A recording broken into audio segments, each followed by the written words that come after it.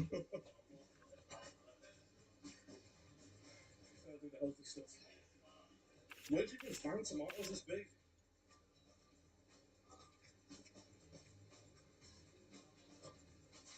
How long is left?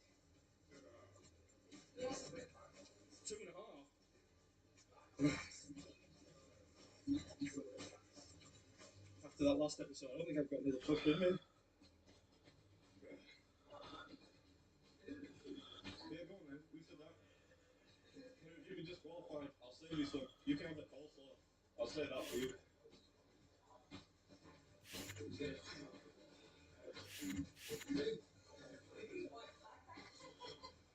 Oh man. You know what? I just wasted too much time in the middle, actually. Hours left. 1 minute. Well, if I just squeeze all this in, I can't. Not even I can fit that much in. I might as well try the coleslaw, right? How long is it? About 30 seconds?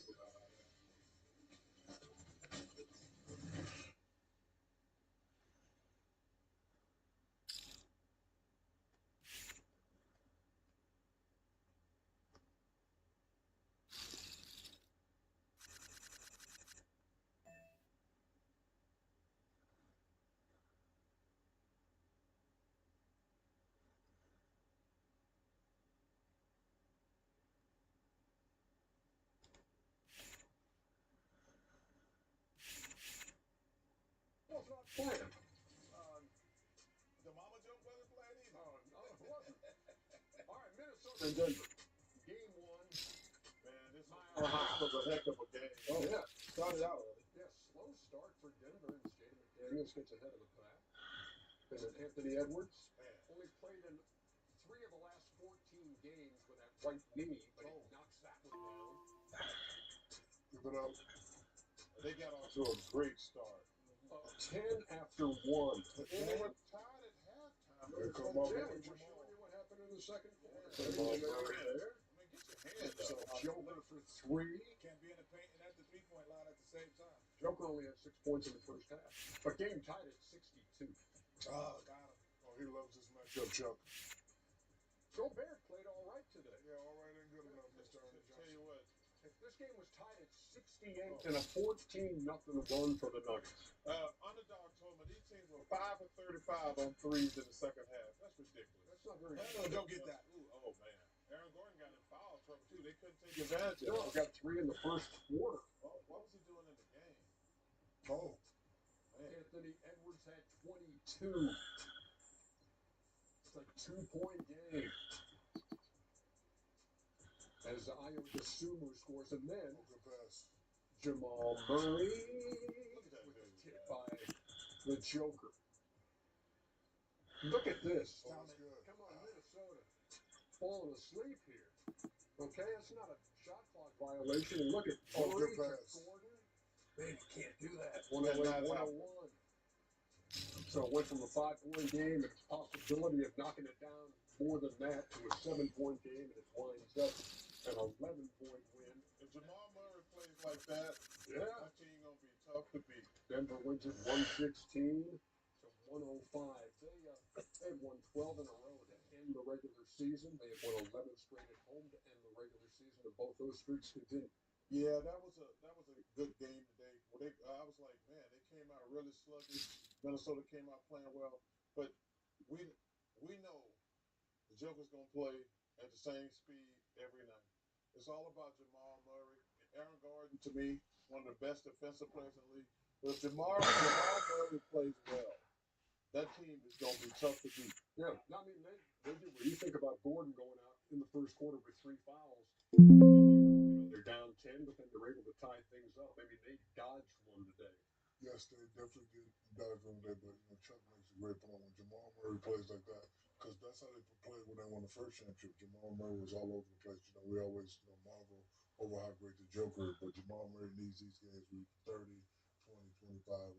Aaron Gordon needs to chip in, but they played well today. But I think Denver loves this matchup, especially in the big.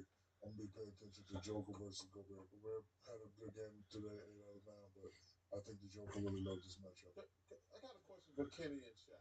Okay. The Joker, do you double him or let him get 40? Because to me, you have to he can't get 30 and get 12 assists. How would you play him, Shaq or Kenny? I want y'all opinion. I would let him get his, but you can't let him and Jamal get off. Because think about it, we're talking about the Joker, but Jamal Murray was the leading scorer today. You can't let him get 30. I got to keep him to under 20, which is very, very difficult. But I'm focusing on I'm saying, to my guys, hey, See, underdog said he had 30 and was 0 for 8 from 3. yes, Yeah, Murray. That's crazy. Yeah, for me, when I watch the Joker, I would. As crazy as this might sound, I wouldn't double him in the post, but I would double him on the perimeter. that's even worse. I think on the perimeter, when he get rid of the ball early, so he doesn't get downhill and he doesn't find people. On the block, he's pretty super efficient at passing out of double teams. I want him to get rid of the ball earlier to have Murray, Gordon, Johnson, and everyone, Braun making plays. Brown making plays instead of him initiating the play. I think when he initiates it, so when he starts bringing it across half court, I would send one of my guards at him, and he'd have to get rid of it. And he only took 4 shots in the first half, but you finished with 19. And they were losing, and that's why the game was close. And you know what I would love to see? I would love to see Ant-Man saying, I'm putting the end to this thing right now. Coach, I don't care what you say. I'm guarding Jamal Murray. He is so talented and he's a hell of a player. And we'd always try to compare him to Michael Jordan. I know enough, and Ken and Shaq know enough. Michael Jordan would say, I got this guy. He ain't getting 30 anymore this series. I would love to see Ant-Man, who's one of the best players out there, take the defensive stances. I'm shutting down Jamal Murray. I would love to see him do that. It's interesting when you talk about Minnesota because since the Carl Anthony Towns trade, I felt that they've invested in, instead of the team overall getting better, maybe the players getting better. So saying, no, Ant's going to take another jump. McDaniels is going to take another jump, and Randall can take a jump. Instead of saying bringing in more players. And everyone else around the league has added a piece. And it seemed like they stayed in that same position, and they haven't superseded or jumped since. Well, they've been in the conference finals the last 2 years. Yeah, but I'm saying in terms of just that jump. But it comes from a 6th seed. For me, it's got to be Anthony taking Jamal Murray. Then Rudy's got to accept the challenge. Because, man, you don't want a defensive player all these years in a row. You can't be getting your ass roasted against the Joker every night. You got to shut him down.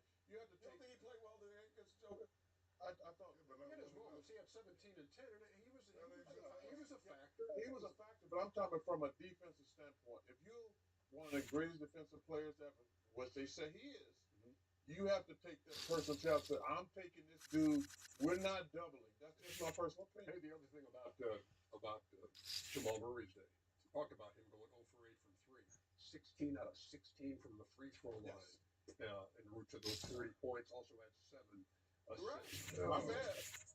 Hey, Raptors and Cavs. Myles Garrett there. Got Myles Garrett of the Cleveland Browns. And that's what we're coming for, the Eastern Conference Championship. That's all. Yeah. James Harden This is my team going to the Eastern Conference Finals. making his Cleveland postseason debut. I cannot wait to get to Cleveland. Scotty Barnes. Oh, Bang, bang. Chuckster loves him. I love 21 me and some 7. Scotty Barnes. I do.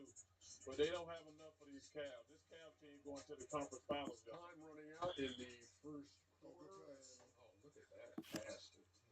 You know what? I'm going to take it a step further. What? Hold on, just wait. We're going to be doing some predictions pretty soon. Okay. Just hold. What a pass. Hold your fire for a while. Kevin Mobley had 17 and 7. Get off me, little man. Give me that. 61-54 your halftime score, and then they opened it up in the third, outscoring the Raptors 36 to 22. Mitchell had 32. Max Strus off the bench You for can shoot that 24. thing. And he missed most of the season. Mitchell, Ooh, 3. get them golf courses ready in Cleveland, y'all, for the conference finals. Get the golf courses ready. We're not going to conference finals only, Chuck. What's he say? So we're not traveling for the conference finals. Big W. This Well, I'll NBA see y'all in finals. the finals then, Cleveland. 126 to 113 is your final score. I'll see y'all in the finals. Cleveland, 52 to 36 advantage in points in the paint. How about the Raptors? Number one in the league in fast break points with 19 a game. Had 3 in this one. Here's Donovan. It's not something I go searching for. It's just something that I'm just playing my game. And you get out there and try to set a tone. It just so happens that it is 30, right? But getting downhill, taking up shots, taking what's given to me, and obviously making the defense have to react. It's his job. That's what he get paid the big bucks for. Like being aggressive and taking shots and doing his thing. And we understand that. So, our job is to just go out there and play the roles and play the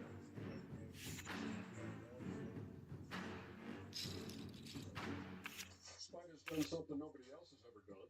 It's 9 straight series openers in which he scored 30 points. Wow, that is impressive. Yeah. Damn, Michael Jordan did 3 times? Close? Yeah. Man, that's a good list to be on. Well, so that should be 14 then. What do you mean? Because he didn't play a couple of years. That's the only reason he didn't do it. Well, then you wouldn't have championship. Was it, yeah, you want to bet that? Okay. You think he was going to win? Hey, separate streaks. Separate streaks right there. So Cleveland takes their 1-0 lead. All right, look, we want to get some predictions. And I'm not just going to go with the little post-it notes. I'm going to go with the super huge post-it note. Okay. All right, here we go. You see that? Here it is. Here we go. And let's just start. We'll make it easy. Why you got all them damn pins in your pocket? Because I use highlighters on it. Okay. Chuckster. Eastern Conference Finals matchup who? Cavs, Celtics. And who advances to the NBA Finals? The Cavs. Wow. Shaq. Eastern Conference Championship. Kenny, Eastern Conference Championship. Who's behind Detroit? Who's got 2? Boston's 2. Ernie. I'm gonna go Detroit. Mm-hmm. Against? Is it possible for them to play the Knicks? Is that what they're Yes. And the Knicks? Yeah. The Knicks. And who wins? I like that one, Kenny. Detroit next for me, too. No, because I wasn't sure. And who goes to the finals? No, 'cause I wasn't Who sure. goes to the finals? I say the Detroit Pistons. Knicks. And you're going next. I got Cavs and Celtics and I'm going to take the Celtics going to the finals. Okay, West. Western Conference Finals. Nuggets, OKC. Nuggets going to the finals. Spurs.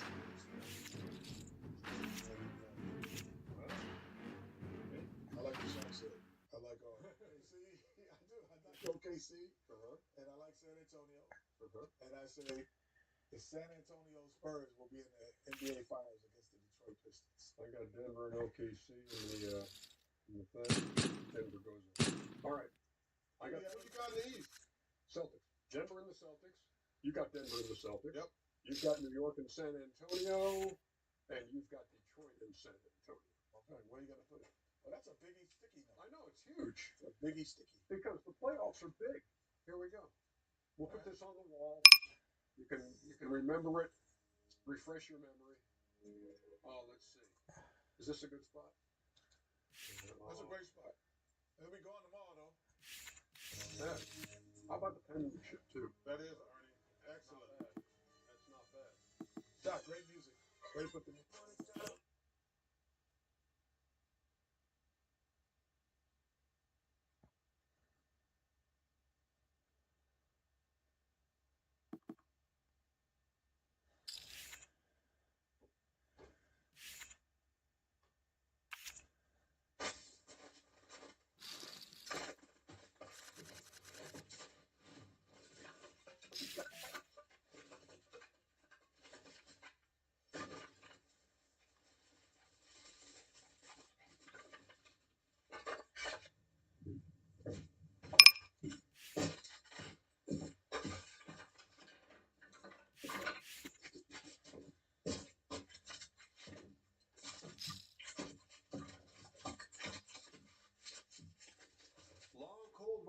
Holy smokes, just me and Puffy here visiting the cabin, and I can't believe it.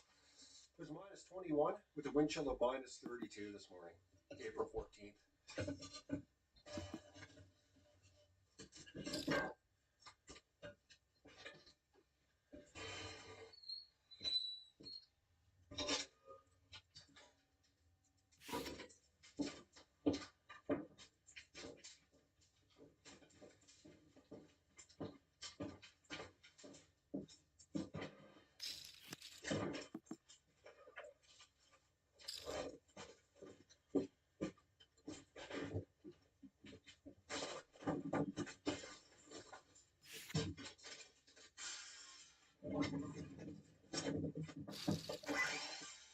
This is just old offcuts and a bit of wood that I used for previous projects that I'm just going to burn now.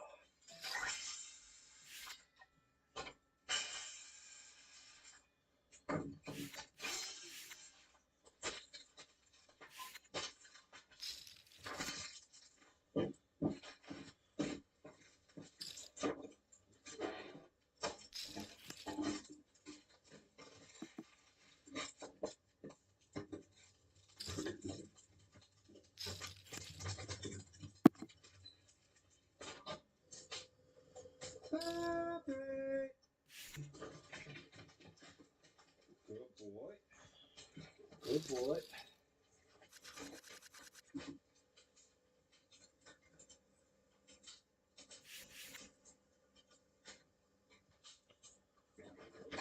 Bear season. So I'm going to have bear spray on me quite a bit now going forward, if not always. Bear spray on my head. And Puppy's my biggest concern at this time of year. Even though it's cold out today, the bears are waking up for sure. Because last week it was really warm. And I just don't want this guy to be taken by a bear. So I am going to be protecting myself as well, for sure. So let's say a bear comes up. He's close by. I hear him in the woods or something. I'm sure Puppy's going to give me quite the signal that a bear is around. I got the bear spray, first line of defense. And the second line of defense is my 30-30, which I think would do quite well against a black bear. Black bears are pretty much the only bears we get around here.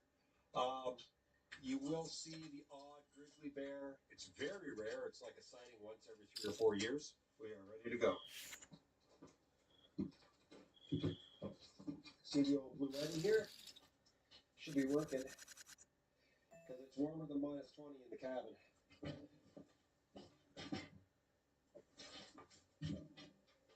You get burnt. Now I'm going to try something that I've never had before. This is a bear roast. Speaking of bears, this bear was harvested in 2025. Got it from my friend Peter. Now I know I need to overcook this. It needs to hit 170 degrees internally, and I probably should have got a thermometer to measure that. I'm just going to cook it like for an hour or two. It's not a very big roast, but I've got potatoes and carrots, onions, mushrooms, some gravy. It should be really nice. So I'm going to actually put this in the fridge and let it slowly thaw out. This is tomorrow night's supper. We've got some hot dogs, haddock. I'm going to leave all of this stuff in the best freezer in town. Okay, let's get you some exercise. You ready? Here we go. How do you do with the ball?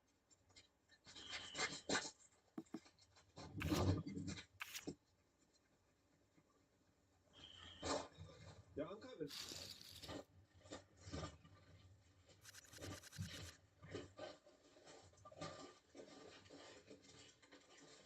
Stay inside. Come on.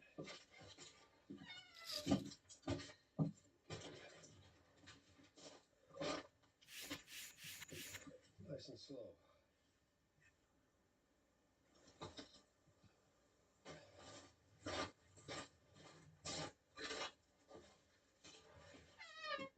Nice and warm up there?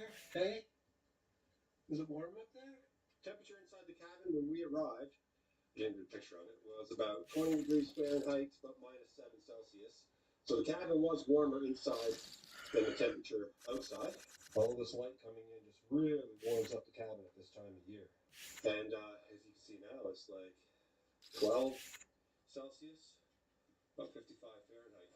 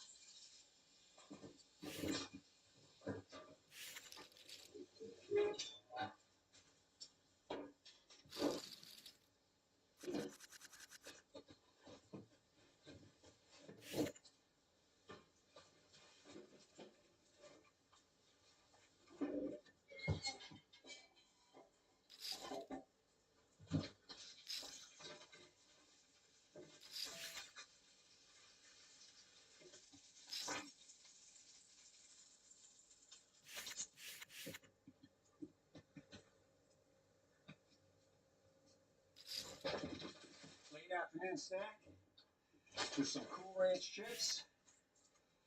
Yeah.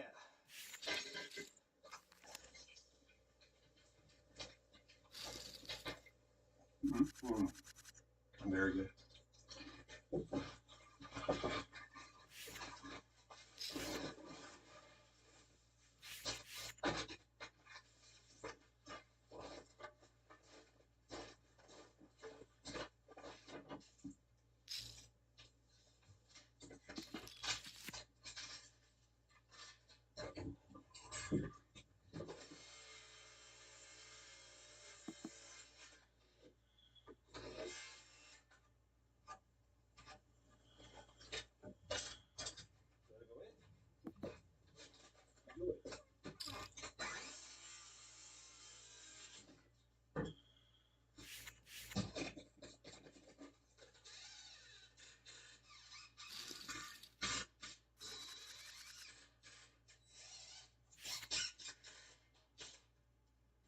I've got 2 spare deck boards, so I'm going to use them.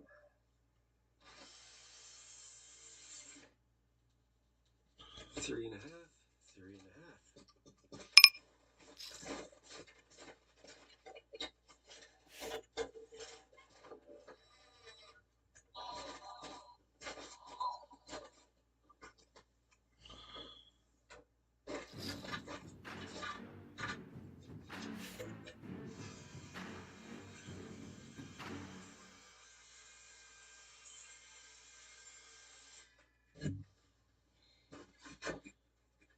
Yep, that's perfect.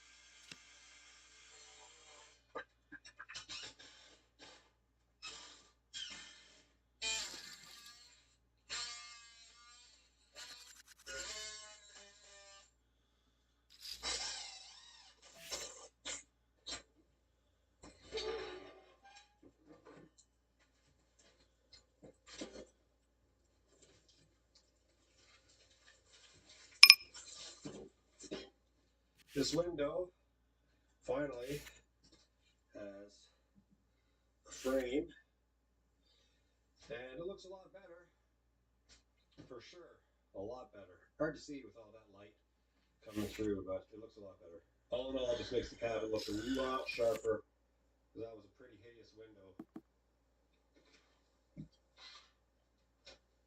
That blocks a considerable amount of light. It's going to allow for the cabin to be a lot cooler in the summer. This time of year, I just open them up if I want that heat to come in.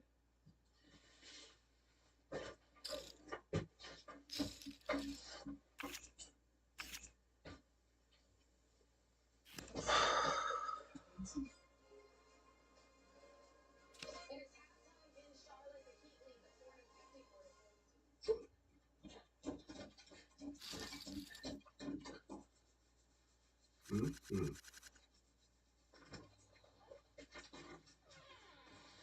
Okay. Oh, it's cold. It's cold. This is just in case some bears want to come at this time of year, they gotta go through this first. It wouldn't be hard for them to go through it.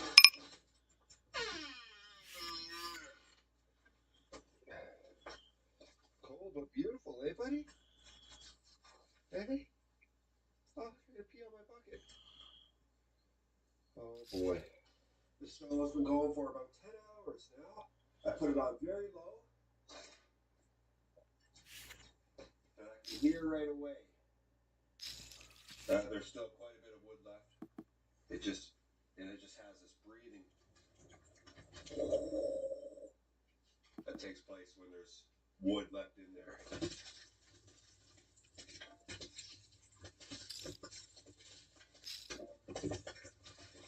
I'm going through about half the wood that I'd be going through if it was -50.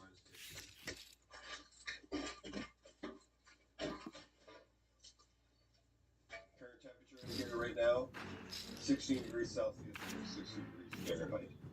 It's -22 with the wind chill of -31 Celsius. Still very cold, as you guys can see. It is Wednesday, April 15th, 26. Okay, in Fahrenheit, it's -7 with a wind chill of -24.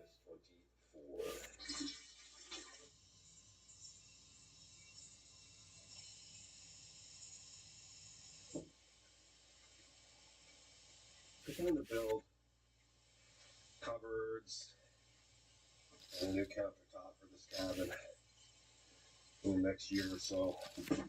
As I haven't done that before, so it'd be nice to try anyway. See if I can do it. Russell loves that dog. There's got to be 3 or 4 mugs now with that dog's face on it.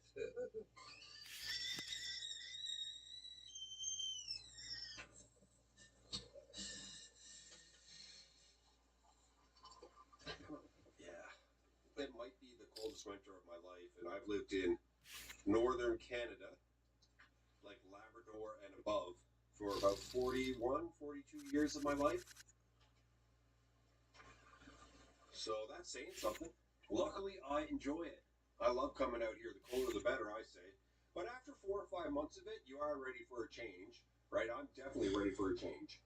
And the only thing I'm not looking forward to is the bugs, the sweating, the heat, the creek, 24-hour daylight. What else? The bears. There's a lot. Winter is cold, but the benefits are unbelievable. I can drive right up to the cabin. Right, come in here, warm it up, and it's perfect. No bugs, no bears. Yeah. I get to have the heat of a wood stove. You can't beat that, man. Winter is the best. Winter is the best. By the way, early on, like, I would say 9, 10 years ago, my first couple of videos on this channel, the channel was called Winter is the Best.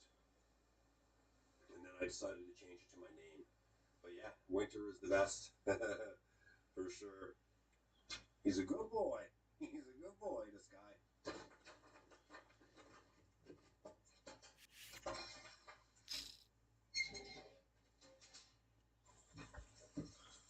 Oh, yeah.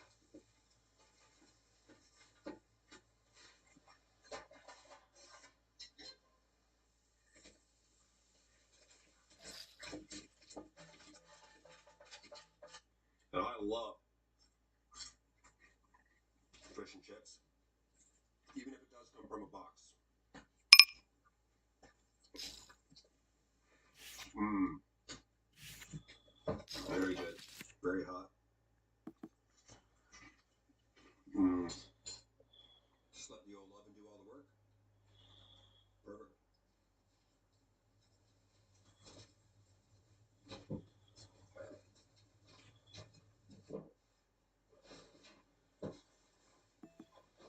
Hey, buddy. Hey.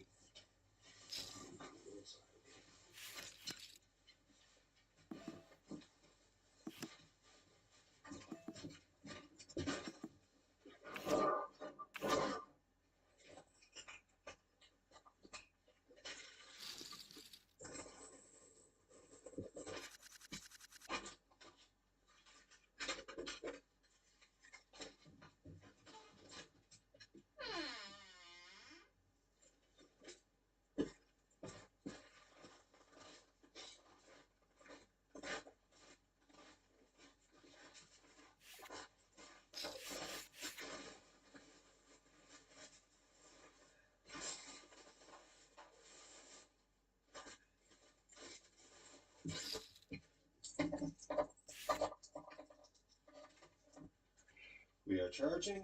You can see I have an input of 140 and an output of 40. So slowly but surely we are charging, and this is going to go up to about 400 later today once that sun gets a little bit higher in the sky. Yeah. Oh no, I can't get it out. I'm going to have to shovel this.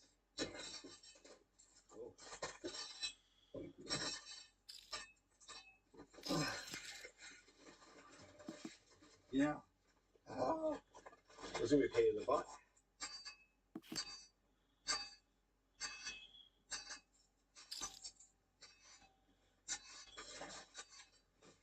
I don't think we're there yet. Oh, so close.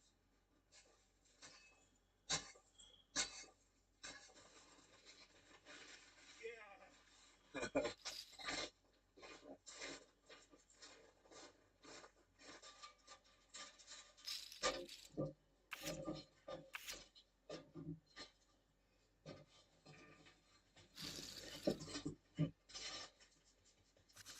I bought 8-foot lengths of everything for the roof. And look, 1, 2, 3, and 4 are long.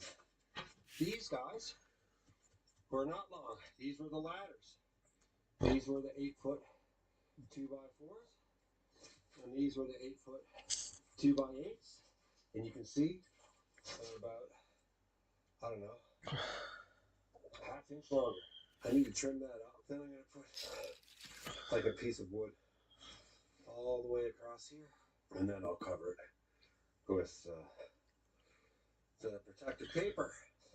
Shouldn't take too long to do that.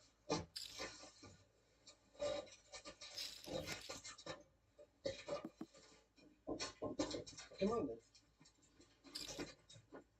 Hand saws. My hand saws are in the shed.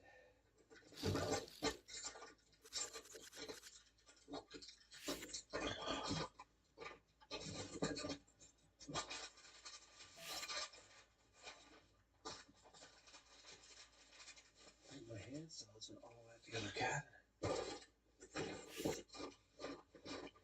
No hand saws in here. I'm actually gonna have to use a buck saw, unfortunately. Good saw though, very good saw. You see these buck saws on a lot of channels. Okay.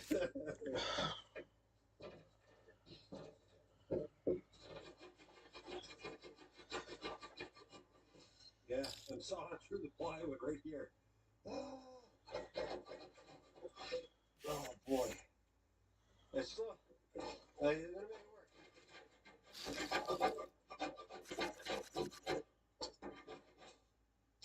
Okay. That's alright.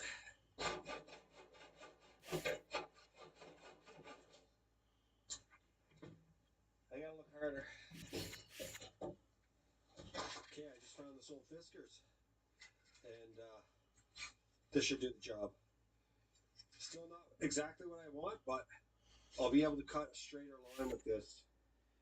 The other one I can't cut a straight line because the saw itself is just getting in its own way.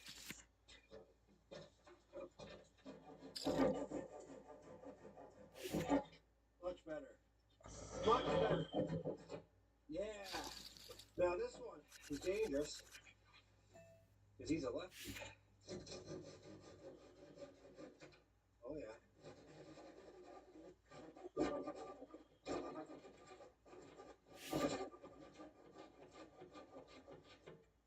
Yeah. That worked well. Slow, but it worked. Now I'm gonna lay a board right across here.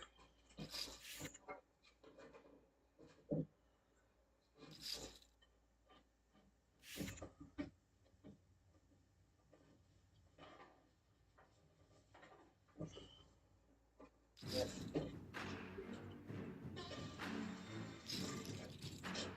Yes. Yeah. Now, for any of you that are new to my channel, watching for the first time, I am not a carpenter. I am always trying to figure things out. I was never taught, never went to school, just learning as I go up here in the north. And I've learned quite a bit. I did build this. It's not perfect, but it certainly is nice and strong.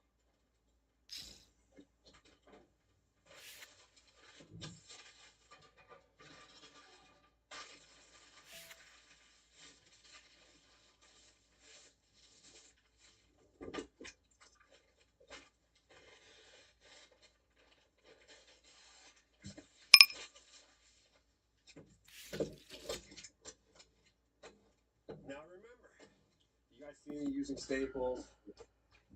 The staples are gonna go in. They're not gonna go all the way through this. This is 3/4 inch plywood. These are only 1/2 inch staples, okay? So that's good to know. These aren't gonna go all the way through. The other thing is, I'm gonna lay rolled roofing on top of all of this. So if water wants to creep in to the little holes where these staples are through this storm type into the wood and start rotting the wood, it's not going to be able to because of the rolled roofing. And I am not worried about it anyway. We do not get a lot of precipitation here. So yeah, it'll be fine. It'll be fine. Just gotta nail these guys down a little bit.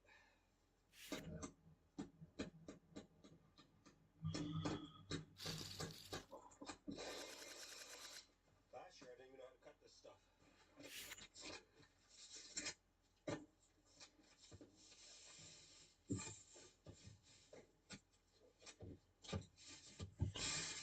Rolling it out like that and following it along and stapling is better than what I was doing earlier, which was laying it all out and then stapling. Can you hear that?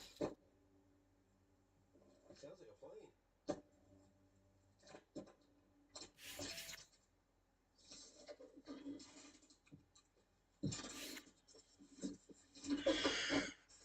This will just make sure it's extra sealed, and it'll keep the storm type paper from wanting to fly up in case the wind's coming from this direction. The roof is done.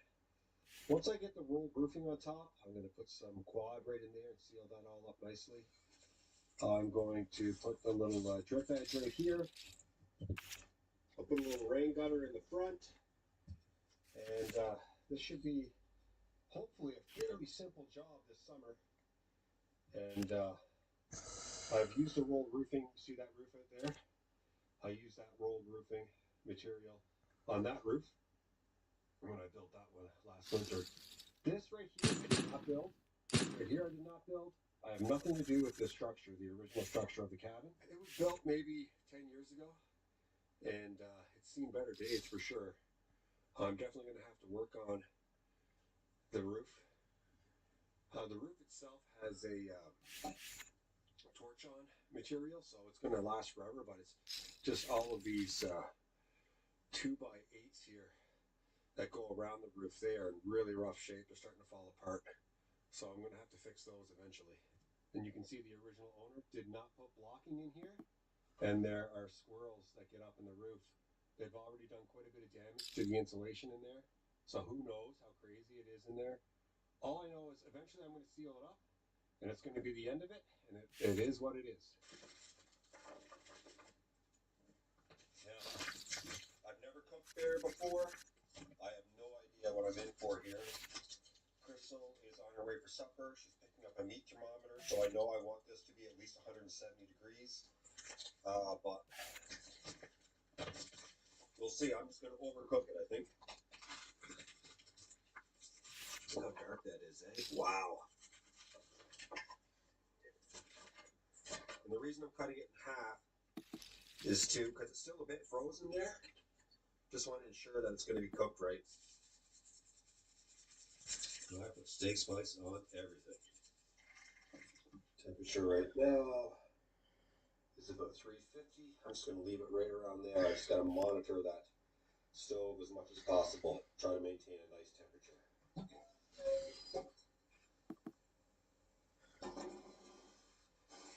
And it's such a small oven. I don't even need to like put tinfoil over that to steam it. It's going to do a really good job in there just because of how small this area is.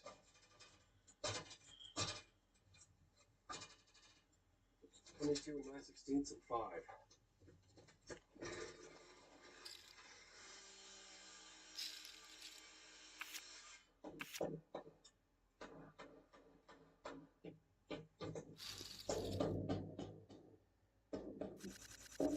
It's going to be tight.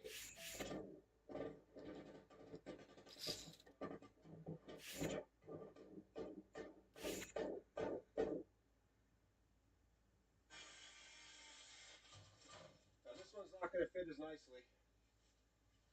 For sure it's not. Because I've got a couple of angle brackets in there that are messing things up for me. That's all. Crystal's on her way. That ice road's a bit rough the last like 500 meters, so Bucky and I are going to go for a walk down the road. And we'll all walk back together. It's a bit chilly up there though. Oh, yeah. Let's go.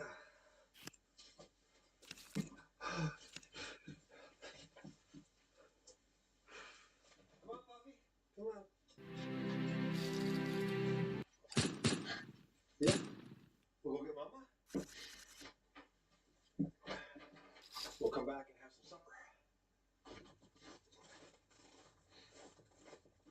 It's beautiful out. Cold but beautiful. This bump right here would be pretty high for her vehicle. It's definitely probably like 7 or 8 inches up. Not worth the risk. Plus we get a little bit of exercise and Puffy gets a good run. And there he goes. Yeah, it's a good time for sure. It's definitely not cold in here.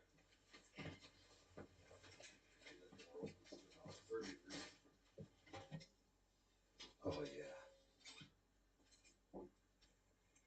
It's above 180 right now, which is 10 degrees higher than what is recommended to get rid of all the trichinella, which can cause a really bad bellyache from what I understand.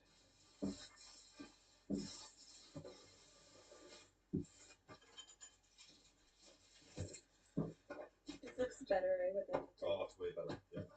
It's more functional. It's more functional for sure. Well, I'm going to cut up nice and thin.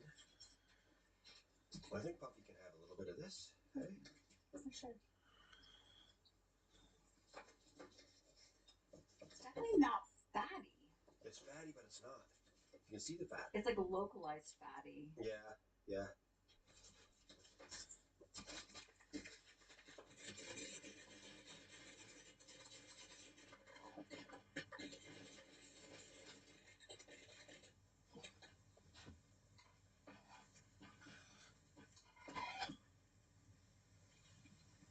Throw it in the gravy here. Let it stew a little bit. Get it nice and hot.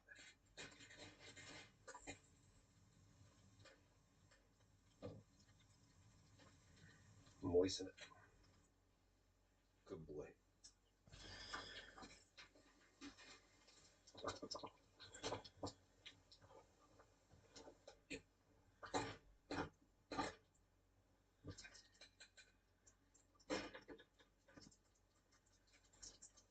Just one more little piece. You want some gravy for your veggies? A A little bit? yeah. The veggies on? Is that good? Perfect.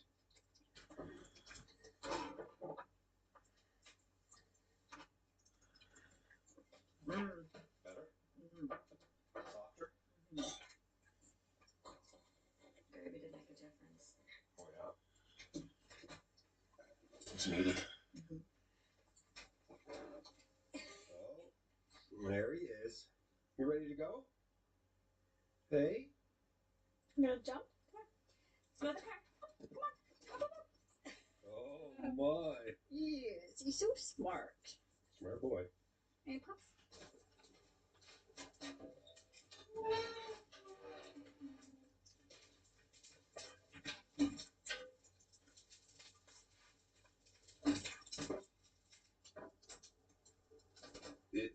15 degrees Celsius, 60 degrees Fahrenheit this morning.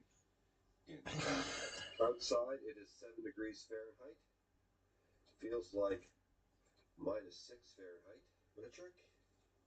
-14 wind chill, -21.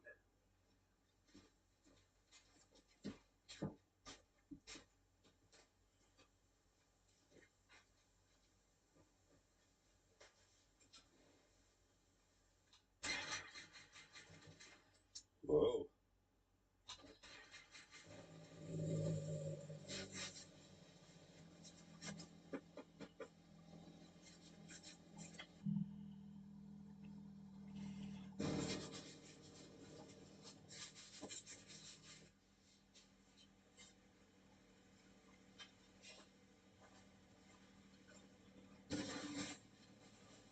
I brought this 6x6 treated here like 2 summers ago. I'm going to use it at my blue cabin project for posts for either the shed that I'm building there or the cabin itself. And for those of you that are new, I've got multiple cabin projects on the go. I probably have like 90 to 100 videos here. So if you are new and you want to check them out, playlist will be in the description for this cabin project. This one too, very valuable. I'm done pretty much with all the construction projects here in terms of foundations, right? So I built the porch that requires some of these 4x4s. I built the shed. I built the outhouse here, the extension, the deck. Now I'm working on that utility room. And so in terms of posts, I don't need any more here. And if I do, I'll bring them. But this stuff I can bring to the blue cabin before the season ends on my snowmobile.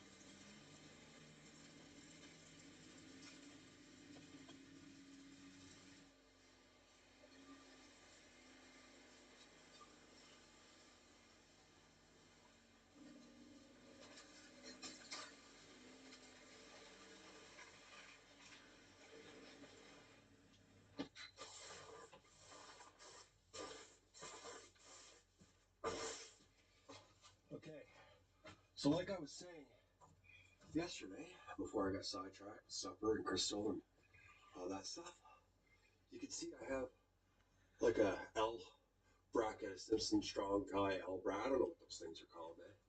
But it gets in the way of the blocking here. This one doesn't have any, and that guy over there does have one. I do have spray foam, like big gap filler stuff. So a part of me is thinking I just put in enough blocking to get to that bracket thing and then fill the rest with foam. I just want to keep the bugs out. That's the big thing, right? The bugs and the birds. Now this might be our guy right here, because as you can see,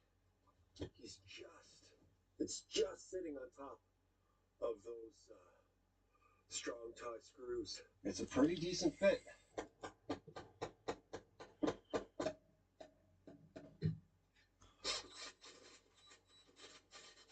Worked in. We got blocking here.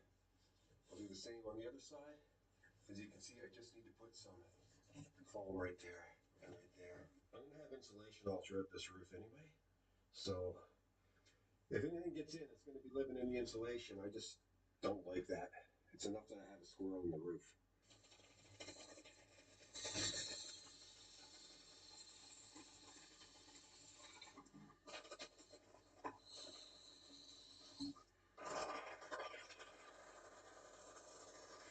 Unfortunately, I don't have my Sawzall here. It's at the blue cabin. And it's at the blue cabin because I needed it there. That's the simple answer. So I'm going to try to cut out as much of the door as I can just with my circular saw. I've never done this before. I don't know what's going to happen.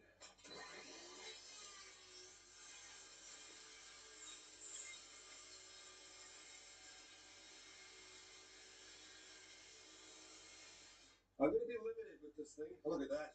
Woo! It's rose for sure.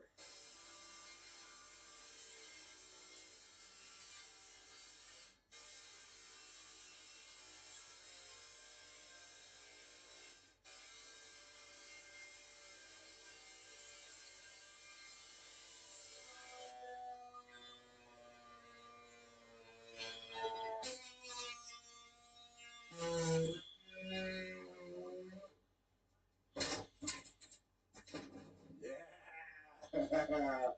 Baby!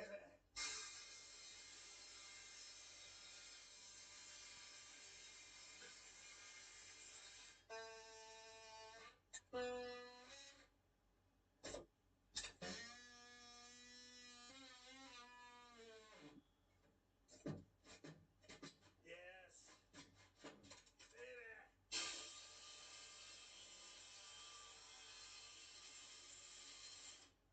Okay, I'm chalk lining it now.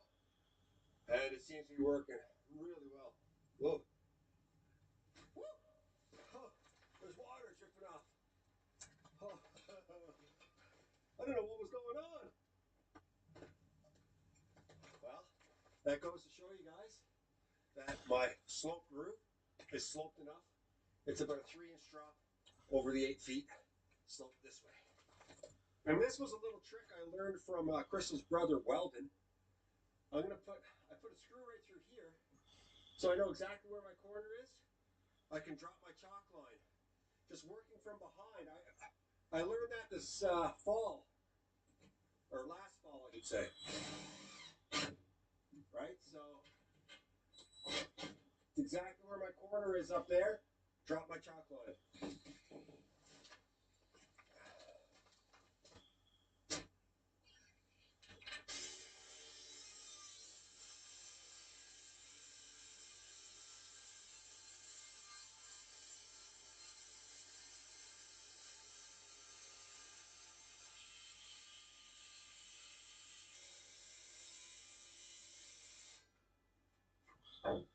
Perfect. This is good. It worked out nicely, I gotta say.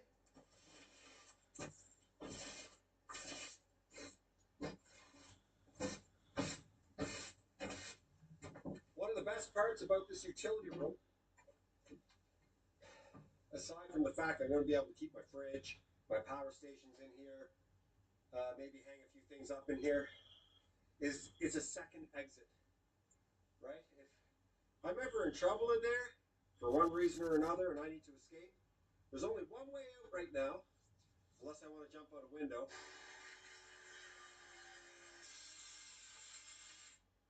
Yeah. Made a mess of a little bit here.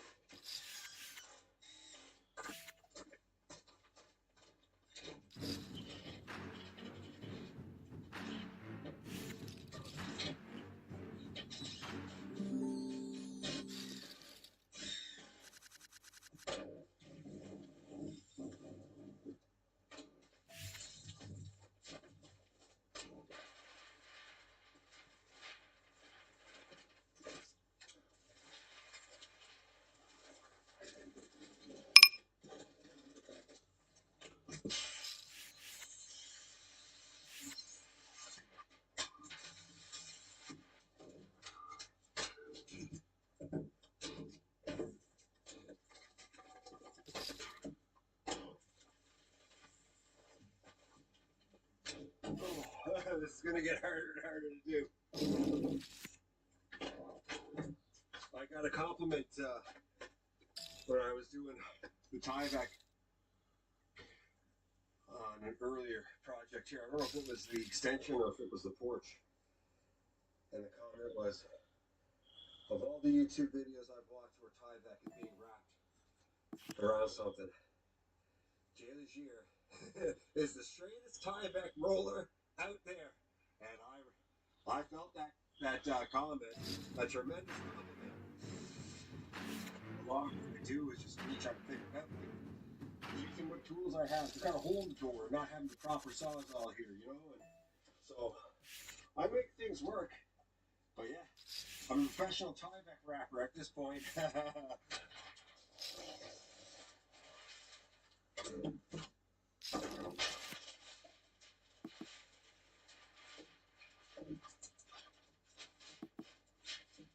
Oh yeah. Come on, baby. We're holding nice and straight, guys. It's gonna get really hard here because I don't have the height I need. I don't know.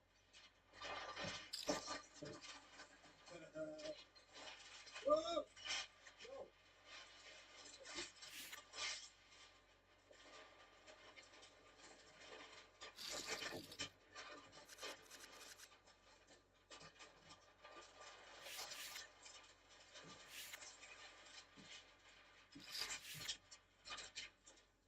Okay.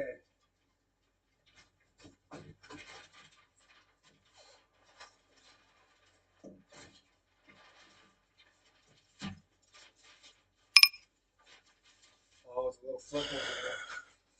I'm gonna have to fix that.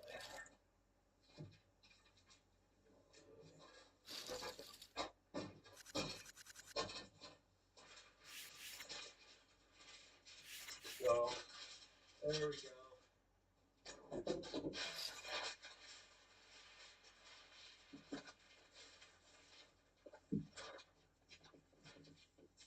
Very good. Super happy with this. Very straight line going right across.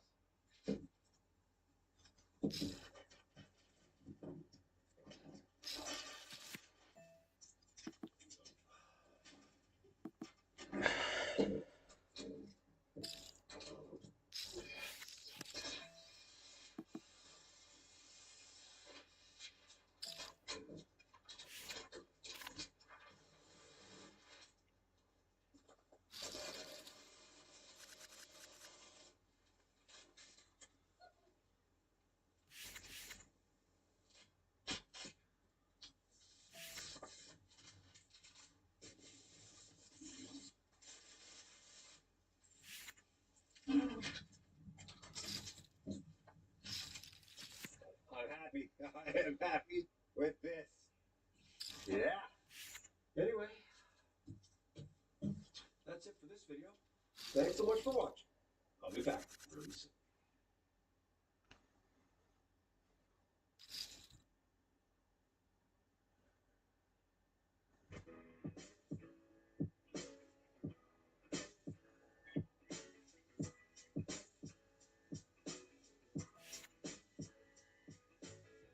I feel like a bit of a fraud because I called this the Philadelphia series, but I haven't really been in Philadelphia. Well, today's no different because today we're not even in Pennsylvania. Right now-ish, we're in New Jersey. That's nice. Maps lady, welcome me to a new state. We don't have that in England. Never had a welcome to Yorkshire before. We're looking for a place called the Kibitz Room today. Here we go. Just need to park up somewhere now. 55 minutes to finish a giant deli sandwich and some accompaniments. If you do so, you get the meal free and a t-shirt. They're pretty generous with the t-shirts out here. We got now like 4 t-shirts. This is the spot. Yeah, that's okay. Oh, thank you, thanks man, appreciate that. This is it, the GBMF challenge. Don't know what it stands for, maybe I'll find out afterwards. You can order it to share It's $95. But if you finish it by yourself inside 55 minutes, it's free. Somebody just ordered whitefish salad. And if you remember, I think that's the last time I did something that wasn't in a restaurant, Davey. Was the Larry David sandwich, which contained whitefish salad, and it was awful. I'm sure there's this really nice salad. Hi. Yes, please. Yeah. Yeah. If that's cool. Thanks, man. Thanks, man. Thank you. My name's Adam. Adam. That is a large sandwich. I don't know if it's gonna stand up. Hopefully it does.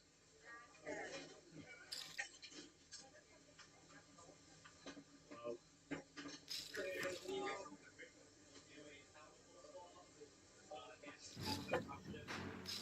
It's a big sandwich. You get 45 minutes? 45. So I'm at a place called the Kibitz Room today, which is in New Jersey. Somewhere in New Jersey. Cherry Hill, GBMF. What does that stand for something? Great big mouthful. 45 minutes to finish, and if you do so, you get it free. You get your picture on the wall, the whole thing there. Yeah. And you get a t-shirt. A t-shirt too. You don't think I can do it, no? No? It's like a Scooby-Doo sandwich. Yeah, man. Can I get a second plate to put the stuff on? Is that okay? I feel like it's gonna. Hold on. Oh, thank you very much. I think that's gonna be necessary. I'm gonna move the pickles. What's up, everyone? Welcome back to another episode. I've lost track of which installment this is, but we're in New Jersey today, Cherry Hill to be precise, at the Kibitz Room, doing battle with the Great Big Mouthful Challenge, which is an obnoxiously large deli sandwich filled with pastrami, turkey, roast beef, brisket, and corned beef, allegedly.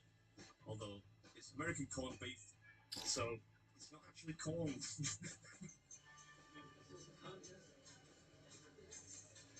Kind of, yeah. I'm supposed to try and eat this in like 45 minutes, and if I do that, I get it free.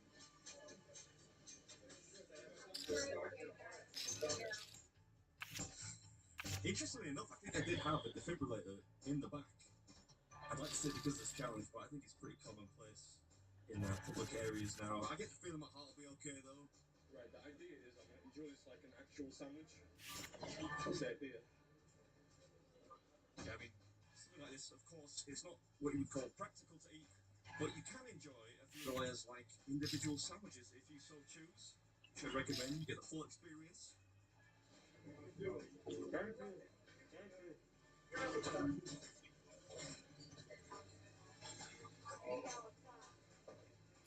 The rye bread is actually what makes it hard.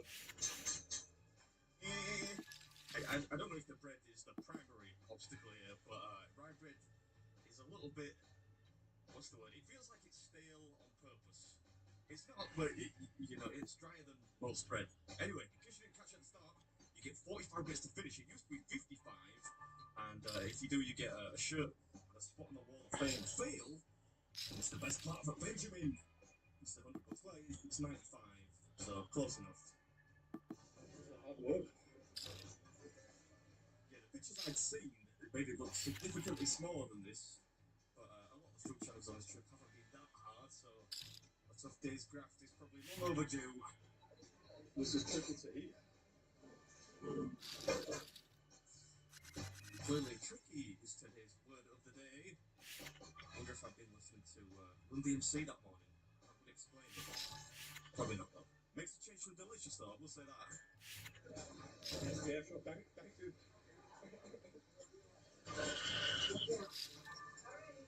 I'm gonna need these. Yeah, you would think on the surface that this one isn't particularly mucky, for want of a better word, but the bread kind of breaks up and the meat and sauce ends up going everywhere. Staff were great though, very attentive and supportive, despite being rushed off their feet. I went at lunchtime on a Saturday, which was a bad idea. I don't suppose you guys have any Russian dressing or something like that? Can I get some? Yeah, thank you. You could have Russian dressing with deli food. Oh, thank you so much. Thank you. Yeah, you get a little bit of sauce on this, but not enough to handle the relentless slabs of meat. So thankfully, I managed to get a bit more. I don't know why they call it Russian dressing, especially given present circumstances. In England, this is just Thousand Island. And I'm pretty sure it was invented in America, so you'd think, I don't know, post Cold War, they've changed it to freedom sauce or something, but Russian dressing is what they call it. It's really just kind of like a tangy mayonnaise. That's probably the best way to put it. What makes it tricky is you go from quite succulent hot meat down to flat cold deli meat, and they're all tasty meats, but that change in temperature and texture makes it kind of tricky. You just said tricky twice in one sentence, you buffoon. I think what I'm trying to articulate, quite poorly, is that it feels a bit strange to go from hot beef down to cold turkey. The food was fantastic, but there's something about that change in meat temperature that makes it a bit nauseating. I don't know, maybe it's just me. I'm starting to feel it now, I think, by the looks of things. Yeah, let's get some salad down. That should help. A refreshing mouthful of green stuff.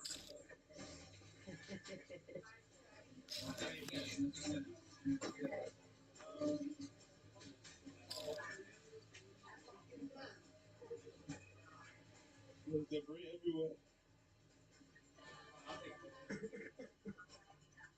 we've got a bit of a tabletop war zone going on.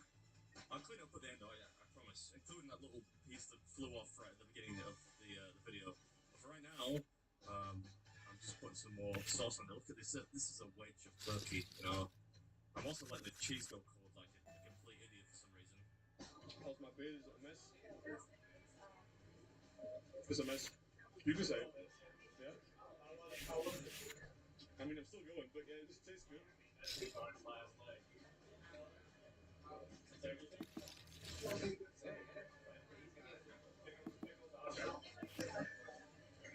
think it's everything, though. Just chatting to a very friendly family there. The father was just asking if the challenge includes everything on the table, which of course it does, including the pickled appurtenances on the side there. I don't think I could have done this without Russian dressing. Oh. Yeah, the meat gets old fast. Those big, thick slabs of it. I mean, I really enjoyed the pastrami and the beef, but once you get down to the turkey, that is a dry meat. So you need something to grease it up a bit. I don't even know what that is. That's coleslaw. I don't know what that is. Do you know what this is? No, that's coleslaw. Potato salad. Oh, coleslaw in my eye. Right. Potato salad first, I think. Yeah, I should really suss that, but I don't think I've ever seen potato salad this smooth before.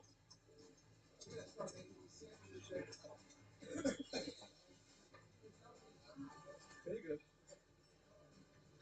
This looks like nice coleslaw though. Sometimes you get straight manky coleslaw, but this looks good. Manky. You are quite the raconteur. More slaw, less cold. Does that make sense? Probably not. What I mean is, it wasn't overly creamy. It was very sweet, which at this point I appreciated very much. Full? No, not quite. No, not yet.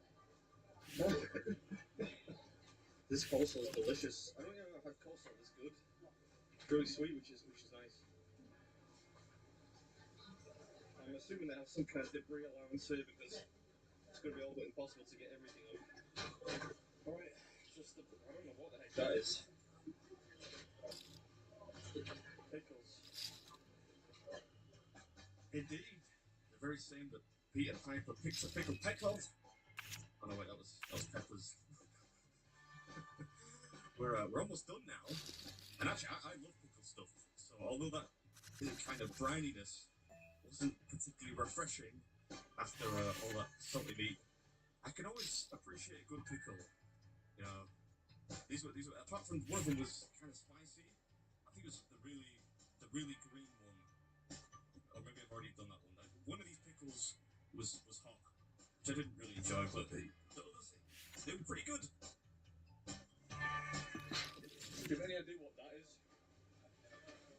It's a pickled tomato. A pickled tomato. Or a sour tomato. We would call that a pickled is the weirdest. I've never had a pickled tomato before. Oh, they're good? They look good. Everything else looks great. This looks a bit odd. Yeah, tasted odd too. Everything else was great though. I really enjoyed it. Hope you enjoyed it, and I'll catch you in the next one. Oh.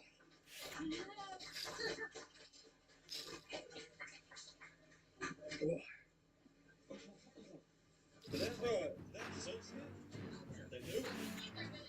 Yeah. I need something sweet. That was like... I hope you enjoyed that video because I'm missing the Curios 60 past game just to film this. I'm a huge Nick Kyrgios fan. I think mostly because I would describe myself as the Nick Kyrgios of competitive eating. Because he never trains and he complains a lot. I don't always be his fix. I think medium is fine. That's a cool t-shirt. I like it. Shouldn't really, but I've got a couple of days off now.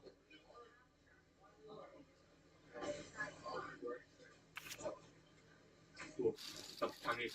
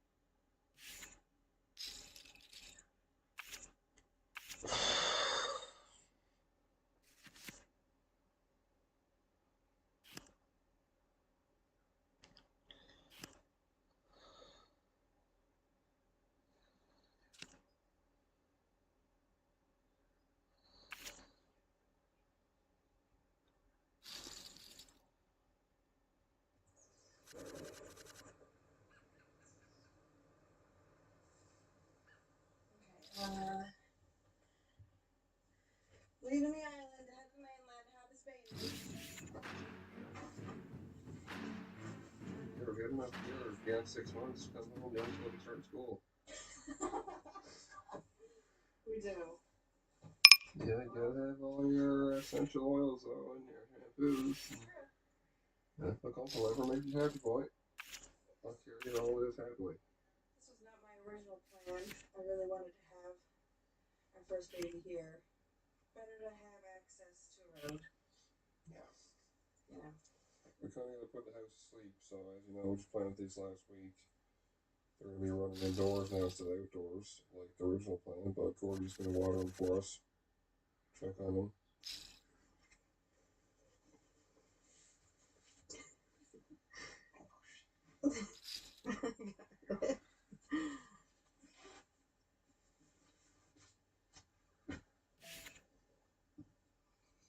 All shut down, ready to go.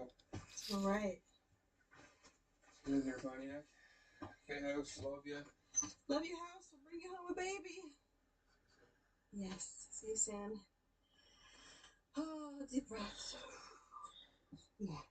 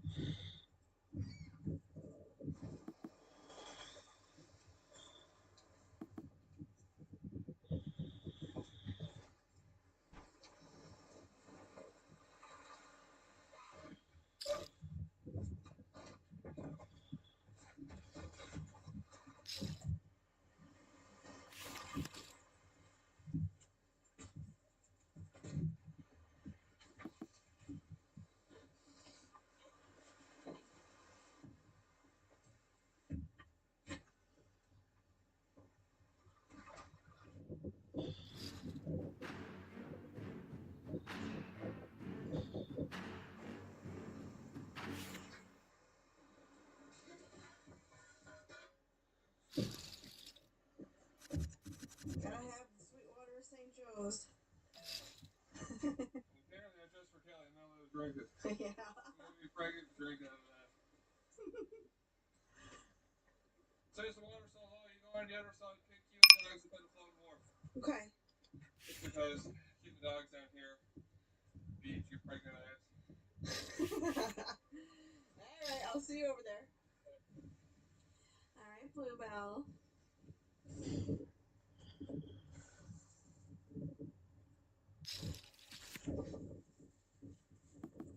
Bluebell? What a gosh darn sea urchin. Go on, come on.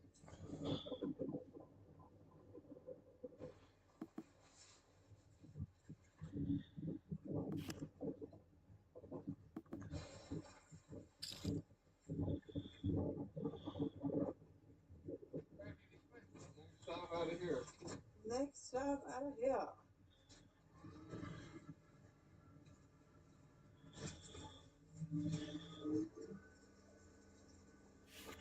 Funny.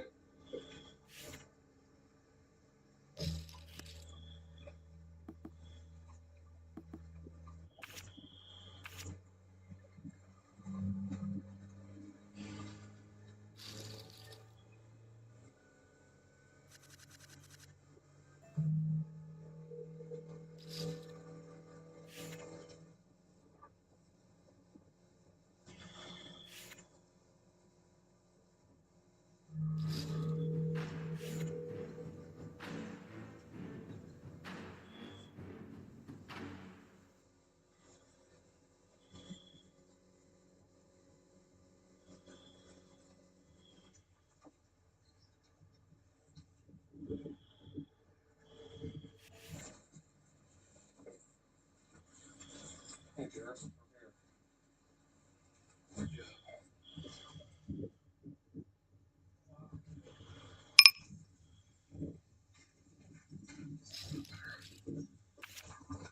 Oh, gentle.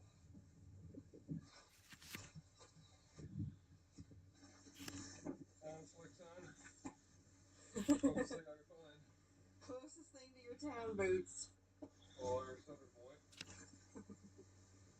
Yeah, she's packed for the next long while, y'all. Yeah, we're moving it. So we Kelly back to America. She didn't come with this much stuff, I tell you. No, sir.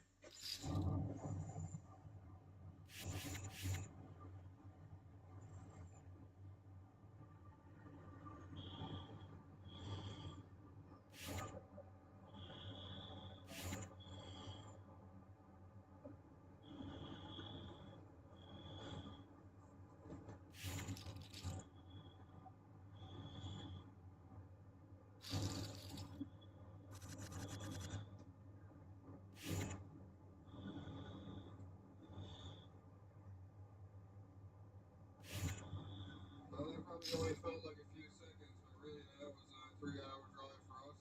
This place should feel kind of like home. It's semi-remote, right near the ocean, by itself, no neighbors, so that's about it.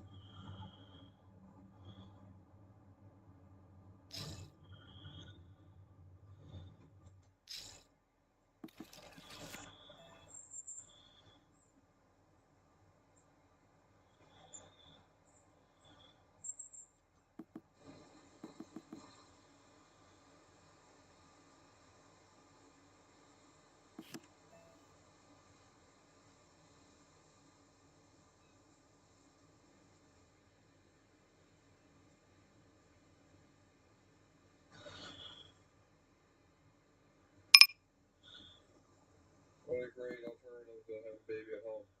Like a baby right here. Yeah. This is really beautiful and really peaceful. Best part of this place, just like home, right in the water, except you can drive a vehicle right to it. So it's that much more safety involved, and it's just that much easier to pull the pin or get support if we needed it. So feel good about it.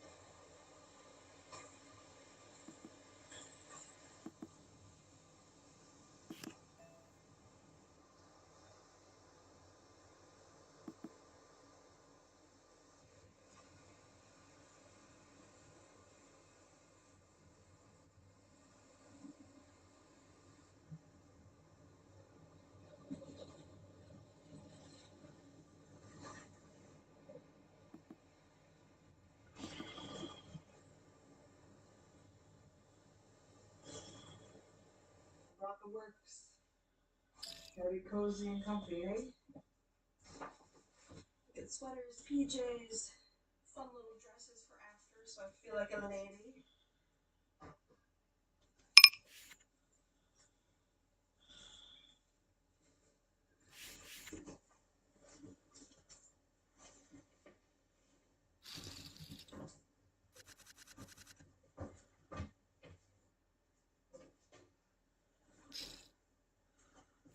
Kelly's favorite quilts.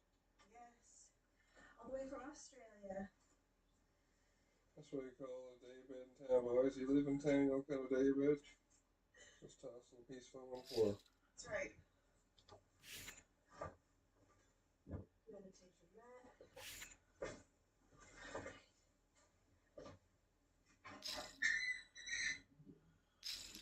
You know, it's wood, so happy did.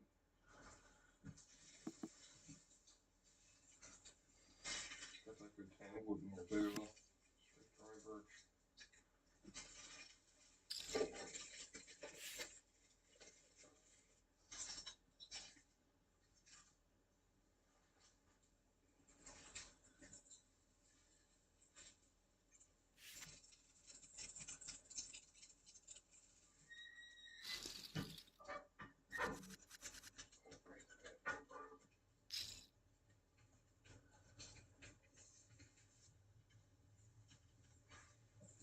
15 nice alternatives at home, eh?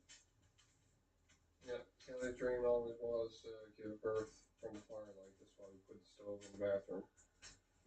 Sounds like this place meant to be. What's up in the bathroom, but it's a nice wood stove with a glass door, so get a little day bed there on the floor. Good to go.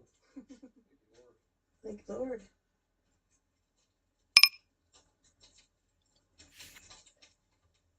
Oh, my piss cup.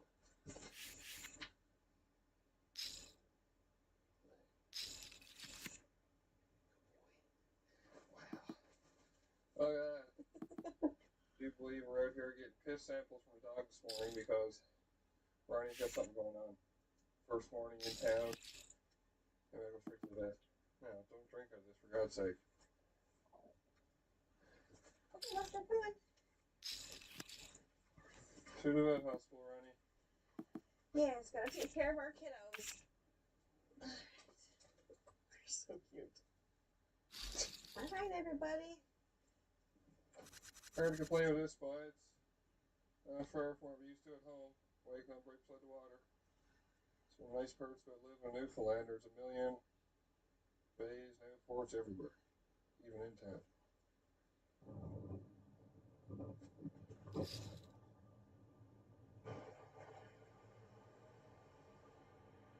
It makes me nervous having to bring Ronnie to the hospital because he's such a hardy dog this whole time. Never any problems. I got him up in the Yukon. He's got like old sled dog genes and just like Heinz 57 genes, which are solid. So, yeah, last night, this morning, he didn't have problems. It's really worrisome because he's had a problem dog.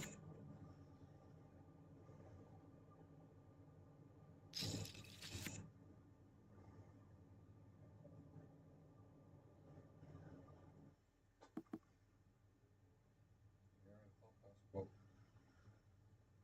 take your piss cup with us. Cross your fingers. It's okay.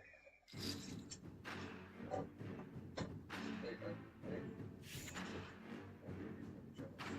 She will be. She hates the vet, so when she realizes the smells, she might not be jealous. Try a little bit of here, maybe. Okay. Maybe we can get a second sample. Yes, that's right.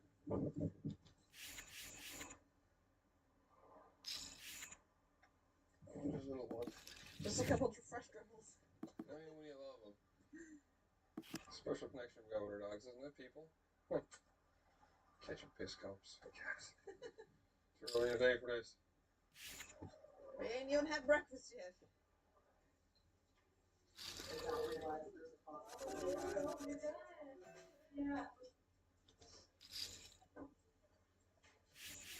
Yep.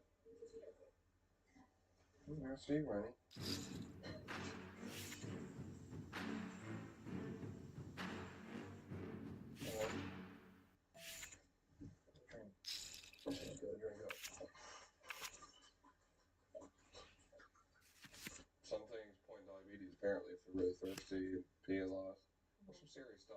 this couple things could be. Oh, Scry, maybe you can get a little bite of that cheese whiz.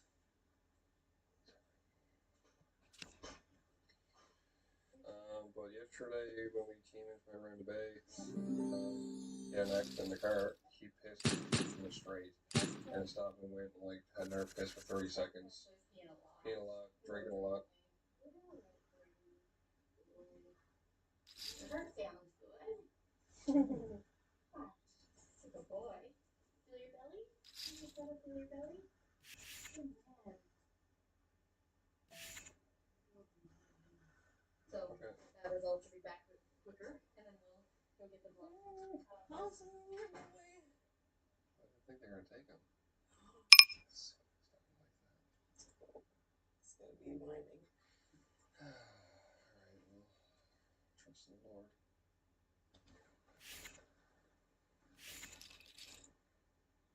Here we are, trying some new techniques, folks. Kelly's out here doing a midnight jog. Trying to bounce that baby right out. She's feeling good. Feeling healthy.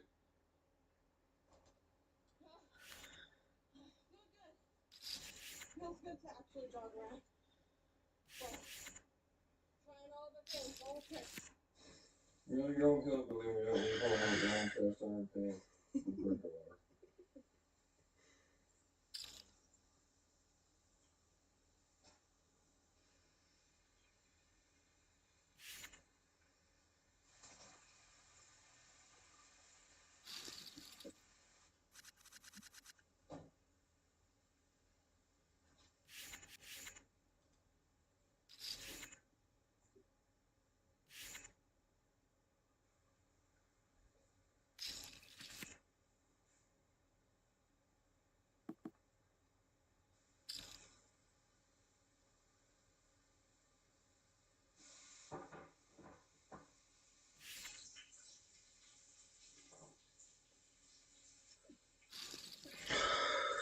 Still movement and pressure, boys. Movement and pressure.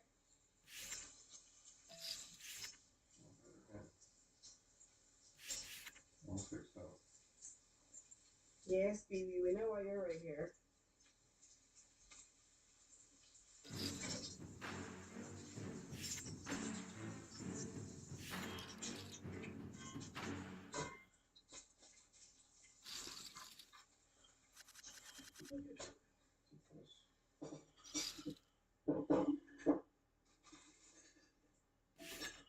Hey, Bugs, we're out. Let's go, bubbies.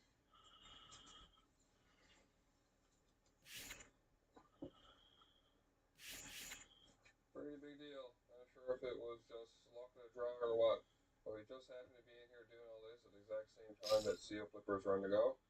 Big Goods got seal flipper pie, and we're gonna go over and see if we can snag a couple. Kelly's never tried it before, as you can imagine. Alright, let's go, Honcho. Oh! This is Mr. Rose. Yes. No little trip is complete without the pit stop to Timmy's. Oh, ceremonial. You have bad luck here in Canada. You go around, do your daily dealing without a Timmy's. Yeah, that's right. She on the wheels today, Bon? Oh.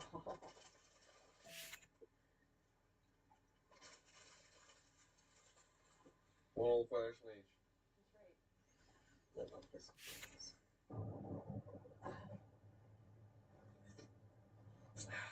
If you're not from Canada and you're wondering what Timmy's is, what I can compare it to, nutty.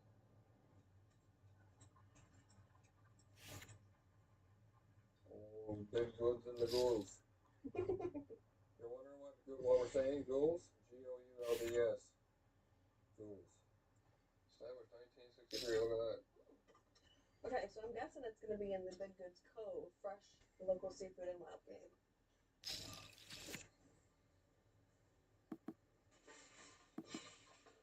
Moose pie, rabbit pie, Jake's pie, mincemeat pie, chicken pie, turkey pie. Wow. What a paradise. Let's get a couple moose.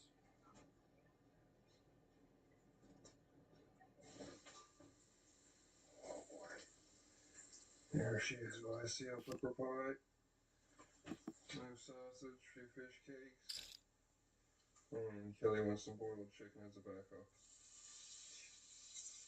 All from Big Goods. Gotta love it. Even at St. John's, you get a feed a moose.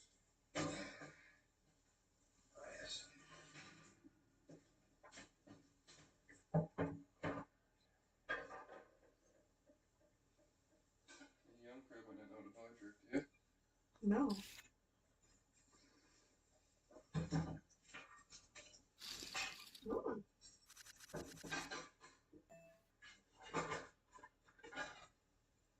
You know what? I say we cut this thing in half, we take half each.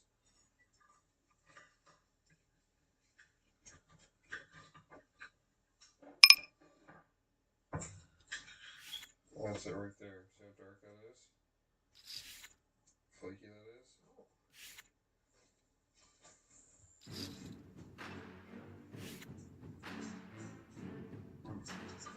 Good boy. That's good. Newfoundland special bud. Silver pie, moose sausage, and fish cakes, baby. I butchered the fish cakes too, soften them up too much.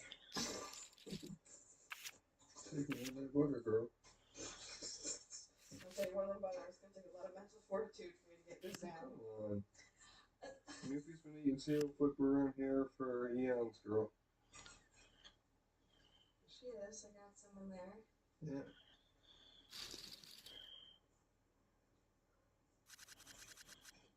Ah. Oh, come on. Tastes like turd. You never even tried. No, I'm serious. Oh. Not bad.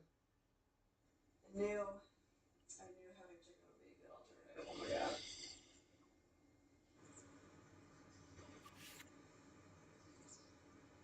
Well, boys, here we are again. Another Sunday. Saturday night for me. Still waiting. Can't believe it. And, tell you, it's been pretty stressful, gotta say. I feel like I'm being pulled in so many different directions. It's been quite to go, not gonna lie. And I've been saying for weeks now, I feel like, that by next week he's here. And I think right there is problem number one. Biggest problem is we are way to lunch on our dates, running off for Kelly's Moontown or whatever she's running off of. And that was with us. I think she's as far as long as she thought. She agrees. So I'm not worried about that. And we knew right from the beginning, this whole time, when Kelly really decided she wanted to have a home birth, we knew it would be hard for everyone to accept, especially our friends, our family. It's all very traditional, which is good, and I am too. Never did I imagine doing a home birth. But I get it, and I'm on board with it, and I am supporting Kelly with it. That's why we came in here, so we can keep going, so that we do make it safer, on pavement, we can get support if we need it, we can get the help if we need it. But we're still doing home birth. You know, that's the plan. And I do respect Kelly's decision to do it like this. This is how she always wanted it, and that's how we're going to do it. So whether that's what I always envisioned or not, doesn't matter. You know, this is her thing. We're ready. We're probably a lot more ready than people give us credit for. And now I just want to let everyone know, like, it's progressively easier knowing that we can get help we need it. Pavement is just right there. Feel kind of lost. Been on pace in the past couple days. Don't really know what to be at. That's not just because we're not at home. It's just in general, all of this. More than Sunday scope movie, so tonight. By the time you're watching this, you're probably still not here. But please, Lord, sometime this week. We love you, Scouts. We really do. Your support, your love still comes through strong, and we do know that everything that comes through, all the opinions, all the ideas, all the thoughts, whether they come through strong or soft, we know it comes from a place of love, We really do try and maintain that mindset of it's all love. So thank you. We know you're worried. Please worry less and start sending good, positive thoughts and energy to the world. We love you, and we'll update you as soon as the baby scout boy is out. You'll know it, and we'll see you back here next Sunday. Who knows what we're getting into this week here in town. Sit and stare into this water. Definitely gonna have to do something about this, and be creative and get in the woods or do something. Can't sit here and stare, Kelly. So yeah, boys, have a great week, great Sunday. Love you. Talk soon. Signing off.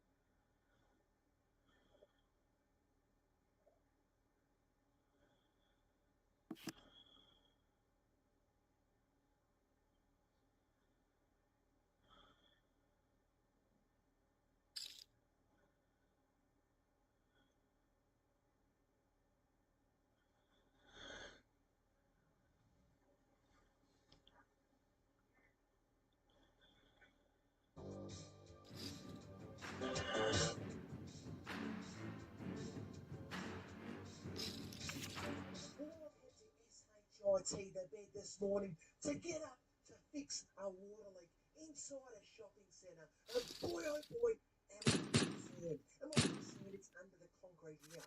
You know, we can see water dribbling out and just flowing into this drain here. But I just don't really know where the water leak's coming from, mate. I mean, I can see the water main coming up from the concrete, going through the cavity up into the ceiling. But the water leak is underground somewhere. The main seems to be coming in from the building that way. But I don't know. Is it under here? I really don't know. I'll show you something outside. So the hydraulics plan, it shows the water main running under the footpath and into the side of the building. So that there, that's the water meter. And you've got to come and have a look and see this, guys. The water meter is turning over at a rapid rate, which indicates the leak is massive. Oh, mate, are you kidding me? The leak is humongous. Guys, just to give you some context on how big this leak is. As an example, in this diagram, the black and white numbers, they're in kilolitres, and 1 kilolitre represents 1,000 litres, and the red and white numbers, they represent litres. So let's go back to the video, and you'll see this meter turning over so quickly that it looks like the water leak is causing over a litre a second to be lost. This is a real concern. If there's this much water being lost underneath the building, mate, is the building going to collapse? Let's go back inside and see if we can figure this out. All right, there's a little trick to trying to find a water leak under the concrete. And if my calculations are correct, we're going to drill about here.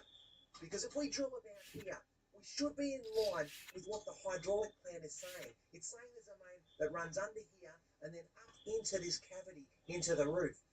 So right about here, if the leak's under here, water should pour up from this hole.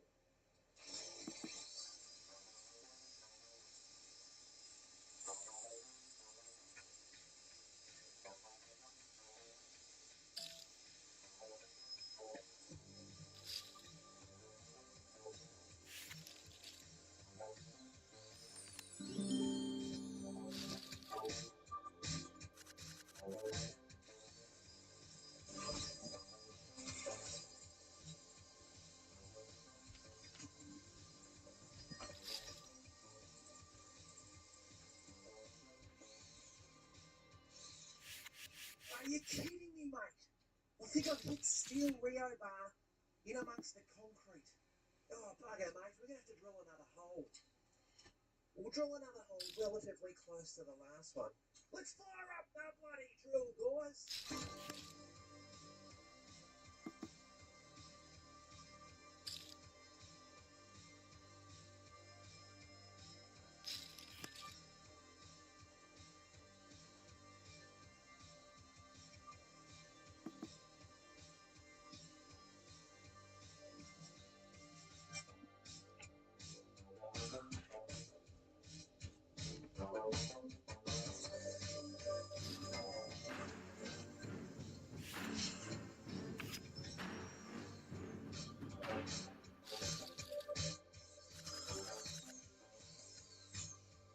There it is, guys! Ho, ho, ho!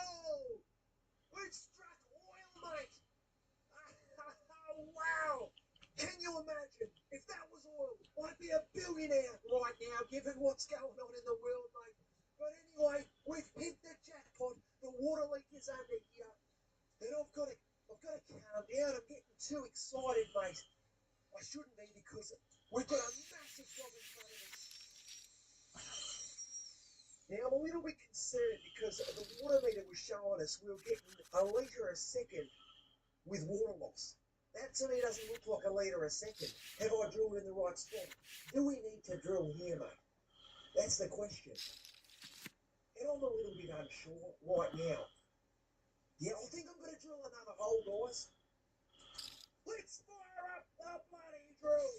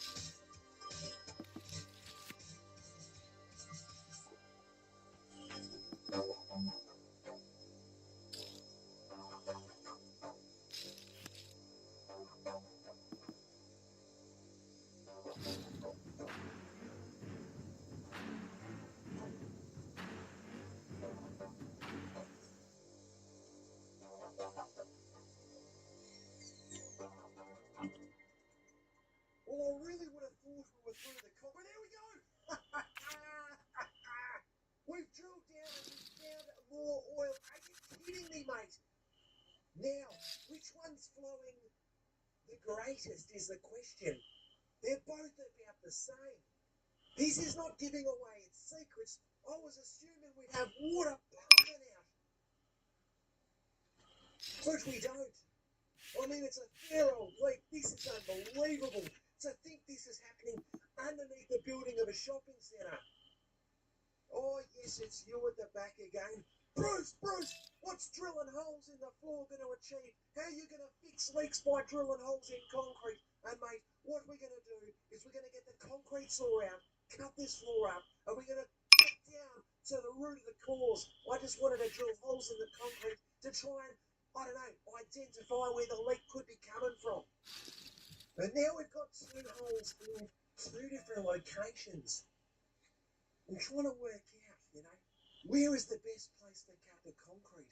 Is it the left hole with the greater water flow closest to the leak, or is it the right hole with the greatest water flow closest to the leak? And I don't think it's either. Let's drill another hole. Drill, baby, drill! Let's fire it back up, boys!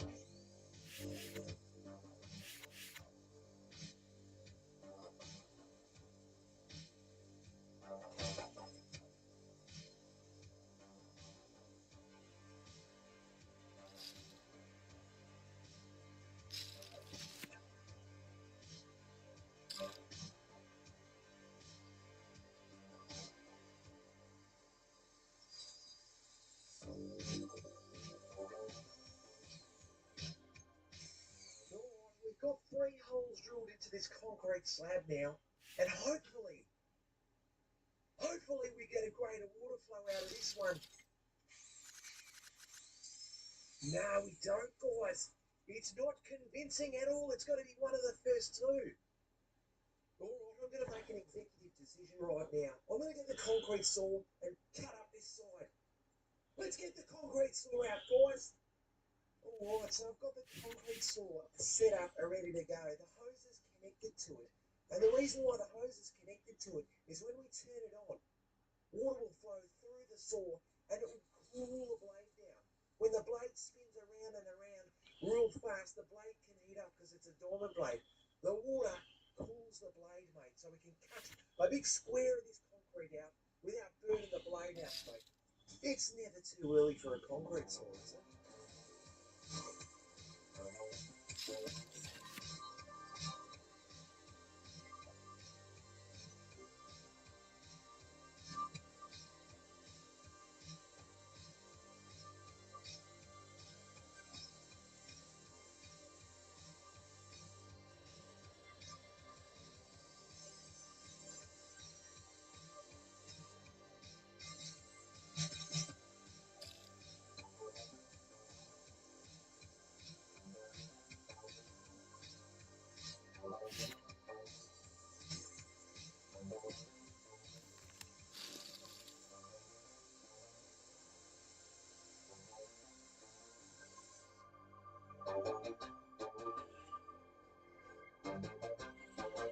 The concrete's been cut, but what we need to do is give this concrete juice a big flash, otherwise it's going to make a mess.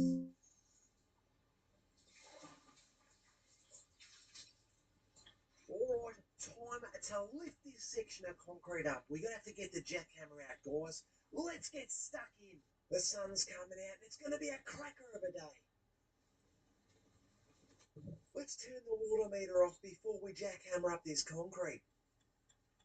Alright, we can see that the water has stopped pouring out from the floor here. Makes it a little bit safer for us to jackhammer up this concrete.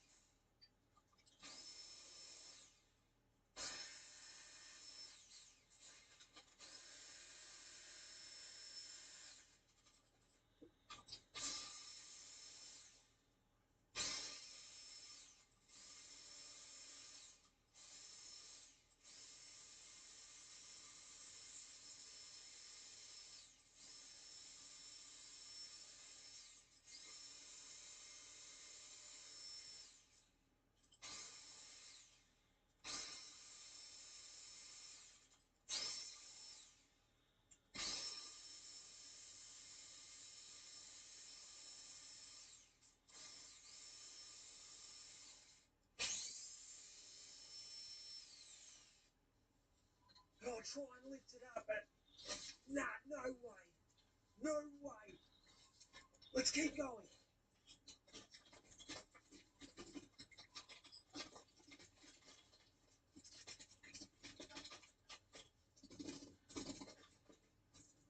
Alright, here we go again. Come on, you good thing. There we go. Wow, what a doozy. Alright, and you can see the black plastic that the concrete was poured on top of. So all we're going to have to do is cut through that, dig down into the sand, into the ground, and see what we can come up with. Hopefully the leak's down here.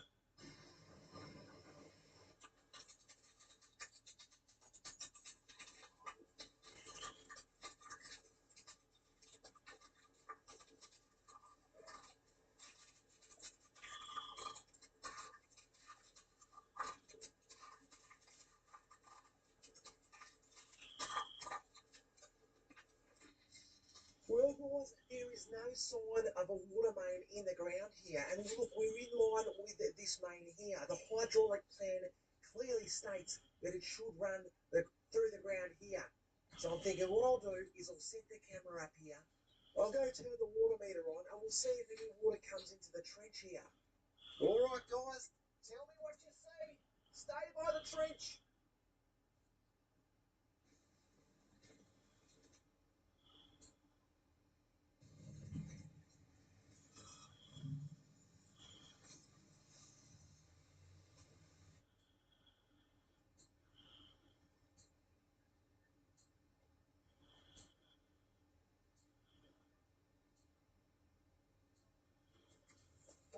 guys will see anything. What's happened, guys? There's no water coming out. What the? There we go. Hang on a second. Here it comes, guys. But it's a little bit strange because the water seems to be coming out from above the black plastic, but below the concrete. I don't understand why the water's not coming out of the trench. That is bizarre. Let's crank the meter right up now, guys. All right, now that we've got a litre a second pumping out of the main, let's go back inside. Are you kidding me, mate? Whoa! I mean, where on earth would you rather be? But guys, we started something that we're going to have to see until the end now. Let's cut a bit more concrete and dig this up.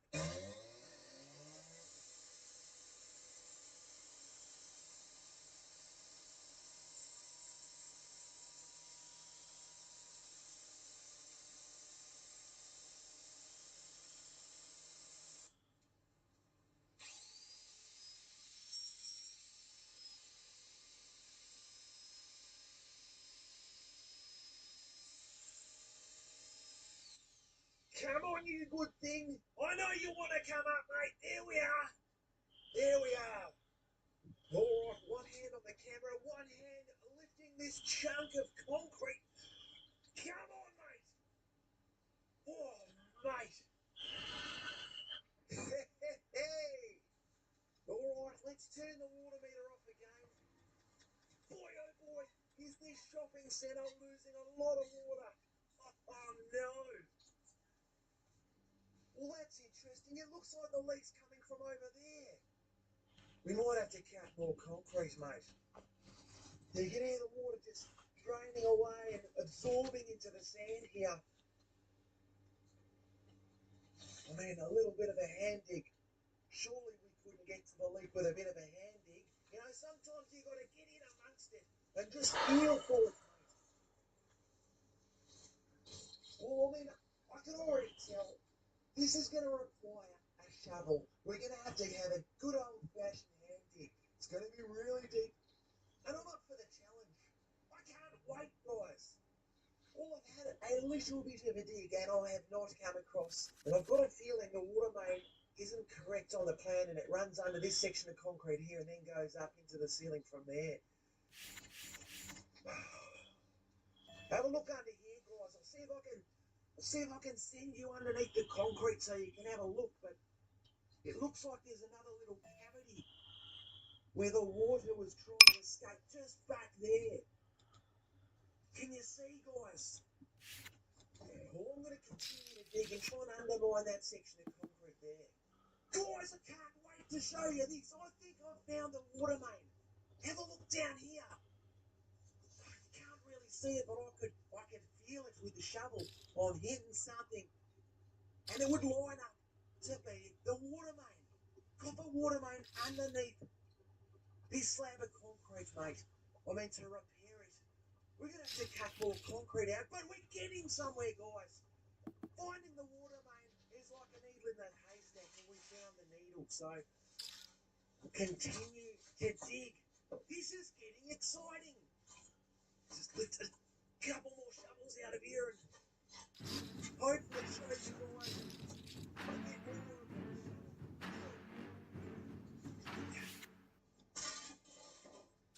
All right, lean on in here. Can you see, guys? Just there, like a little bit of the main. Oh, it's so hard to see. I'll turn the water meter on and we should see where the leak is coming from. Alright guys, we'll have a look in here again. What can we see? There it is, guys! Hey! Now I've only cracked the water meter on ever so slightly so it doesn't fill the trench up. Just got it trickling, but we can see the leak. Mate, this is monstrous progress. Persistence has paid off. We're nowhere near done yet, but we found the leak. Absolutely amazing work, boys. Let's keep it up. Now we'll just get the shovel on down here and, oh, mate, kind of hanging inside the trench here, trying to get you guys a better view, but we'll try and scratch the sand away so we can get a real visual on whereabouts that leak is on that copper pipe. There, guys, can you see it? You can see the water is just shooting out the side of the pipe. It would have started off with a small pinhole, and over time, the water's just worn the pipe away. And it's got bigger and bigger and bigger, and there'll be a gaping hole in that copper pipe. When this water main's turned on, we've seen it, it's over 1 litre a second escaping out of that hole in the pipe. So we'll get this sorted. We're going to have to cut some concrete, mate. But right there, that is where the leak is. So we'll cut the concrete from about here, cut it all the way up to the door and back. Boy, oh boy, I'm having so much fun, guys. Just roughly trace where we're going to cut, sort of up here, sort of in line with the main, down here, and then back down to where we've already cut. Well, we don't have the water onto the shop, and I've got a little bit of water here, which I'm going to gently, delicately pour onto the concrete so I don't burn the blade out. Or maybe I'll just drill a hole in the bucket. And now I can have 2 hands on the wet saw. Some people say, Bruce, are you sure you're not a rocket scientist, mate? Let's start cutting.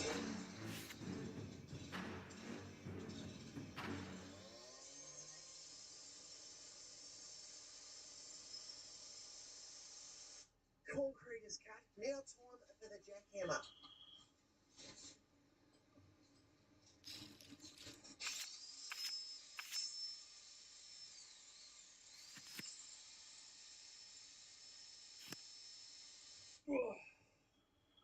Well, guys, we've got the concrete up. Wow, mate, that was some hard yakka. Let's start digging.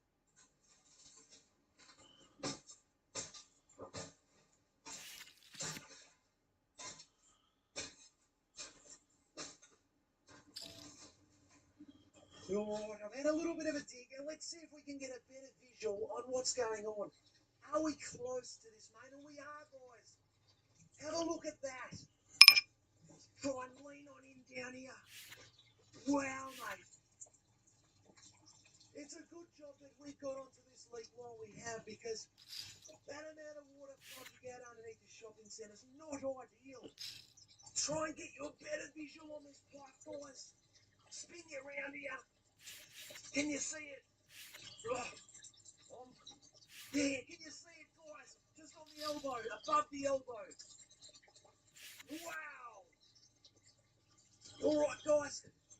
Let's continue on. So I'm going to make a temporary water main diversion just to get the water main back onto this shopping centre, and we'll come back at a later date to rerun the water main. So what I'm going to do is I'm going to cut this elbow in and bring this copper water main up out of the ground. Cut it in about there, guys.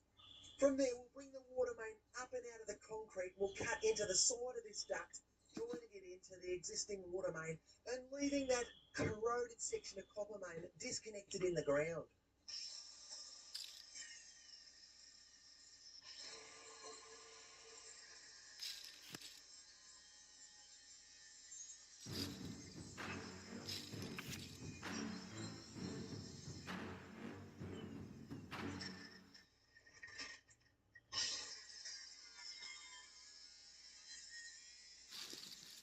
Bob's your brother. We're on the road to glory, mate. Here we go.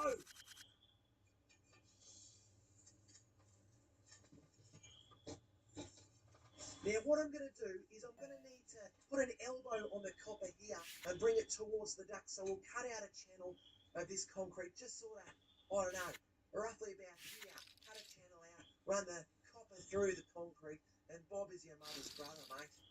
Bucket of water trick to cut the concrete. Alright, the concrete has been cut. I've cut a little channel, and you can see what I mean. It's a bit dusty in here, but, mate, that's exactly what we want.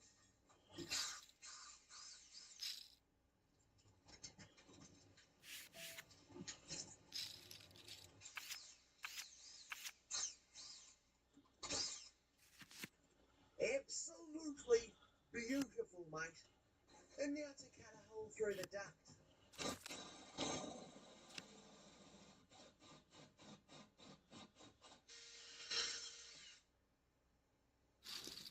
Peekaboo, I can see you.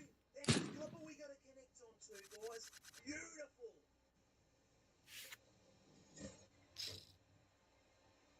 All love when a plan comes together. How good is this, guys?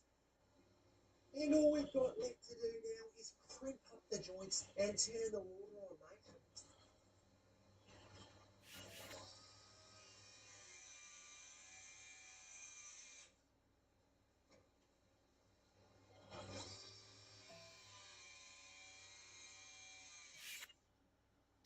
You pull these little blue plastic things off. It's a little checklist to remind you that you have actually crimped the joints.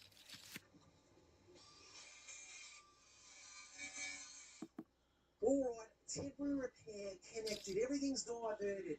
But what we'll do in the future is we'll cut this main off, we'll disconnect it in the ground, we'll cut it out here, run it up the wall, across the roof, through the ceiling, and then connecting into the existing main. Anyway, let's turn the water off.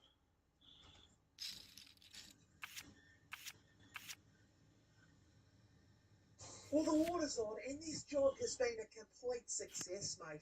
And I thank you all so much for watching. If you liked that video, guys, I'd love it if you could smash the like button, smash that hype button, subscribe if you haven't subscribed, and make sure you say good day in the comment section. I love to hear from you. Take the rest of the day off, guys.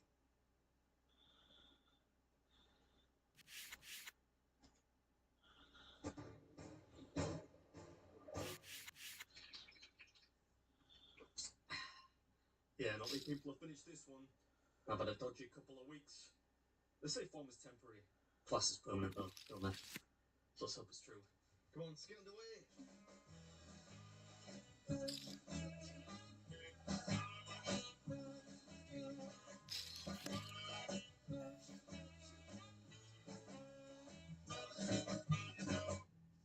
Right, here we are. The Griffin's Head. What's the Griffin again? Like half eagle, half goat or something? Let me know in the comments if you're into mythological beasts and whatnot. Got to be on my A game today. Get a t-shirt if you beat this one. Can't be missing out on that, you know me. Love a good t-shirt. Should we get in there? Bit of a dodgy park job, that one. Straight out of the Mississippi playbook. I am technically within the lines though, so it's allowed. Also the car park's empty, so no big deal, you know. Ooh, they got a defibrillator. Better safe than sorry. Might come in handy later. Yeah, of course, man.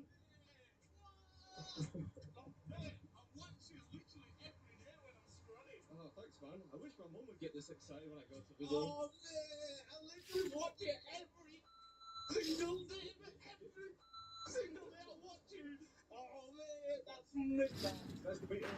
Moving in there, so I can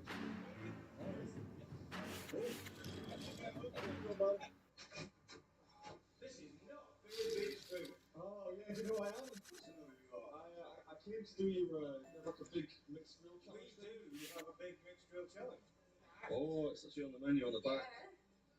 The Griffin Challenge. Says they're not for the faint of heart and cannot be shared. Oh, no time limit for completion. So I'm assuming that's... So it's just like one sitting, no bathroom breaks, I guess. Okay, yeah, I've done a few of those before. I'm going to ask the chef, but as far as I'm aware, only one person has actually finished this. Loads of people have attempted it, but only one has actually done it. He just has a triple X t-shirt. And even he tried to hide his mushrooms under his rib bones. He tried to cheat. But I caught him doing it. He finished it. He went pale white. And his missus told me the cost couldn't go away up. But he did win. He won. I think it's coming out. One second now. There it is. There we go. You have the trick to food eating challenges, in my opinion, is speed. Speed. Yeah. I might be in trouble then. I'm a slow cook these days. As long as you need. Right, man, a place called the Griffin's Head in Huncote, and I'm taking on the... Has it got a special name, or just the big mixed grill challenge? The Griffin's Head mixed grill challenge. Chicken, beef, 6 week, We have Chinese skewers, barbecue ribs and wings, a 8-ounce steak, 3 sausages, and all the associated paraphernalia of the greens and a pint of Which mean you get that t-shirt, right? And the t-shirt says, I defeated the Griffin's Head mixed grill on it or something, right? Yeah, I defeated the Griffin's Head challenge. Nice. Right, do you want to give me a 3, 2, 1 just for dramatic effect, and I'll get underway. 3, 2, 1, and go. That's not the best thing else, me. Let's start with the eggs. I mean, it didn't sound like any drum roll I've ever heard. So that. So welcome back to another exercise in extreme cogitation. You want to get a photograph? I've already started. I've done 2 eggs already. I feel bad now. If you zoom in on that photograph, you're going to see pieces of egg in my mouth. I think he's about far enough away to avoid that level of detail. Plus, judging by the picture, I think he took it on a Nokia 7650 or something. That eggs were lovely. Bangers next. Yeah, onto the old sausage. I think that'd be a great name for a meat-scented aftershave, come to think of it. Maybe I'll look into that. It's an interesting merchandising idea, if nothing else. Anyway, today we're having a crack at a rather large mixed grill challenge, which so far has only been defeated by one person. A lot of people ask me why I squeeze the sausage first. It just breaks the casing. That's all. Look at the size of this onion ring. It's like a steering wheel. I'm just going to pretend the chips aren't there for now, you know. Denial. Interesting tactic. Not sure how effective it's going to be in the long run, but for right now, we're tucking into the juicy stuff. We've got pork chop, ribs, chicken wings, fried chicken fillet, black pudding, burger patties. Lots of variety here, which always makes things a little bit less bothersome. At the risk of sounding like Beatrix Potter or something. Nobody says bothersome anymore. A damn shame if you ask me. I wouldn't normally eat steak with my hands.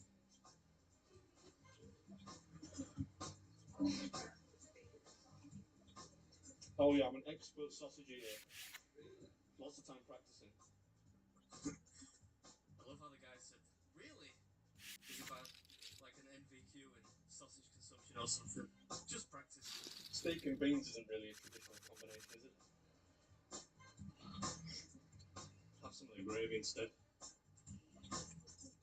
Yeah, equally not a traditional accompaniment to a sirloin steak, but if it's wet, it's a safe bet. That's my motto.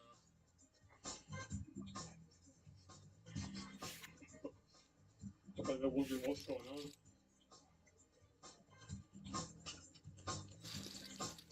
I think they're trying to sit as far away as possible. Not that I can blame them. Yeah? Yeah, we can only hope I get done before that geezer's food arrives. However unlikely that may be. I'm not rushing the ribs though. These things were absolutely top notch. I would highly recommend the ribs. Oh, you've ordered already? What do you get as long as you didn't order something vegan? I'm only vegan. Yeah, big kudos to all the vegan viewers out there. I'm only joking. And actually, fortuitously enough, we seem to be about done with all the animal products now. Oh, doing alright so far. I'm going to get rid of that bottle of water because cloudy water triggers people for some reason.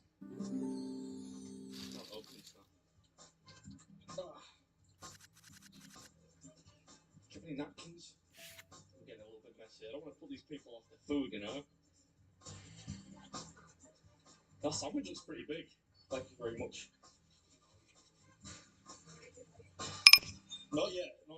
That's how you know I'm struggling. If I get the Diet Coke out, I don't know how long I've been going, but 10 minutes, 12 minutes, something like that.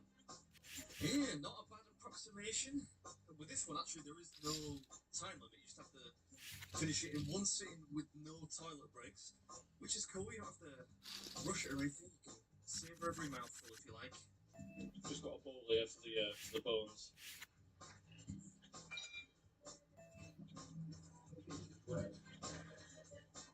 Just a smidge of light blasphemy there from the chef. That's a common expletive in Britain to express shock and or disbelief. I think he's just surprised by how much he's through already. It's Just get rid of the salad. I don't even know why they bother with this. Yeah, not looking forward to these chips, I'll tell you. Just get loads of gravy on there. You know, people from Yorkshire, we love gravy. Yeah, but it's a Lancashire chef's gravy, so it's fine. Gonna kickstart the Civil War here. Indeed, that might be lost on people outside Yorkshire and Lancashire, but historically, the two fought like a 30-year civil war, I think. Not over gravy, of course, over the throne of England. Still, I think there's some residual rivalry there. Also, I think the first guy to beat, the only guy to beat this, was from Lancashire, so I kind of got a duty to get it done.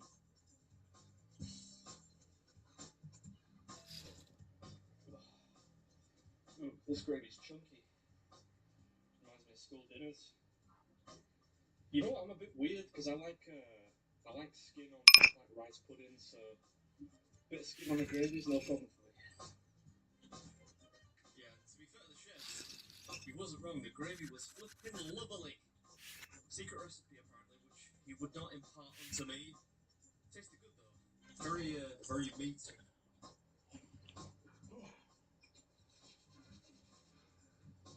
There's a lot of chips. There's a lot of chips. They're gone now, yeah. I've been eating for about 20 minutes. It'll take more than that to come between me and a t-shirt, let me tell you. This is why I'd normally eat with my hands, because it just takes so much longer with a fork. Oh, thank you very much. That really means a lot to me, thank you. And from over there, you can't actually see the backwash in the water, so it's a bonus, right? I'm gonna have to do the mushrooms even though I don't want to.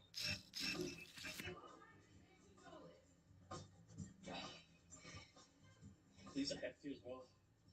These are some thick mushrooms.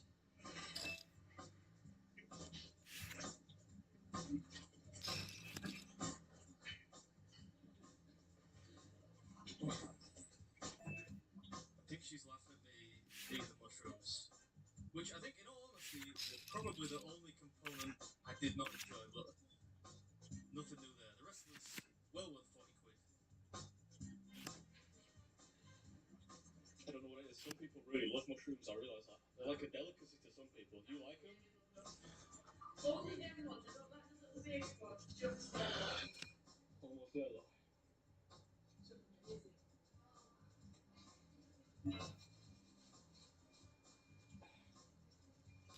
I'm getting there. The mushrooms almost derailed me, but we're almost there. I left the best to last, and the onion rings.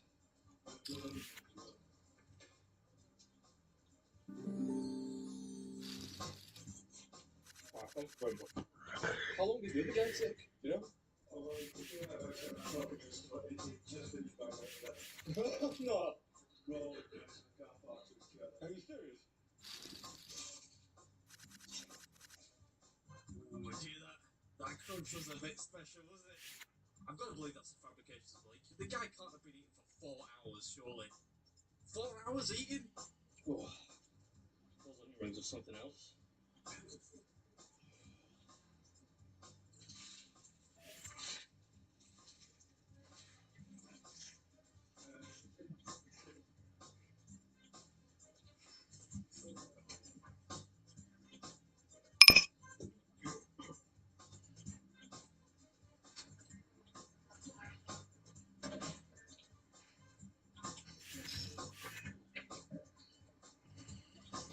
Just the beans to go.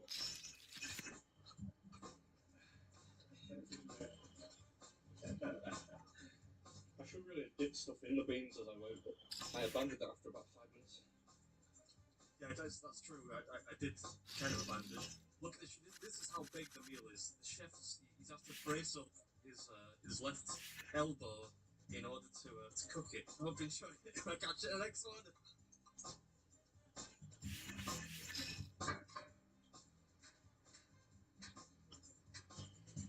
Come on, one last bean. It's very using to be used. Alright.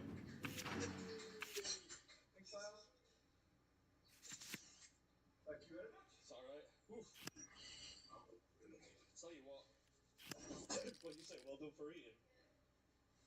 This guy try to take away my goal, alright? Do you have a dessert menu? My favorite good.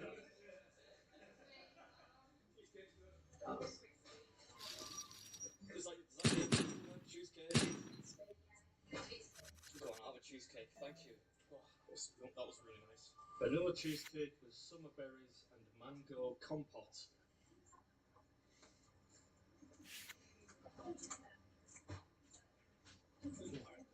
That was a square meal.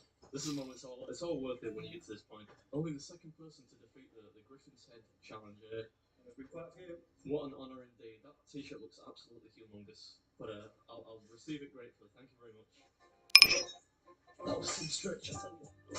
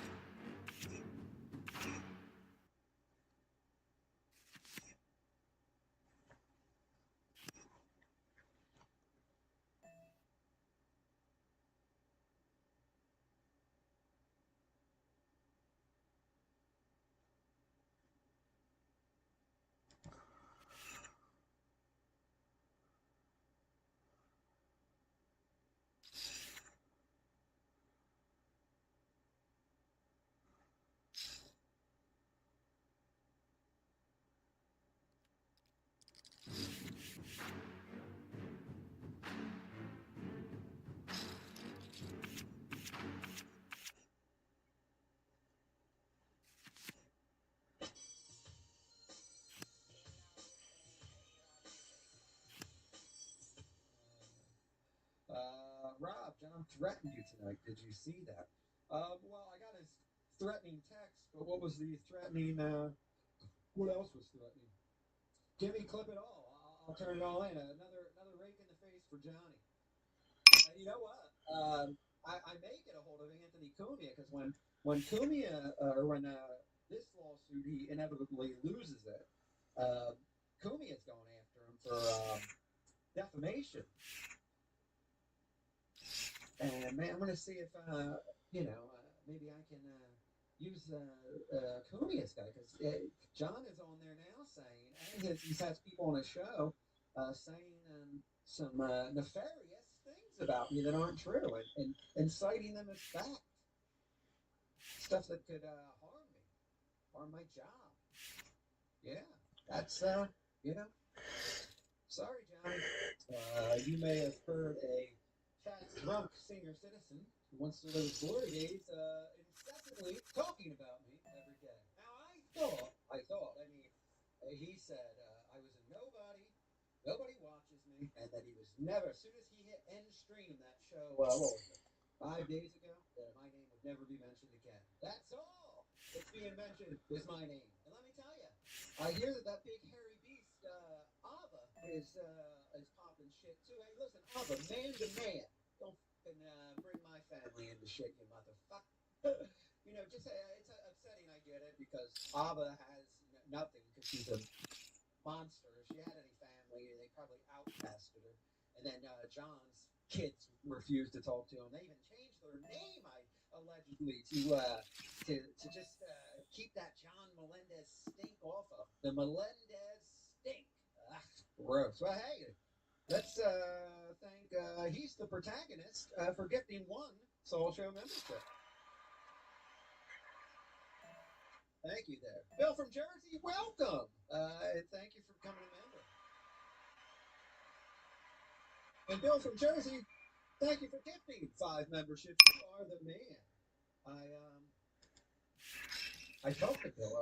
Bill from Jersey. I believe he said I put a picture of him up or something. I don't know. Something like that.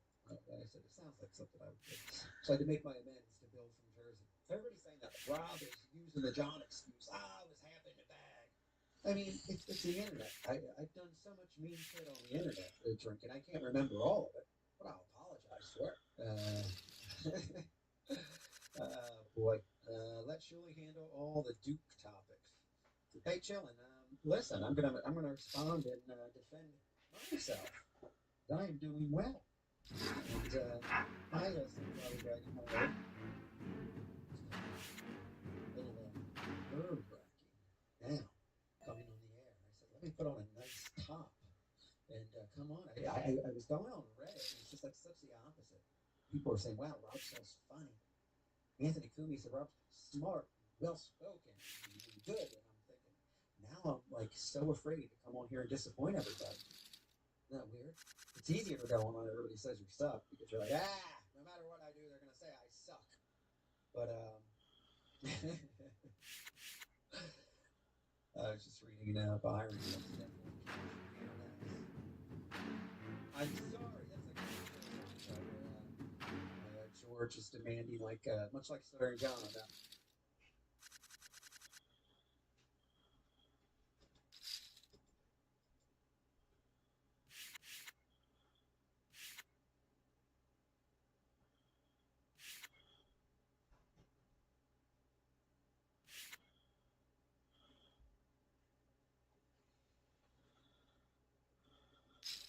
Well, all we heard about going into this postseason was, woe is me, the poor Lakers, poor old LeBron, amid the injuries to both Luka Doncic and Austin Reeves, who are both expected to miss the entirety of this first-round series. Luka, of course, with his hamstring injury, and Reeves with his grade 2 oblique strain. Yes, LeBron with just not enough help. A tale as old as time, at least from all the sycophants and jock sniffers. But the Lakers did get the most desirable first-round matchup, the team they most wanted to draw in the first round, and last night we saw why. Because the Rockets are an unmitigated joke led by Kevin Durant. Check that. They weren't led by Kevin Durant at all. At least not last night, because KD couldn't be bothered to get into the game last night. He instead sat on the sideline in street clothes, looking like a scrub, wearing a tassel cap. A tassel cap. In the crypt. That was in Crypto.com arena. I don't know why they changed it from Staples Center, but they keep it at around 75 to 78 degrees in the crypt. Yet KD had a tassel cap on instead of, his Rockets playing uniform. The Rockets, of course, who were without 2 starters themselves, a lot has been publicized and made, of course, of the Lakers being without Luka Doncic and Austin Reeves. And, of course, they are 2 of their upper echelon players. In fact, they are their 2 best players. But the Rockets are also without 2 starters, at least 2 designated starters from the preseason. That was when they lost Fred VanVleet, the starting point guard, in July due to a knee injury. And then midway through the season, they lost Steven Adams, and he's out for the whole year. And despite that, KD, again, couldn't be bothered to check into this game. Why, you might be wondering? Well, he has a bruisey on his knee, a little knee contusion that he picked up going knee-to-knee with a teammate in practice on Wednesday. And, of course, one of the softer players we have seen in the NBA, at least one of the softer star players we have seen in the NBA, KD, of course, really couldn't muster the intestinal fortitude to check himself into this game. He was dressed, he went through his typical warm-up routine, and then deactivated about a half an before tip-off. It is uncertain if there was any burner situation that played a factor into his last-second deactivation. But the Rockets bum asses that they are. Yeah, well, they look like a floating dumpster in this game. Honestly, quite frankly, a floating dumpster, that's a bit insulting to floating dumpsters all over the world right now, because the Rockets probably looked worse than that. They shot 38% as a team last night. 38% against a dreadful Los Angeles Lakers defense, one of the worst defenses in the playoff field. Basically, it's a battle between the Lakers and the Nuggets as to who is the worst defense in the playoffs right now. Both of those teams were right around 20th best in the NBA. I struggle to use the term best when they're in the bottom third of best defenses league-wide, and yet they held the Houston Rockets to just 38% shooting. Special shout-out to Alperen Şengün, and special shout-out to whatever idiot came up with the nickname or the moniker Baby Jokic to describe Alperen Şengün, because that name needs to be stricken from the annals of history for all of time. No one should ever utter the name Jokic and Alperen Şengün in the same sentence ever again, because he was in absolute bum mode last night against the LA Lakers. Again, a team with a bad defense to begin with and porous basket defense, bad frontline defense, and yet Alperen Şengün, who should have been licking his chops in that matchup against DeAndre Ayton, well, he got outplayed by DeAndre Ayton.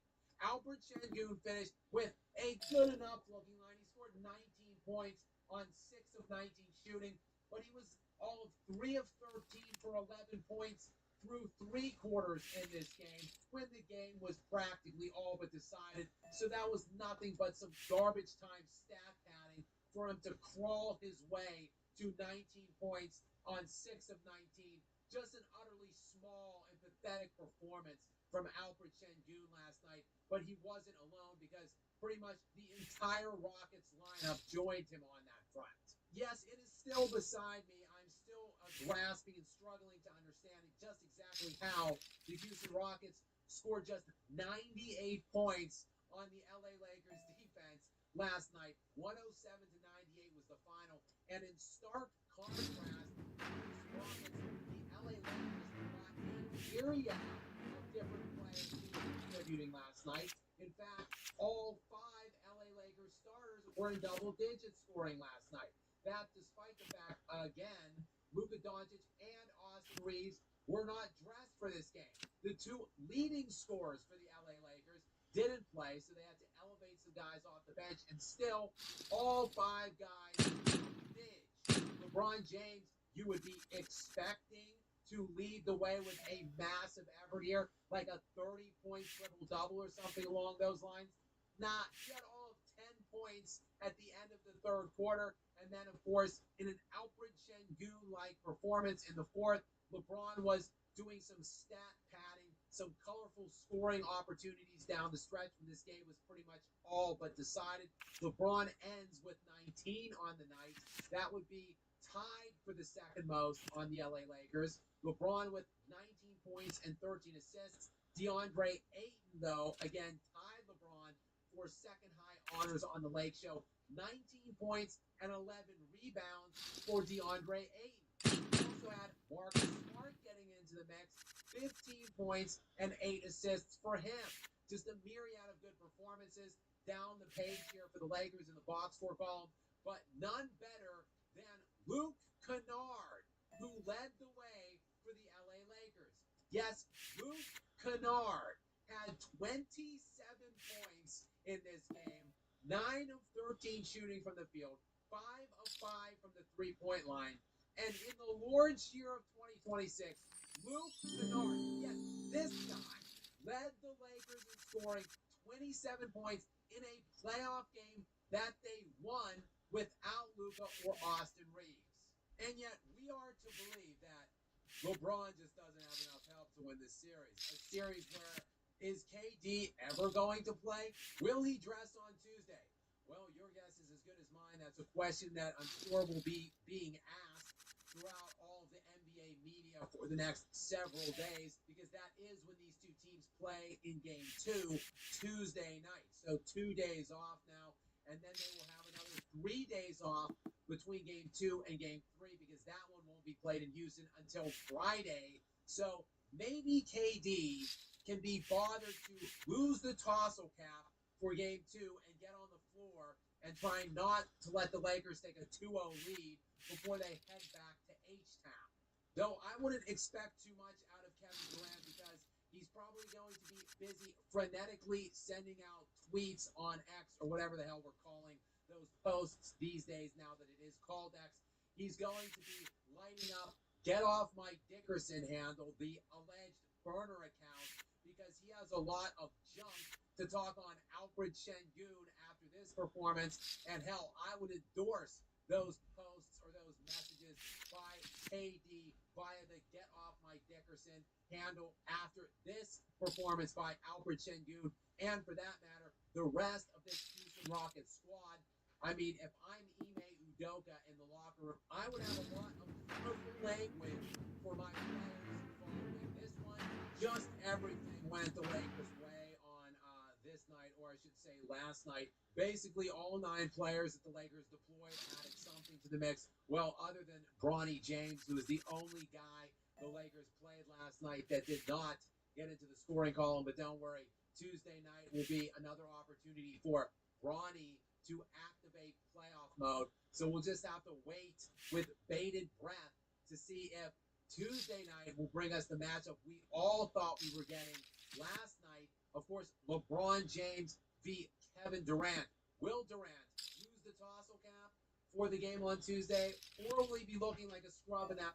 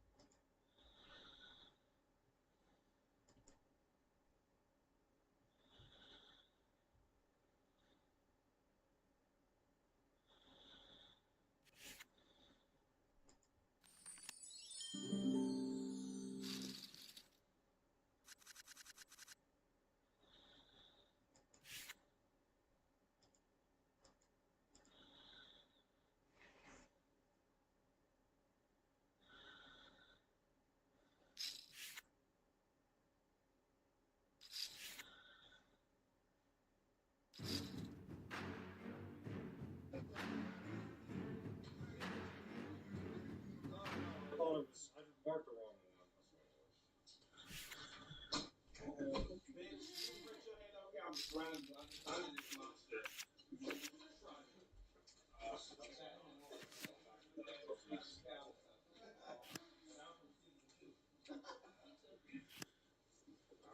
y'all want a point? This one's not easy. Come up close. How do we handle the twins on this one? Which one are we doing? They're probably gonna have to. I mean, same deal. Elect one. Elect one. I think is the only way. Elect one competitor for the next challenge. Okay. Alright. Alright, this is a fish tank classic.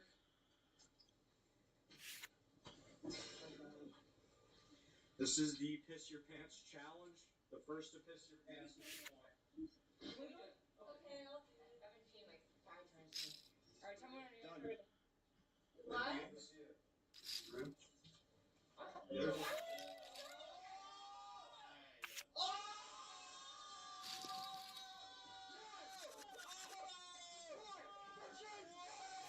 That's a fucking point. Good shit. That's a fucking That's a James point right there. Quick ass piss. Yeah. I'm in. You knew that was coming up. Yes, that's what I like to see. All right. Here we go. We're pushing, guys. Let's do this. All right, guys, come back. Relax, somebody. Like twerking. Somebody This is the first shit your pants challenge. Begin.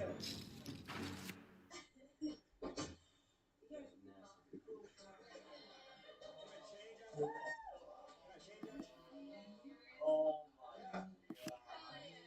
Shit your pants. You shit yourself? Done. Well, shit. Turn around. Can we show this on a kick? No, we can't. We gotta move the camera away. No, please. Guys, just aim the camera away. Let's see it. Wait, I don't see it. I don't see any brown. Tell it. I don't see any brown. Stick. Oh, no. Oh, you did. Did you? Yeah. Let me see. Wait, ma'am, can you verify? I verify with my fucking nose tag. Where's the brown? It's in there. Feel it. I feel it with my head.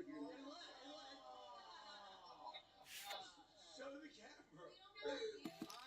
Show them. Yeah, verify with the front. Who's gonna be the verifier? I'll be the verifier. All right, baby check. All right. Just make sure you Fighting show challenge. it's in there. Blown up.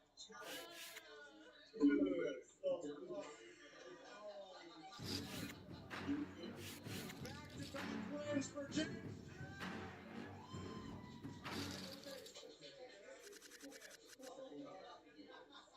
Oh, I didn't expect you to do that. No hesitation. Shit on command. No hesitation. All right. Competition. Shit on command. Go.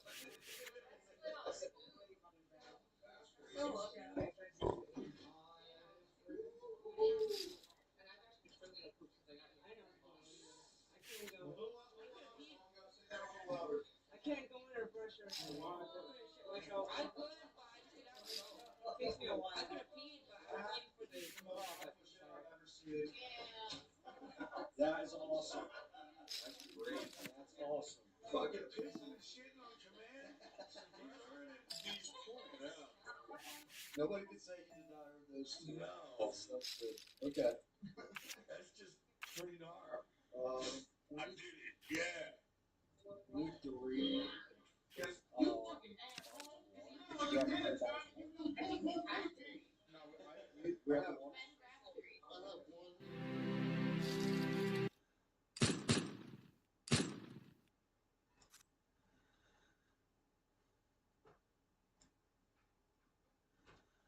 Yeah, I've never actually driven into America before. Hopefully there are no unforeseen complications.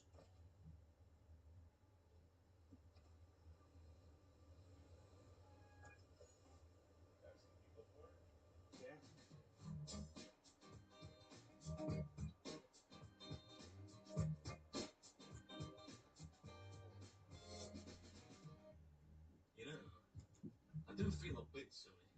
Traveling, what, 4,000 miles? Only to end up at a British restaurant. But them's the breaks. Today we're Murphy's Inn. Doing battle with I think it's a burger challenge. I'm even less well prepared than usual today. Border police got me all flustered. I'm third generation Irish, so hoping for a bit of preferential treatment today. Can't hurt, can it? That's loud. Top of the morning to you. I'm here for your burger challenge. Yes, I love burger challenge. Hey, I like that enthusiasm. That's good. I'm from England. You're from England. Yeah. That's why I sound a bit, slow. You came all the way here for the burger challenge. YouTube videos non-stop. Yeah. I know it's kind of sad, but somebody's got to do it. This is it. The big burger challenge. It's gonna look a little grainy because it's really dark in this corner, but this is the wall of kind of fame and shame. This guy, he's got quite a lot left there. T-shirt though, that's what we're here for. Did you go to Detroit and do the Coney Islands, like how they have their challenge of like who is a better Coney Island between the brothers? Oh no, I just kind of, I'll be honest with you, I just turn up and I sleep, that's really all I do. That's all I've ever done. Just turn up, eat massive amounts of food, try and eat lots of food. Okay. That's my thing. It is super dark in here, so the video might look a little weird. But I suppose it's kind of garbage because apparently it's haunted. I had no idea, but apparently 2 of the rooms here have been heavily investigated by paranormal activity folks. That would have been a great idea for a video, stay in one of the haunted rooms, do the burger challenge afterwards. But didn't know it was plagued by evil spirits. Are you telling me that this place is haunted? Yeah, we've had paranormal investigators here. How we got the Yeah, so the place was built in 1836. Yeah. 1 year before Michigan was even a state. Yeah. They haunt 2 rooms. Yeah. Rooms 206 and 207. Yeah. I should have stayed in one of those rooms. That would Shut have up, man. been a great clickbaity video. I think the best ghost story I have for you is a customer. He stayed the night here with his wife. Yeah. I was working the next morning. We went check on the roof stairs because they're usually down here eating breakfast. And he came up to me and apologized. I go, apologize for what? He said, man, me and my wife were down drinking till 2:30 in the morning. We came in crying because we were just laughing and having fun. Because we upset some woman down the hallway there. She was just standing in the hallway staring at us. And he goes, just let her know that we apologize. We tried to apologize to her 2 or 3 times. She just stared at us. He goes, and we went back to our room. He goes, yeah, we probably upset her. And I go, huh, that's weird. So then I go check the book. And there's nobody in that room. So then I asked the room stairs. I said, hey, listen, man, come show me which room. So he points to the room that I checked. And I go, hey, let's just open up the door and say hi to her. He goes, no, dude, what are you doing, man? I open up the door. It's completely clean and empty. He goes, what is this? I said, man, you're the only one staying here last night. I go, there was nobody else. Yeah, so every once in a while, we get people that get touched in the boots or get touched in the back. It's been a little while since I was touched, so like I wouldn't mind if somebody wants to touch me.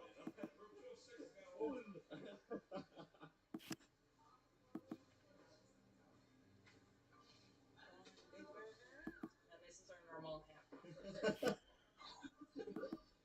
That one's pretty big, Oh, it is. for a burger.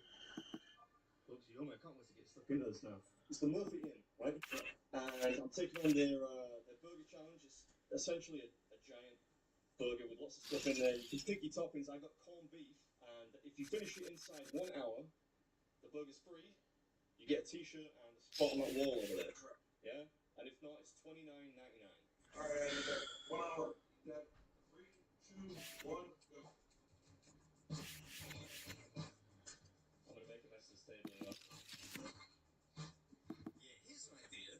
Why don't you, just for once, try not making a mess of the table? See how that goes. So for now, welcome back to the episode. Today we're in St. Clair, Michigan, at Murphy's Inn, which apparently is haunted. Boo! That's supposed to be like a spooky sound. I ended up just doing the count from Sesame Street. You get 1 hour's finish. If you do it, it's free. You get a spot on the Wall of Fame and a T-shirt too. The cool thing about this one is you get to choose from one of 3 different types of burger. Perfect.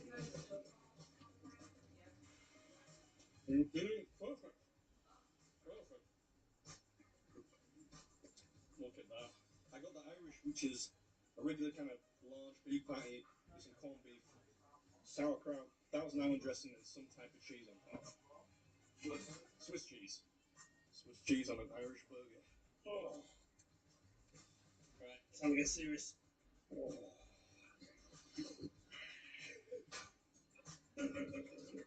I'm determined to eat this like a burger should be eaten. Yeah, I mean, you could try. It's all going the same place in the end after all. You can kind of get a sense of just how big this thing is now. It's pretty deceptive. Thank you. Oh. It's hot. I'm sorry. I'm so sorry.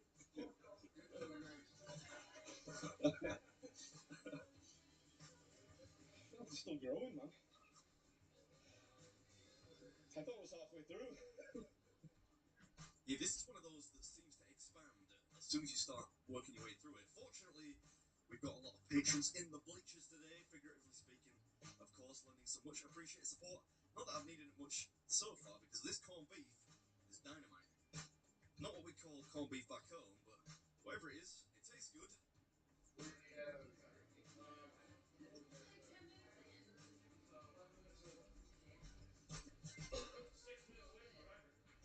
Oh, what?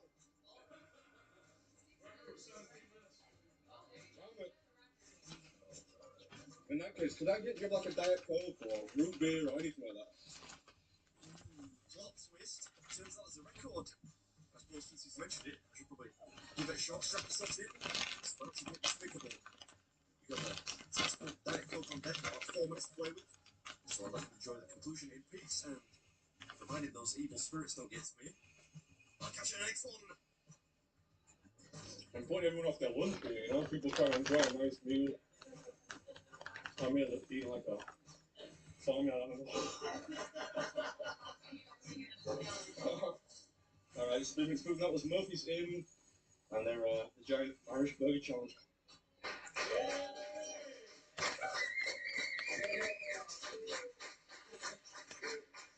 Oh.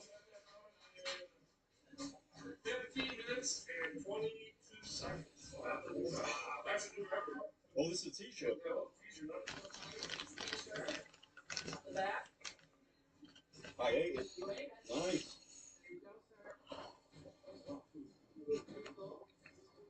Full. Now I'm gonna enjoy this burger now. I ate some food yesterday.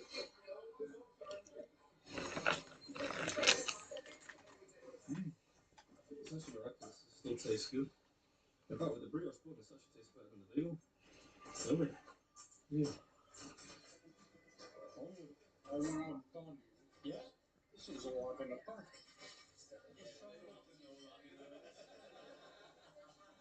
My name's Travis, man. Good to see you. Thank you very much. Nice to meet you. Great to meet you. Thank you. Appreciate it.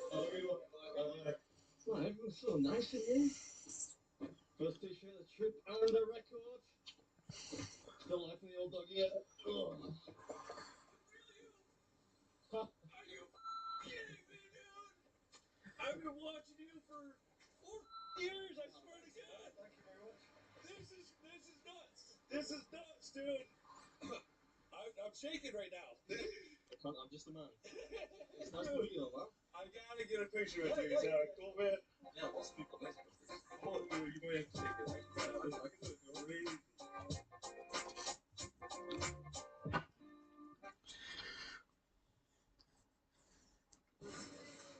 He's not eating. I should probably take responsibility for that. He probably looked over here a few times.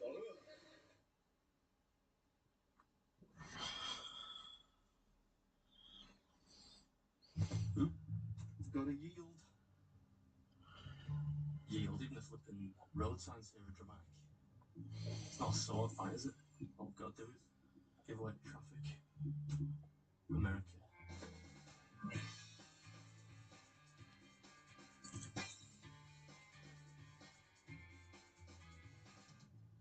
Alright.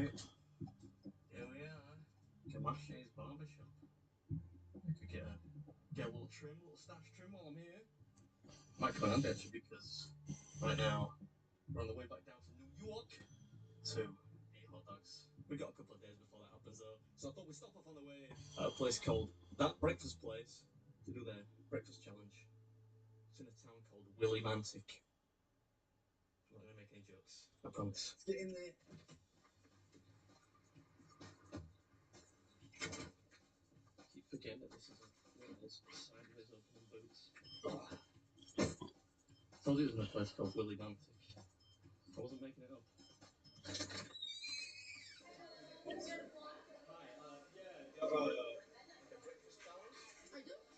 I'm assuming this one's been around for a while because the sign is kind of weathered. 16-inch pancake, a dozen eggs. A dozen? Sounds like a lot. Half a pound of whole fries, 2 ounces of toast, sides of bacon, ham, sausage, and a kielbasa.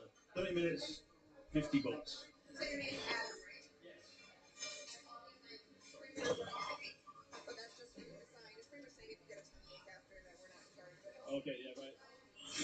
Come on, it's not a challenge if you don't get tummy ache afterwards. You want to see the wall over there? Yeah? The post photos? Most of those are people that did that. But it's been done before, right? Oh, Yeah? It's some people. We should It's somebody do doable. it. Yeah? Have you ever tried it? No. No? Come on, man. Right, so this is the Wall of Fame. He's a professional. Tony Atlas. I'll have to look up Tony Atlas. One breakfast challenge, please. Shooting runny eggs is Runny eggs is that's the the best pancakes tactical that choice. kills you at the end. Something to soak up the dryness. So runny yolk goes into the pancake. Right, yeah, let's do it. What's the official name for runny Over eggs? medium. So Over the white's medium. cooked, but the yolk is runny, so you pop them onto the pancake. Right, yeah, I'll do like that, yeah. And what kind of bread would you like with it? We have white, wheat, rye, pumpernickel, English muffin. Ooh, why not English muffin? Since I'm English, right? Why not enjoy what you're torturing yourself? Oh my god. Is that it? That's it? That's it. Right. Yes, sir. Here's your appetizers. I mean, it's a lot of food without the pancake underneath there. I have to get the English muffin for colonial representation. All right, guys. Adam here has visited from Leeds, correct me if I'm wrong, Leeds, yeah. in England. He does food challenges all around. He came here to that breakfast place to give it a try for his YouTube channel. 30 minutes to finish a 16-inch pancake. He has a dozen eggs, 2 loaves of toast, a side of ham, bacon, sausage, kielbasa, and a half pound of home fries. No bathroom breaks. No bathroom breaks. You have my word, yeah.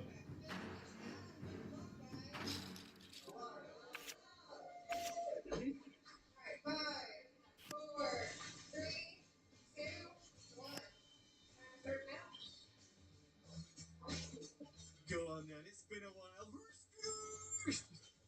What's up, everyone? Welcome back to another episode. We're back in Connecticut today, I think. Lost track, Connecticut or Massachusetts, one of the two. And we're at That Breakfast Place. Swing American Breakfast Challenge. Costs $50. But if you can stuff it all down inside half an hour, not only is your meal free, but you get a t-shirt, a hoodie, and a mug too. Not to mention, of course, a spot on the Wall of Fame next to the legendary Tony Atlas. Not weird. I know I've got egg in my beard. You get a lot of eggs, so I thought I'd just do half of them straight up. Yeah, 1 whole dozen to be precise. So I just decided to mix it off the back, warm the throat up a bit, you know, before moving on to the tougher components.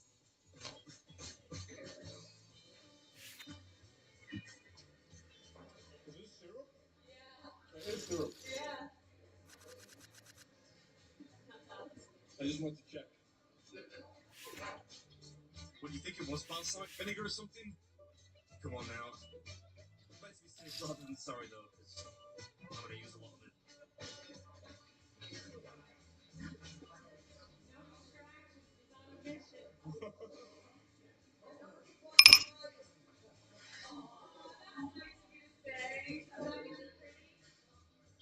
Yeah, these people don't know what they're dealing with. Not even the apocalypse itself could deter me from enjoying American breakfast food. Onto the home fries now, which I enjoyed. They were nice and herby.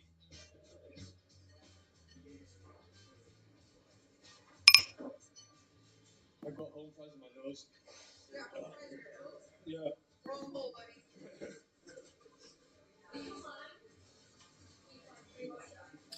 Oh, this is delicious. Look, I'm going to be there. Oh, you're not your window. Yeah, I mean, this is my favourite kind of cuisine, really, so maybe I'm easily impressed, but food's going down a treat so far. Maybe the pancake will be the hard part. I'm using the food container.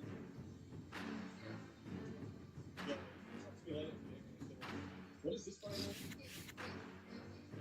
Alright, got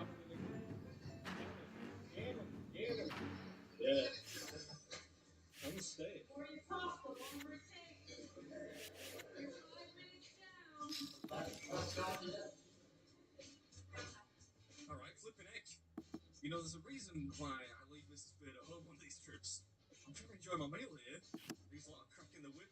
We got plenty of time to play with, I think our old mate Tony Atlas did this, from what they told me, in 23 minutes. And another mate of mine, Jeff Esper, who I think is ranked like the second best competitor in the world, did this in 16 minutes or so, which is it's pretty beastly. We've got half an hour though, lots of time to go. Trust me on this.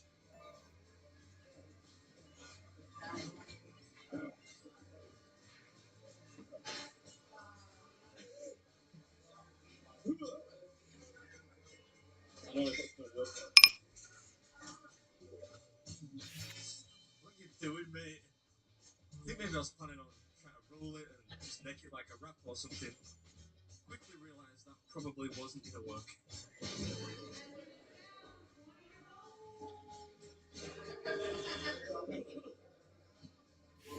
I'm going to post it on TikTok and get 100 million followers. I just got to get TikTok. TikTok. How dare I? TikTok will censor you. Yeah, over my dead body, over my rotting acrid carcass. I don't know if I've mentioned it before, but I'm not what you would call a fan of TikTok. Is that Larry David in the background there?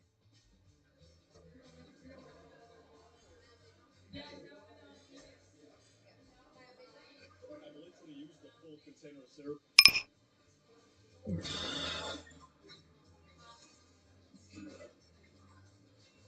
We are officially at the 10-minute mark. That's all you guys got.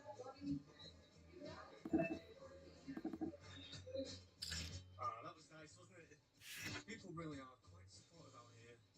Just got the remaining, I reckon, half of the pancakes to go now. And the English muffins too. Don't forget those. Couple of eggs left on top. Quite glad I took the Stoker's recommendation on the fried eggs with a runny yolk. That was a nice bit of cladding from her.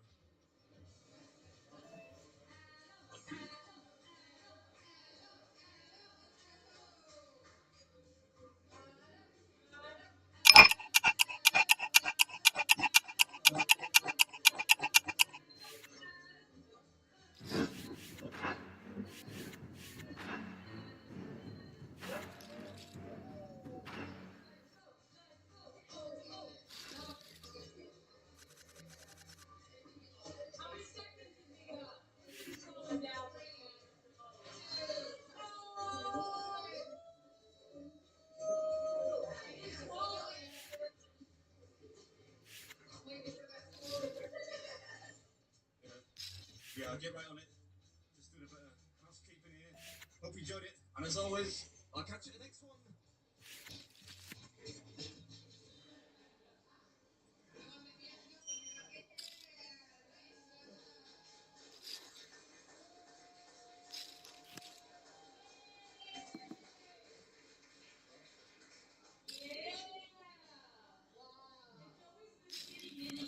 Personalized by Jules. Oh, thank you very much.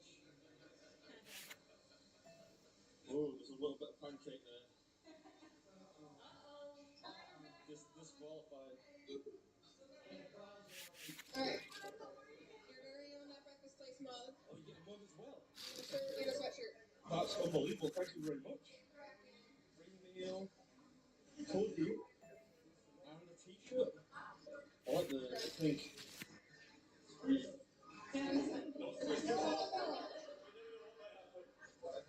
God, nice crunchy pink one. I think I like the mug, apart from all the advertisements for like Discovery Learning Center, NJT Roofing, Certified Auto Repair. Apart from that, it's nice. I like the colorway. It's a nice color scheme.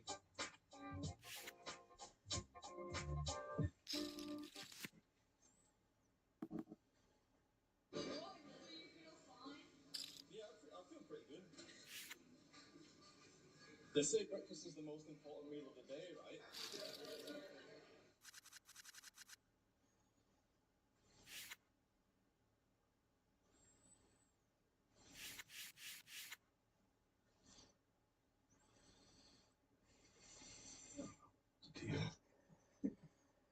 Reached out to me, a very exciting comedy festival coming up that this man wants to promote. So. Oh, I thought you meant on BTH. No. Oh, okay. Yeah, exciting guest coming up for sure. Yeah. Well, I might or look at the bottom of the screen. It's right there. But this should be a fun one. I'm very excited to get to this Stuttering John segment later. I can't believe it. I don't know if people have reacted to it the same way it might, to me, feel like the most stunning thing I've ever watched in John's world. Man, I don't know. I really don't think I'm overstating it, but you guys decide later. This is when I'm excited that I don't listen to the clips when I cut them. We're all excited for that. We all like Craig's raw reaction. Yeah, my raw reaction. But I'm also very confused at what's happening. Is he fighting Alva? What's going on? We'll find out. I like Craig thinking that people around America are like, honey, you're not going to believe how Craig reacted to this. It seems like clips. It's like you didn't watch the clips first. It's like, whoa.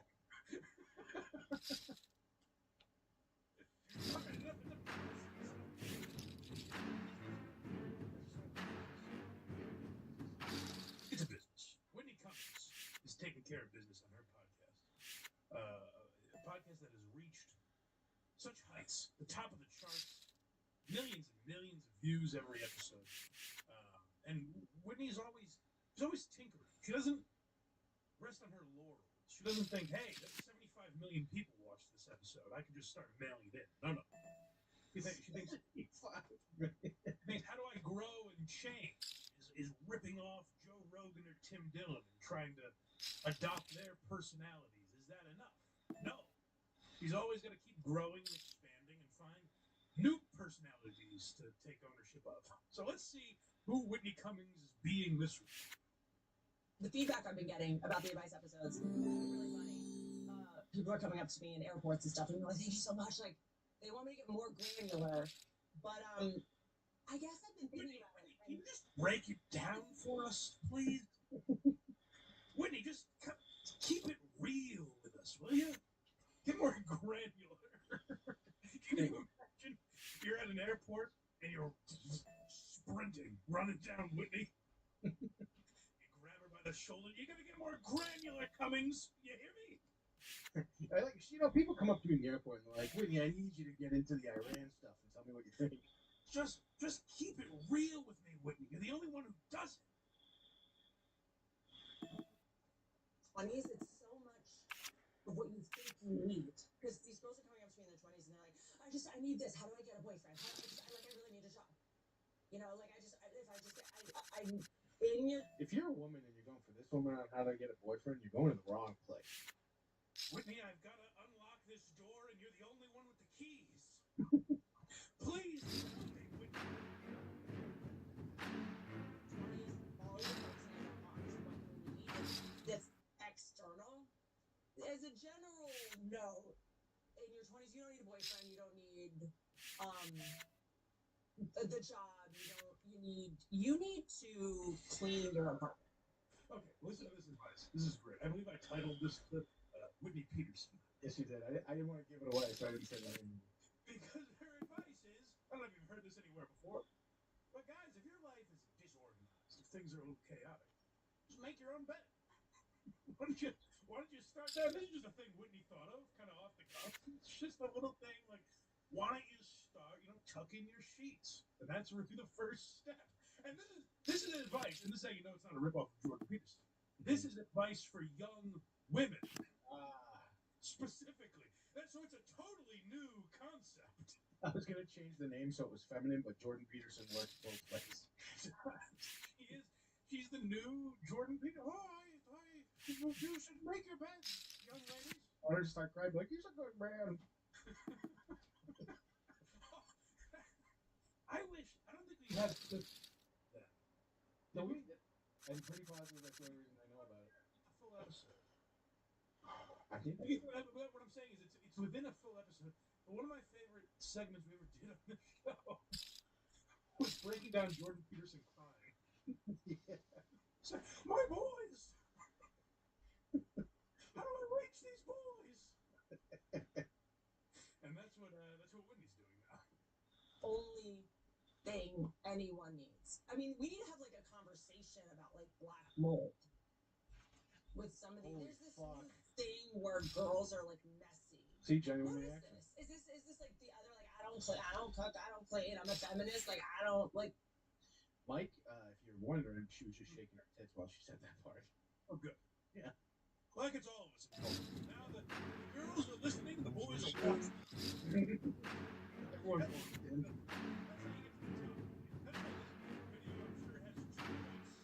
Million views. What is that? There's the things you need to do in your 20s is you also need to get your moles checked because you're all just out in the sun like maniacs. You have black mold and a black mole, and both of them need to be addressed before even moving forward about the boyfriend or the job or the whatever. Also, I'm looking at TikToks of girls in their 20s. Amber alert me. And what is these backgrounds? It's just trash. I mean, am I right, people?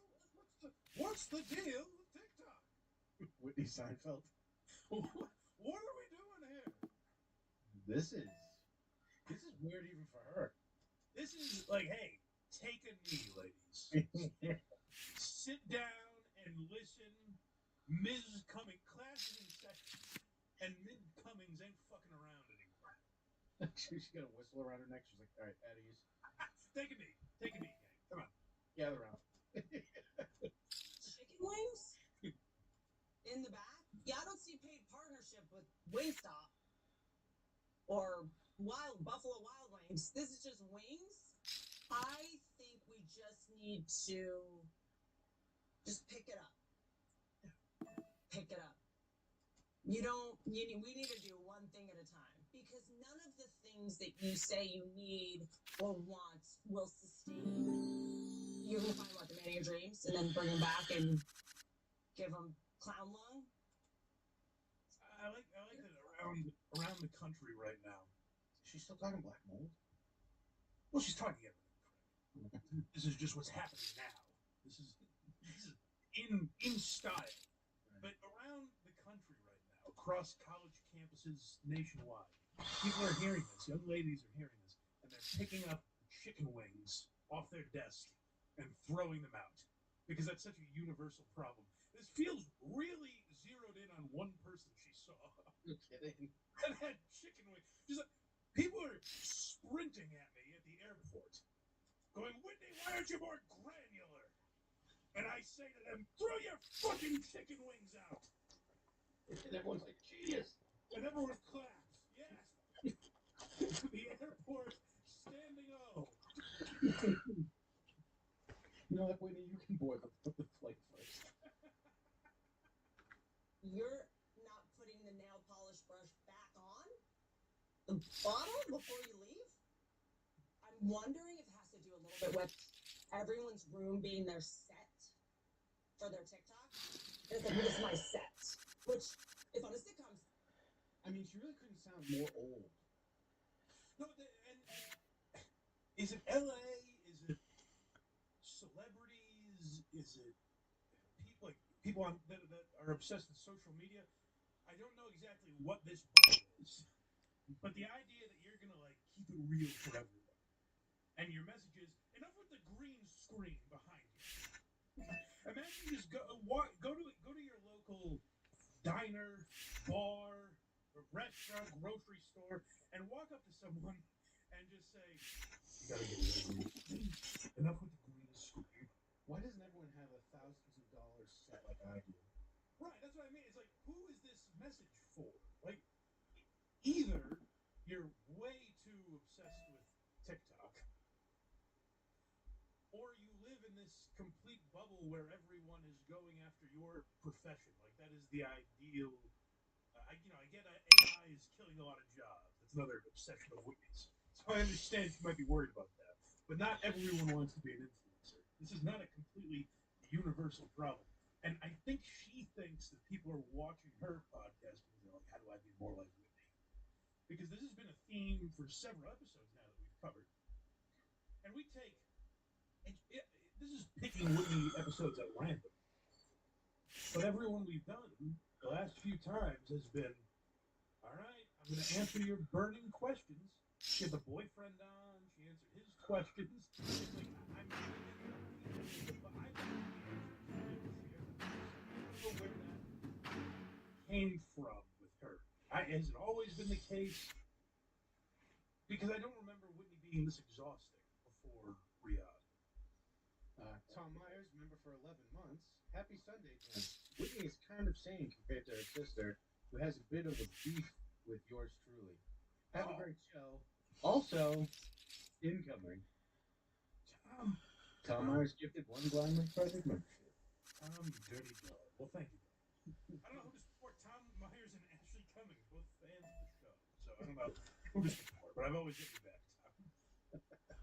That it was all messy. You'd be like, oh, this is a girl so fun.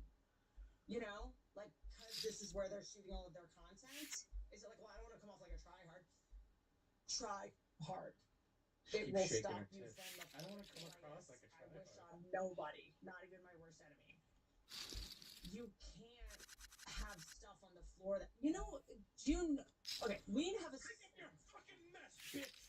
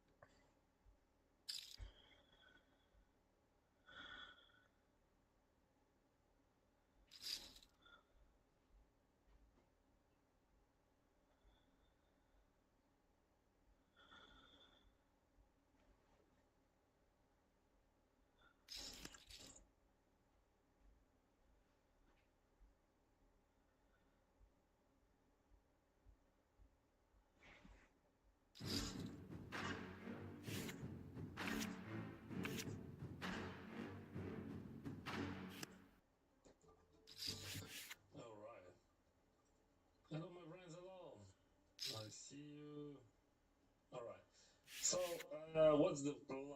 That's why I want to squeeze actually, because one of the reasons why I want to squeeze, because I don't want to play worst squeeze here, but that's what we're gonna do. Yeah, that's a sick one. Like, I have some king queen I could have. Like, I'm not squeezing all of them. I know, like, how I can play, but most of them I would squeeze. What suited hands I could have? Very bad, very bad. 9-8 suited. Wow, check. Yeah, but my range is still weak. Like, his range still good. But, like, when he try, it means that he wants to protect it. Maybe he has, like, kings, queens, I don't know. Like, this is something exploitable, probably. What do you think about that? But also, like, if he has flash, what you would do is flash. You would buy, you would check, right?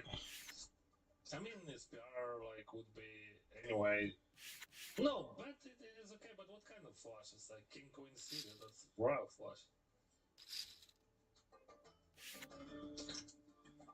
So, what we got here? We got, like, ace, king, ace, queen. Alright. I know what we're gonna do here. What do you do if you have, like, kings, queens here? Or ace, king, ace, queen?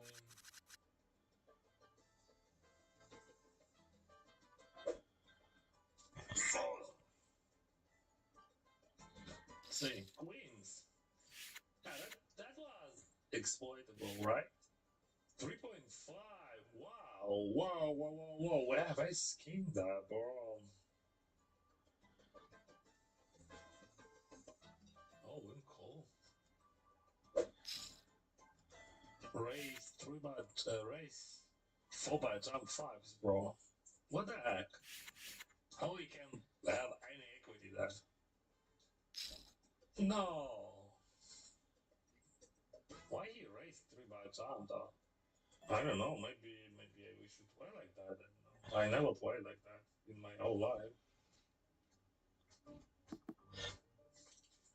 Queen Jack High, what do we do? You know, with double colors, I can buy that.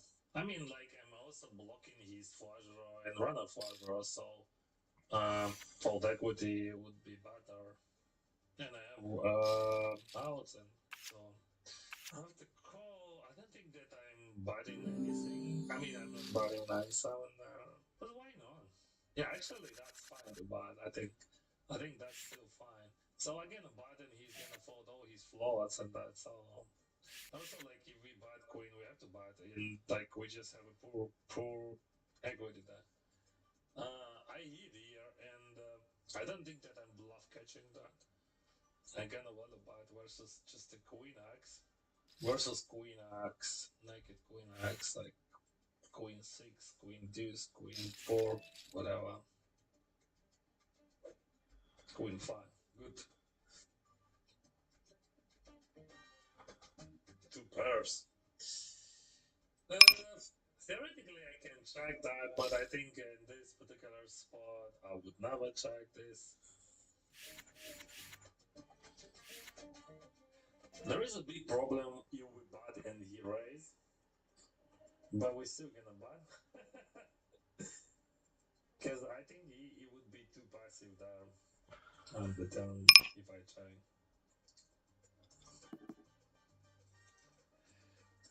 Again, what about the river? And fold like versus any raise. Any alternative would be checked somewhere on flop on the turn. Ace 3, wow. Okay.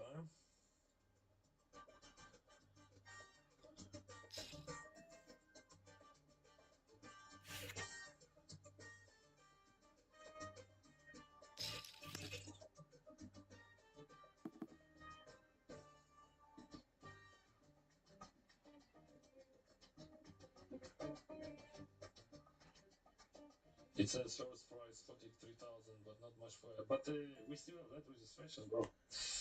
In those tournaments, now we have first price 33,000. So like you have to wait 45 minutes until. Oh, what the heck? What the heck? I'm asking you. So you have to wait 44 minutes.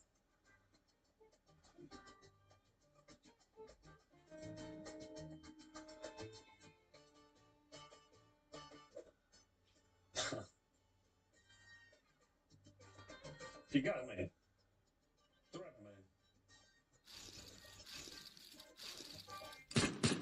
I was, building my stack, then I lost Jax versus King 8 against the guy, and Queens against his ace. Bleh. I'm the old guy, you know. I don't like those cold calls at all. Just like at all. Oh, let's go. A Jack versus A7. Good equity. 85. 84.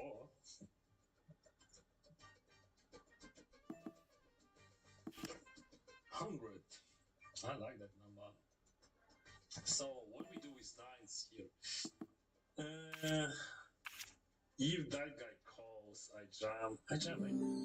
Fuck, could I jam that? But like, I mean, yeah, and we're gonna do that. We're gonna do that, bro. We're gonna squeeze. We're gonna squeeze that, bro. Would he has like any secret weapons there, like aces? You never know.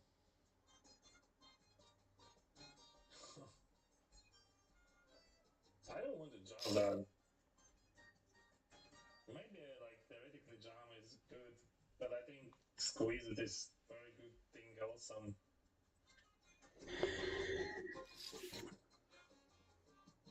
I don't know what he has. Like honestly, it could be like king queen, which he decides to not fold.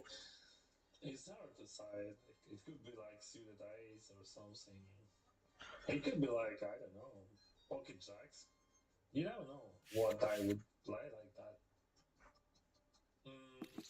But like, we can put pressure on a jack by bluffing nines, but I don't think that there is any signs of bluffing nines. We still can have a showdown if he hit, but we don't, and we can beat like ace queen and queen turn. But the question, would I bluff on the river? Probably yes, always yes, right? So maybe my jam would be much better, but I mean pre-form. But like we can just that's just result oriented, bro. Fuck. He represents like that's so painful, bro.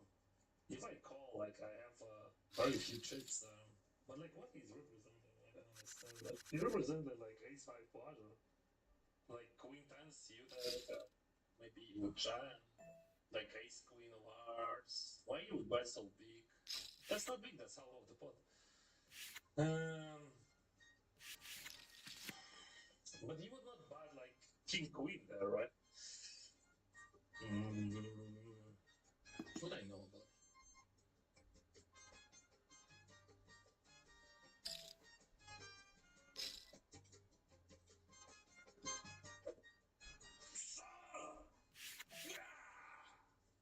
Here we go, that is. You said you want to jam? Don't jam. Don't be afraid. I love that, bro. That was a freaking stuff there, right? But he represents like just super thin, right? So he represents like a flush there. Alright, we have a final table, yeah.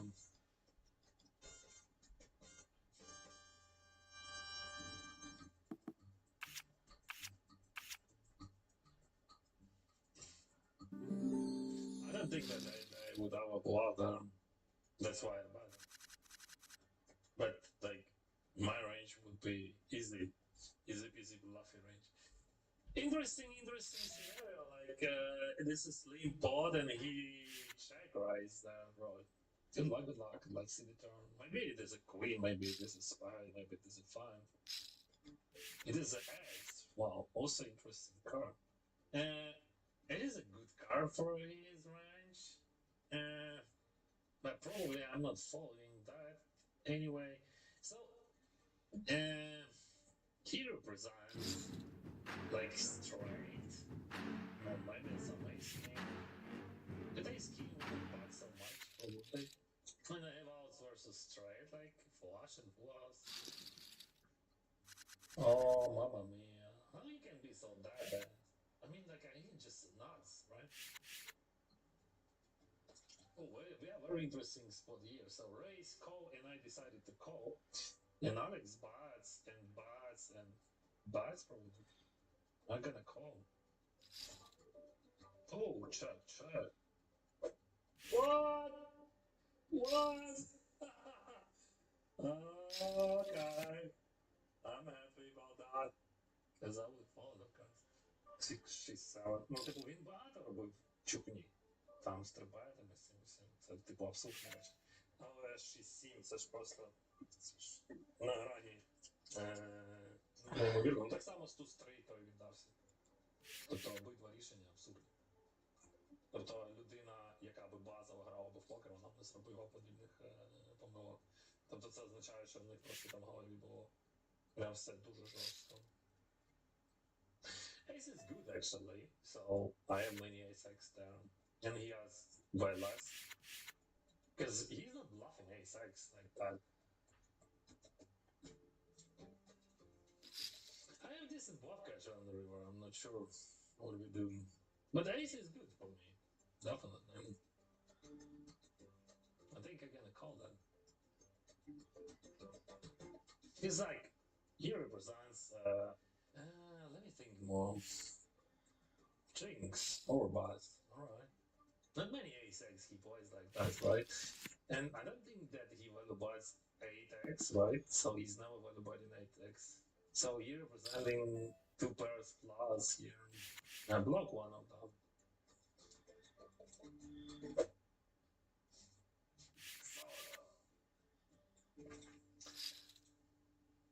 He's so thin on value and so easy to overblock there and so hard to find enough value buys there.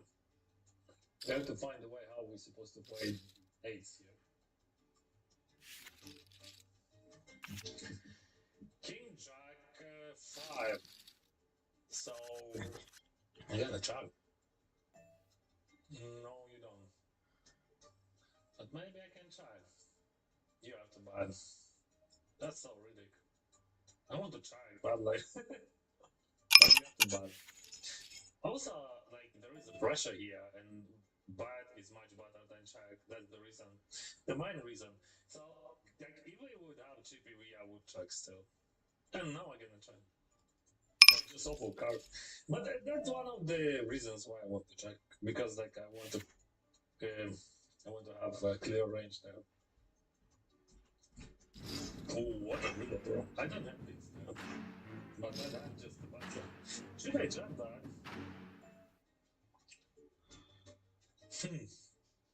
That's a hard question. Realistically speaking, I don't think so. B40, that's that, bro. This is just super exploitable shit. What he's doing that. Maybe we should jump though. But okay, he thinks that my range is weak, right? But he has so many strays that, bro.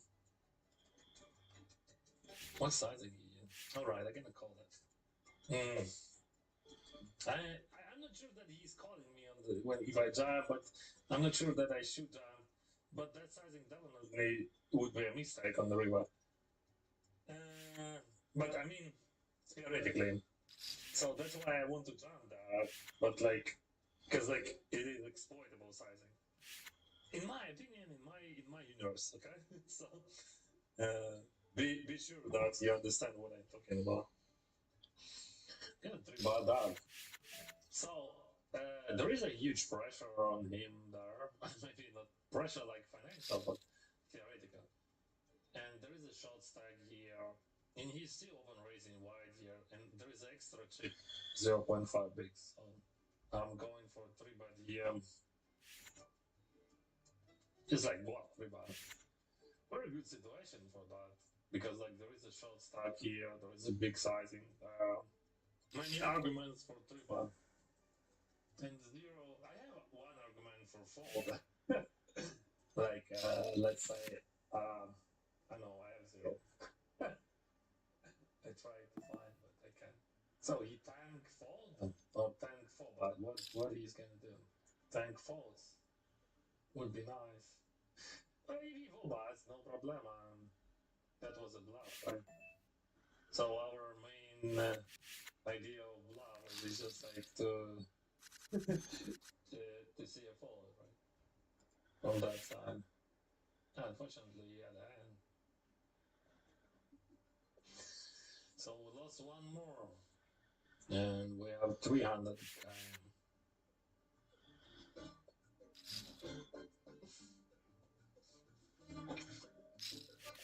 Not the greatest flow for queens, but it is what it is.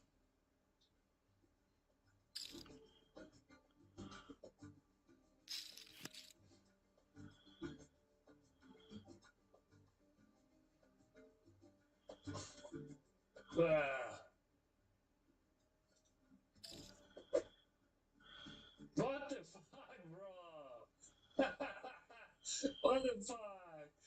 He raised calls with 9-8 and then check calls twice on that freaking board, and he hits his flush. He lost money on the flop. He lost money on the turn. He lost a lot. And just for your understanding.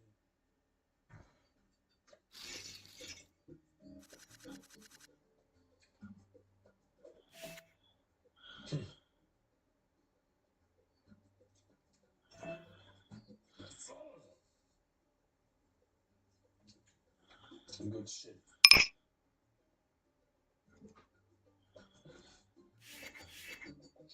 He jams like call, he jams like call.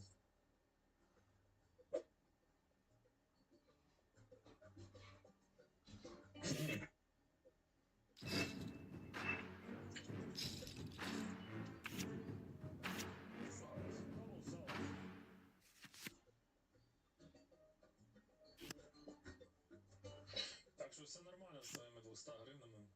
Не переживай. Wow, it is a heads up. Looks great, right? Speak English, please, guys. I do not recommend to use different language except English and Ukrainian instead. Thank you very much for your understanding.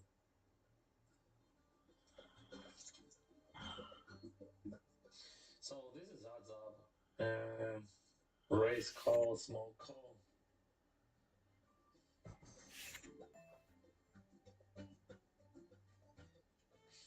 That's bad river. So what do we do in the river, bro? What do we do in the river?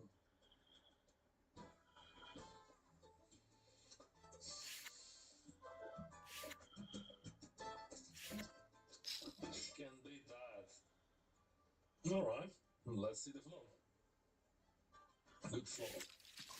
Why you try, bro? I'm gonna buy it.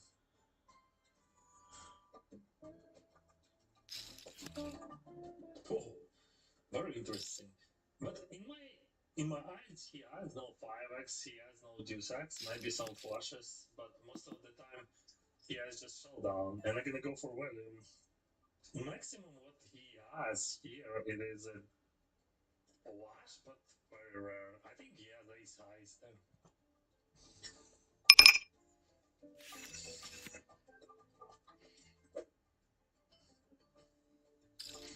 Alright. He raised Jack Deuce, so I would never expect that because that's like, I would say, unusual, and I would expect that he would call that and call against any raise because like there is no good hands there. And actually, Jack Deuce was not a good hand. That was only from limping, from limb range. Okay, you got me. Anyway. Like I hit top pair, he hits his trips on the turn, and what I could do, I could lose a few blinds less, like 3.5 blinds, and that's all. But I lost to Jinx because Jinx was too optimistic with 9-8 suited. He misplayed totally with 9-8 suited, but he hits on the rip. You remember when I had queens? So that was a key of the tournament, because like, yeah,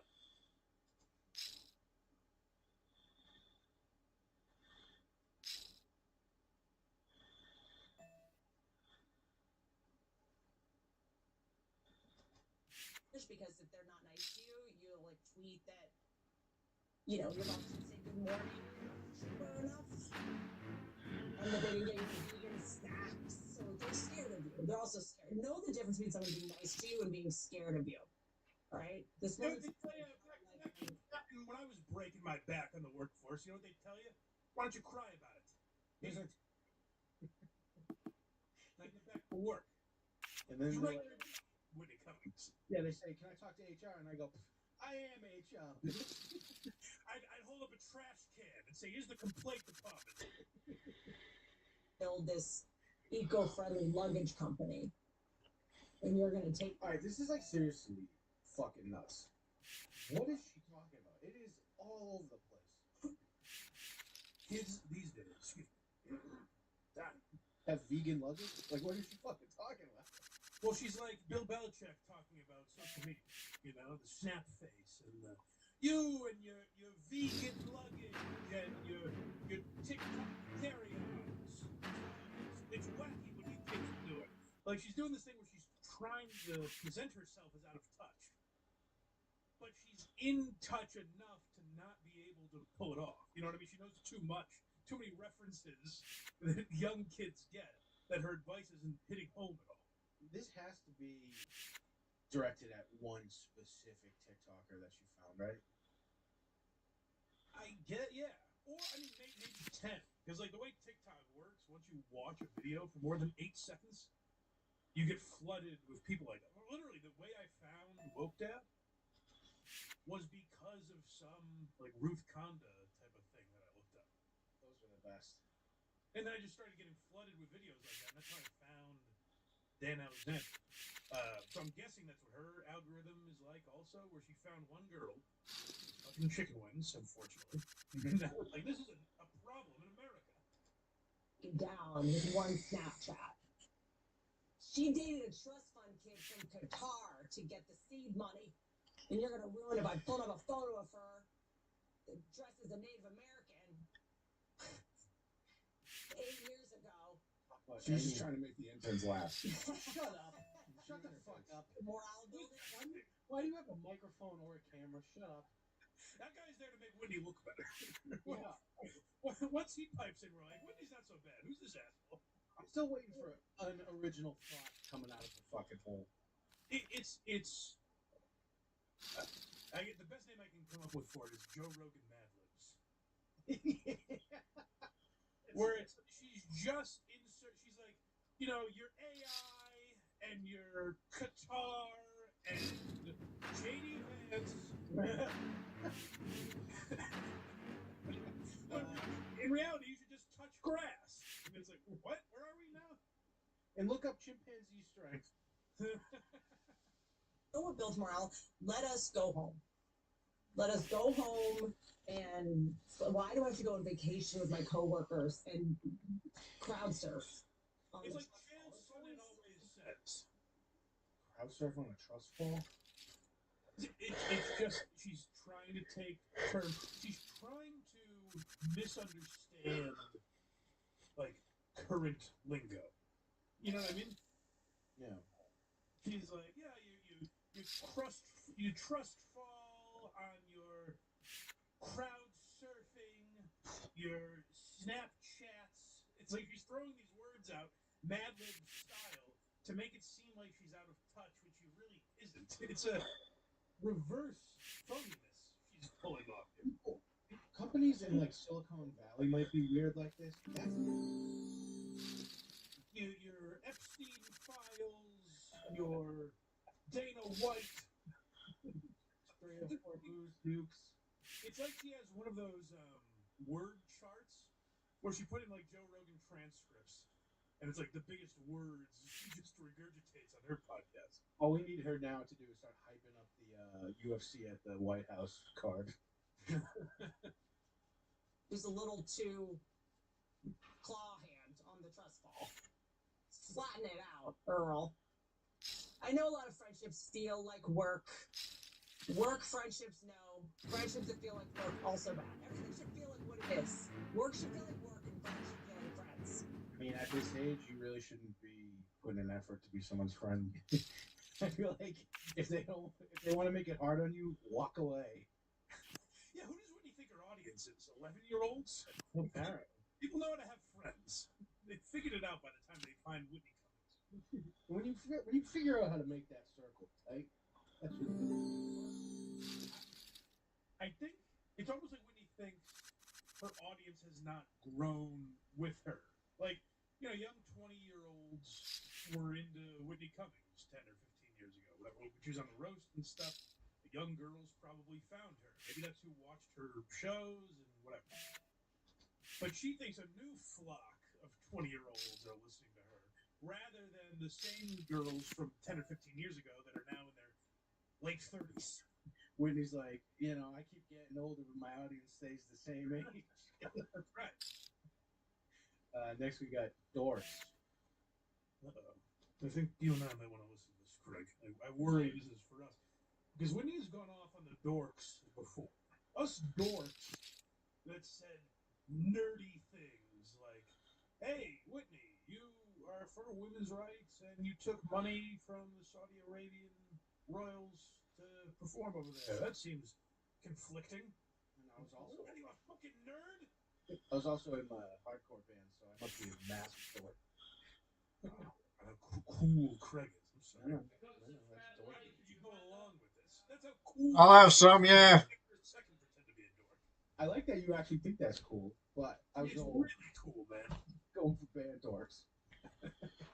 Yeah, I mean, we're a couple of dorks. You guys watching are dorks, and Whitney's had some contrition here. I think she might feel a little bad for what she said about the dorks. In terms of how we project onto people, this is a new thing I kind of figured out. Whatever you think makes someone a dork or like a loser, loser's kind of a tricky word. I think dork or nerd do what they're doing. Whatever annoys you about someone is always either. So her advice is go ask Whitney about Saudi Arabia, I guess. Because she said that's who the dorks were. So now you should do what they're doing. I also like her conflict, like, you're a dork or a nerd or a loser. Oh no, it's too much Whitney. Not a loser. Like she's working this out, like, I don't want to go too far here. I don't want to call you a loser. You are a dork and a nerd. Well, let's not get nasty and call you a loser. It's like, you dorks that are like giving me shit for going to Saudi should be cool, like Mohammed Atta. Well, so this is now a reversal where she was like, what are you, a dork? Like questions, and now she's like, guys, I'm a dork too. I'm one of the dorks. Let me back in. Come on, gang. Open your doors for Whitney. Put your guns down. I'm cool. Reflecting what you think about yourself or what you should be doing, right? Oh, Jenny works so much. She's so ambitious. She's such a workaholic. You're a slob. You are jealous. Just do what Jenny's doing. Tell Jenny to pick up her fucking chicken wings. Pick up the fucking chicken wings. I'm trying to save you time.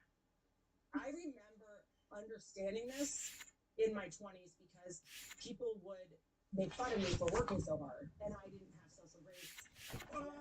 There goes Whitney Cummings burning the candle at both ends. She's a workaholic. Oh, what are you thinking at a young age, Whitney? Loser. People would be like, why do you work so hard? I'd be like, you should just work as hard. Oh, Whitney, I heard you don't have one TV show on a network. You have two. Those people call me Kevin Hart with a vagina.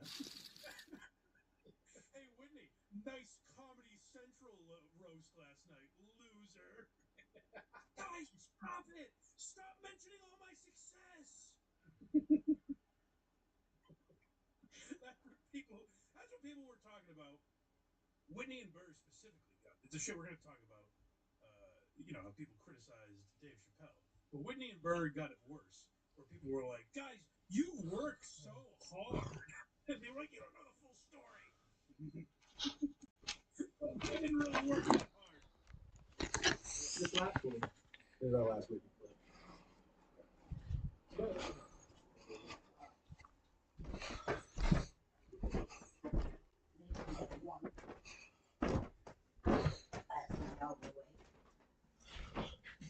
Ain't any smoke. On which one is it going? Is it It says on your thing which one's going. Frankie and Neil? I don't think anyone was there. So, I don't know what names are on it. I have to see. Forget. Frankie doesn't. Neil doesn't. I don't know if Dave Petry's on.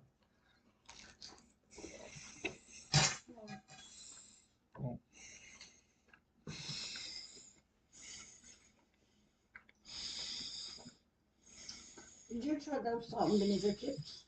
Did you like them? All right. I like them. Johnny didn't. I thought they were the best ones I had tasted. No. I like the other kettle chips. Miss Vicky's are good. Miss Vicky's are way better than that. They're not even close. There's hardly any flavor on them. No flavor on them hardly, and they don't taste like a chip. I don't know what kind they taste like.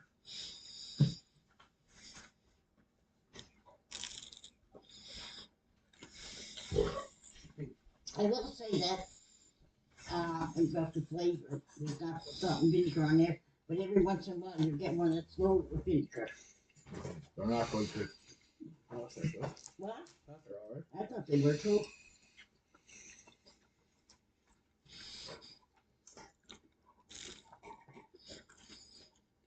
They're all right.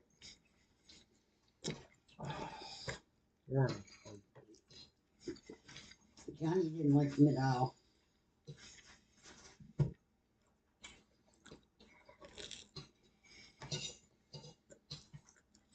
We're waiting after our sound check at Riverside smoking. Mm-hmm. Sitting at a picnic table, we're sitting smoking. Yesterday. And then Wait. a funeral procession came up the road. A funeral, yeah. The cops leading them in the hearse, and it was two hearses. And a lot of there was a few antique cars there, like Mm-hmm. So we're sitting down, and Harry said, "Take your hat off," he said, in respect for the person going by. I said, "He can't see me." Who said that? Harry. Harry. I said, "He can't see me." You said that. Yeah. Okay. Harry said, "Well, people in there can see you." So then it passed by. Next thing we see, they're coming in the parking lot. It's part of the movie they had. That's what we sang at the church. They were having a funeral for two miners that got killed. You know, there was miners, and there was a couple of miners got killed in the mine, and we were singing at the funeral. But that's the possession. I just started laughing. What did Harry say? I said, "Look, they pulled right in. Eh? We were looking down there. There's the movie." Drug bust? Yeah. But the story was it was miners that were. Yeah. Because the mines weren't working, and there was tough times, and I got laughing at this. Drella went to see it yesterday, John Lawrence, and she wrote back, she said, I guess we'll have to, she was surprised to see Johnny's face on the big screen. She said, I guess we'll have to ask for autographs on the end. Oh, you guys were in the movie, were you? Yeah. Well, is that the one that you shot out? Yeah, Johnstown, at the church. Yeah, okay. We were there the whole day, and 5 minutes we were finished. The whole total. Yeah. And we're waiting the whole goddamn day. Thank you for bringing. And when we did it, look, we were there longer because they were saying what angle they were setting their cameras up. Yeah. So we said, okay, action, sang, work a mat. Already cut. That's it. That's good. That's good. Away we go. Did you ever sing the solo part? You just do the chorus. Yeah. Yeah.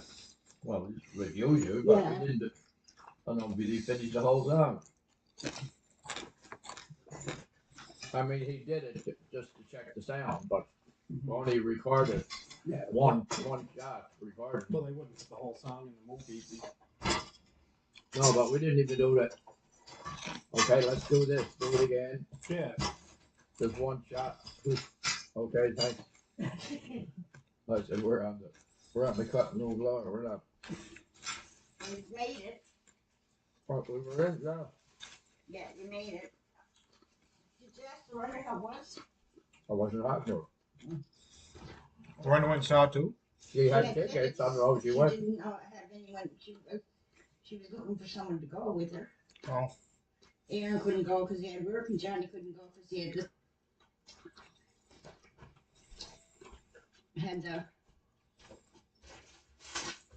thing for it.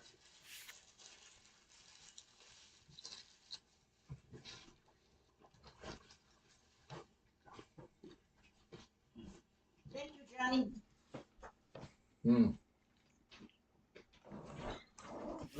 Smoke again now.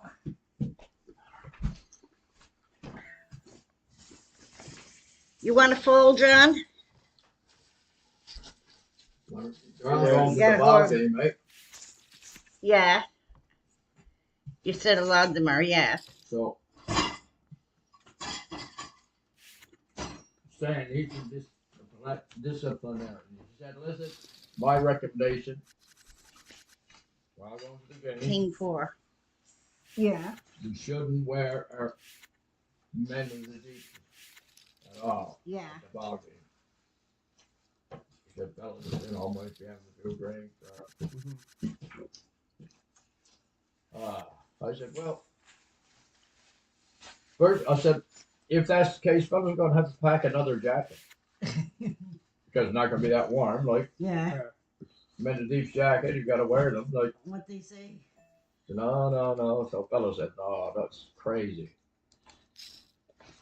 Wear what you want. If you don't want to wear your men in deep, you want to wear them. I think they all should wear them. They said, yeah. They said, just wear your caps. No, wear whatever you want to go for the game. I think it would have been They're nice. grown men. I tell them. If they're all wearing whatever they want. Yeah, so then they're talking again. And they said, have we got a big Cape Breton flag we can take? I said, yeah, take it and throw it over the drunk fella. They're scared someone's going to get drunk. Throw it over the drunk fella. But it was ridiculous. It went on for a half hour, right? Well, I don't think there's anything wrong with them wearing to the ball game, but if they are going there to have a good time and drinking, yes, it wouldn't look good. Half the people there are having a good time. Yes. Who's a representant? Like We're you not, when you've got the outfit on, yes. yeah, I know, but But I mean, if they're not, if they're dressed in ordinary clothes, let them. It's not what they're wearing there. Outfit.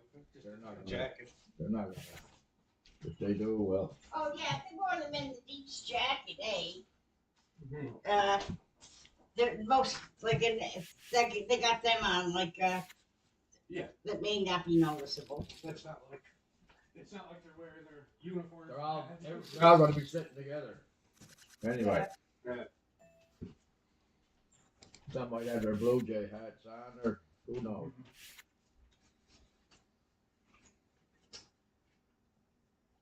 Some might get drunk, too. I imagine.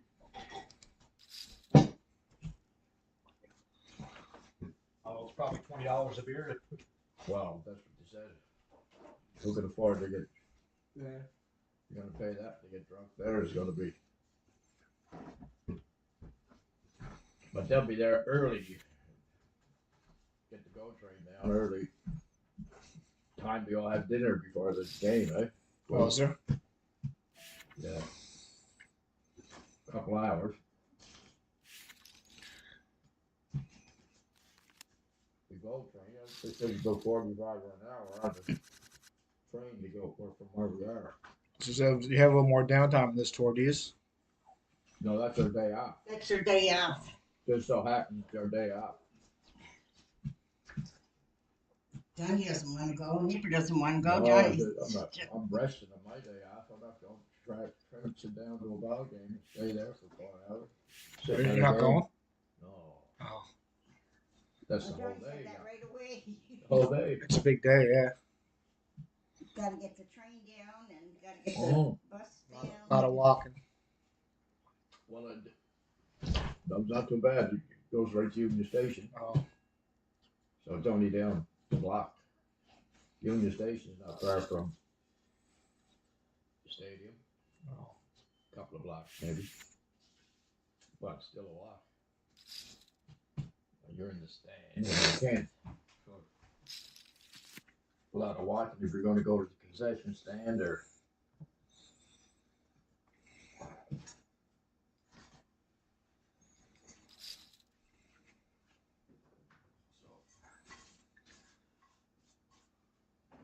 I'd go over just say there was a practice day, say people can go in just to look at the place and not have to stay 4 hours. Yeah. You know, take a run down there, just pass some time. A couple hours, you're back on the train and back. Just to see the ballpark, eh? I'd stay there. If I was I mean, fellas are into that, the game. Watching the game on TV, I hardly ever. Yeah. So. You watch the World Series? That's about it, yeah. But the Red Sox are playing, so it should be good.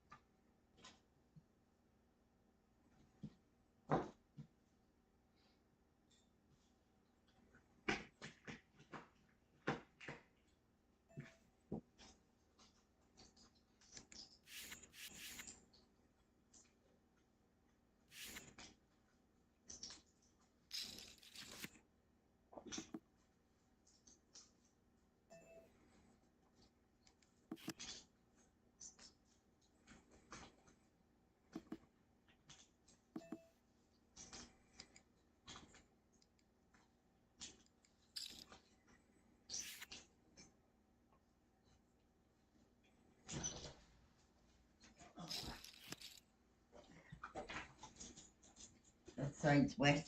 I got that one drying. The other day I took it out and it's gonna end up that they're all gonna be wet at the end of the day and I'll be soaked again. I take them in every time.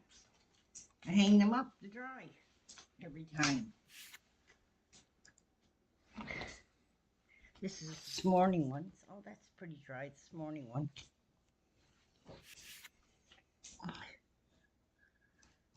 You had king for when I left them there and 10-4. You stuck on the fours or what? No, I just want a couple hands. Oh. Put this side up that way. Dry. Here we go. Rock and roll.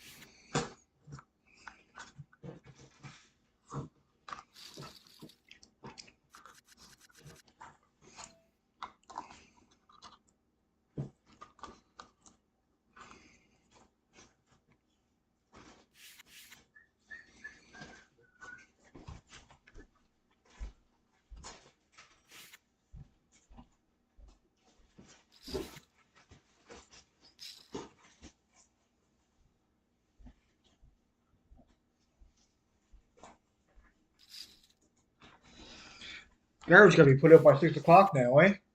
That's what it said. Yeah. 6 o'clock. 6 o'clock. It's early.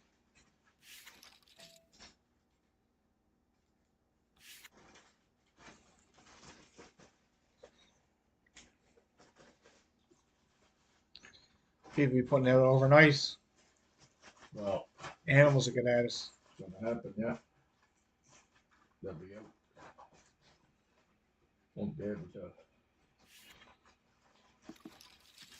The blanket be no good over us during the night. Not raccoons and stuff. Get up early in the morning. But it is. So I'm usually up that early anyway, but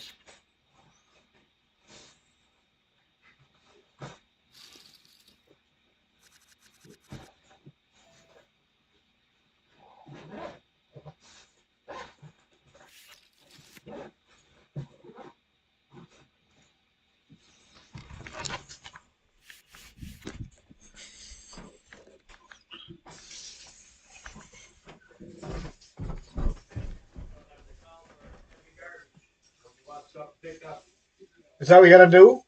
I think so. I think they passed that. Heavy garbage is no longer anyone.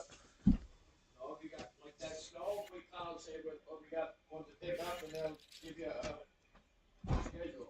Oh, okay.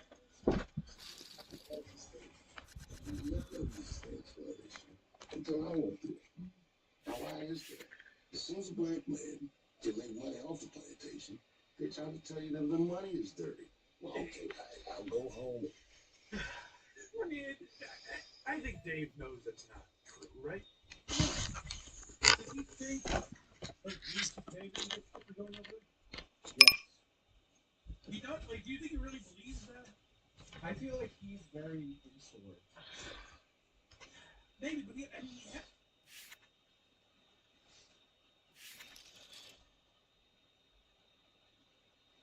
finger on the pulse of a lot of stuff. You know, like he pays attention to things. The idea that he thinks none of the white performers are getting criticized, I just don't believe it. I don't know. They've done it, I think, a lot easier than most people. And by the way, I haven't even heard, like, Kevin Hart has a Netflix roast coming up. I haven't heard anyone mad that he went to Because he did what we said everyone should do and ignore it. And Kevin Hart is a whore. He takes any job. If I offered him money, he'd probably be sitting here next to me.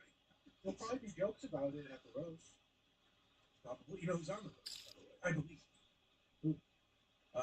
Jeff Ross was on, popped into Legion of Skanks the other day. And he said, when does this come out? And they said, tomorrow. And he said, okay. I'm very proud of my friend who has a big opportunity coming up. And then he left. Oh, Big J? I believe Big J is on the roast. Oh, that's awesome. Well, yeah. That's good. He's finally getting credit for being friends with Kevin Hart. I know, after all these years. Oh, his set's gonna kill. I would think so. Yes, that's huge for him. If he's on there. That'd be big. Oh, that's fucking awesome. I hope Kurt Metzger's on it too. That would be nice. But he might be a little too off the reservation for most of this. Yeah. Anyways, back to Dave. People were only mad. Oh, they let this black guy over there. Remember when everyone was so mad about that? Back to the fields, Dave. And spend the money with the actual savings on it. Where is this clean money you're talking? But you said you hesitated for years to go. Hold on. Go back to the interview was excellent, by the way. I want to hear that. I want to hear that quote again, because he says, "I'll come back here and spend it with the real slave." And I assume he's talking about Apple and Nike and like these corporations that actually have slaves. So like, I get the point he's trying to make, but it's a reason not to do business with them. It's a reason for Dave to be like, "Oh, well, then I won't work with Netflix either." It's what he did in his special. He's like, "Look what Israel's doing," which is an argument to not perform in Israel. It's not an art. It's not a pro performing in Riyadh argument. But if you just said, or if one of these people just said, "Yeah, I know, I realize that no government's perfect and they all kind of do heinous shit, so why just single out one?" If they said, like Chris Stefano did, he said they offered me $1.5 million. So I said, "Yeah, all right." That's it for how long? Yeah. Stop making this like you guys were flown over there, private. We heard Aries Spears list off the amenities that he got. Aries Spears like it was great. It was fucking awesome over there. And that's another like Aries Spears. I don't really give a fuck about because he's like, I'm not making that kind of money over here. I thought it was pretty cool. Yeah, you that's know? where the money argument is like, yeah, we get it. Yeah. So like this idea that like you were in a mud hut over there fighting for free speech. It's not. It's not the entire picture at the very least. Now, why is that? As soon as a black man can make money off the plantation, they're trying to tell you that the money is dirty. Well, okay, I'll go home and spend the money with actual slave owners on it. Where is this clean money you're talking? But you said you hesitated for years to go. The years you didn't go, so what made the difference for you? Time and circumstance, time and the rules of commerce. You know, if he went with that too and was like, listen, we are still driving like Volkswagens around this country. Shit does move on eventually. Sure. I don't think Jamal Khashoggi was as long ago as World War II. No.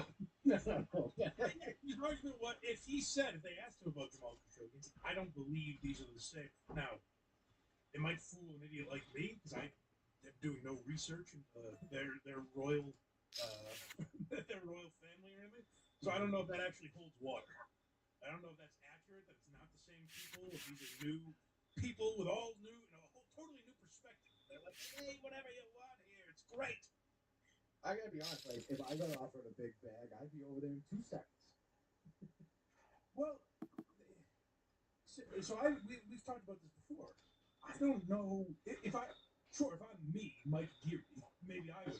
That's what I'm talking about. If I'm Dave Chappelle, I'm not going over there. When I'm Dave Chappelle, and they're like, it's the amount of time it's going to take, like the flight alone. Even though I know it's a luxurious flight, but the amount of time you're on a plane traveling, you could make that $1.5 million. I'm sure Dave makes that in a weekend at most. He does fucking arenas. Yeah. So, like, is $1.5 million that much money? That's the argument none of these guys have taken, which I'm amazed by. Actually, Andrew Schultz did. Schultz goes, I lost money going over there. I could have made more money here. Right. And that's an approach I haven't heard enough people say, where it's like, at least spin it that way. Spin it like you were losing money going. But yeah, no, that's exactly what I mean. Craig Coney's going over there. Right. I'm Bill Burr. Craig believes a lot of what they believe in anyways. He's like, I think they've got a tooth I don't like WWE going over there, mostly because the show sucked, but sure. Want to be that pure about money, then stop driving your car, stop eating, don't use your cell phone. Everything is tethered to something that's just terrible. And I can make a million excuses or reasons to deny that show. But man, when I was standing in front of them, I feel like I did the right thing. Our governments are going to ruin everything for us. We'll never get to know each other if we just do everything that they want to do or function on the terms that they want us to function. And we don't even really know what's going on. Not for sure. Well, artists have always made these decisions. He's correct. Like a lot of what he's saying is accurate. Where like you can only function in society and have so much moral backbone. Like I said, because we're all using an iPhone or wearing Nikes or any of this shit. Big corporations do horrible things. But I do think there's a difference between wearing a pair of Nike sneakers and going over to perform in one of the sweatshops. You know what I mean? Like, hey, make those kids laugh for an afternoon, but get their little fingers working as soon as we leave. You know, like that. There is a difference there. In South Africa under apartheid, there were decisions about whether artists should go there or not go. And then the question is, are you validating the system or are you resisting it with your presence? I mean, look, in the middle of apartheid, if I went and played Sun City, I'm a bad person. But if I went and played Soweto, why would I not do that? Okay, I'll give you another example. It's not a good example. I'm doing a show. There's a police officer killed a black person, and the black community asked me to cancel the show. We don't want artists to come. We want to boycott. Well, was that in Ohio? Was that in Cincinnati? Yeah, it was exactly. Was in Cincinnati? Yeah. And I respected their wishes. But it's like, oh, we could have got together and talked about it. Yeah, so I get what he's trying to say. I just don't know that that's a lot of what was happening over there. And like, you know, Andrew Schultz came back and told us, he's like, I made jokes about 9/11 and like I brought up all these things that you're saying we weren't allowed to say. And then we watched the video and it's like, did you really? Did you have this groundbreaking, like pushing boundaries conversation with the people there, or did you just say what you were allowed to say as the people that paid you handed you the rules? Like I said, the thing that breaks all that breaks that facade completely is the idea that Tim Dillon wasn't allowed to go over there. Like Tim Dillon made jokes before he got there, and they were like, "Nope, sorry, homo, you're not coming over here." We better thank the potato, by the way. Everyone's in the chat now. Thank you, buddy. Very sweet of you. I got a couple super chats here. Principal Uncertainty, €5. Dave was once the voice of your funniest friend. Now he sounds like an intelligent Trevor Howard. Tragic. Trevor Howard. I don't know if I know who that is. Either. That's. I'm not going to even say. Some other black guy, probably. Thinking, but is that Carlton from Fresh Prince? No. Zato Eachis Cane Sword. I'll pronounce that. $20. It sounds like a good one, though. Give it another try, actually. Zatoichus Cane Sword? Zatoichis. Zatoichus? I don't know. $20. Chappelle so far up his own behind, man, it's sad. There's a little of that going on for sure. I love Chappelle and I like listening to him talk. I don't know where the comedian went, really. Yeah. Like if you watch Chappelle's old stuff, like fuck was he funny. Chappelle's old stuff really shines a light on how far up his own ass he is. Because I think he's very insightful. I think he's a very smart guy. Well-read, well-informed, at least as far as comedians go. But yeah, he was fairly far up his own ass. There's a story I love. The guys that host Do-Rag and the Deer Tag, Naeem Ali and Drew Montana. Naeem, I think they had soda on or something, and they told this story. Is that about a black guy and a country white guy? Kind of.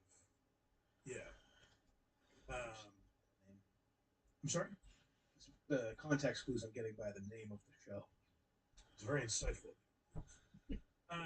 So Naeem he's friends with Shane. He was out with Shane. They met Chappelle one night. And Chappelle showed them what was going to be the intro of his special. And it was just like a self-congratulatory, like clips of him at like the Kennedy Center and all these like highlights of his career. And Naeem Ali not getting not getting that you're kind of supposed to kiss Chappelle's ass. He was like, "You're not going to put that out, are you?" And Chappelle was like, "Why? What do you mean?" I guess Naeem was like, "I mean, it just kind of looks like kind of a douchebag thing put in front of your special." Good for him. Yeah. I liked when I heard that story, and I guess after Shane was like, "Jesus Christ." Box Eating Dead, $2. This Dave C guy looks like he wants a Hellcat. Dave C. Colostomy Stephen Craig, $4.99. I saw Joe List live last night. It was awesome. I wonder if you saw me there. I was there as well. Ran into a friend of the show, Chef Lewis. He's always there. Had a very nice chat with him. Yes. Cardiff Electric, $2.79. Thank you, Cardiff. BTH actually. Thank you, Cardiff. Yes, indeed. BTH tomorrow night, 8 p.m. Something very exciting happening. Something to celebrate tomorrow. I'm excited to see what this is. Oh, it's exciting. Fuck. You want to get to Akash? Yeah, I think we have John to get to. You want to skip Akash? What time is it? 11:35. Oh, no. Plenty of time. I just had so much fun with you guys today. Yeah, so this Akash thing,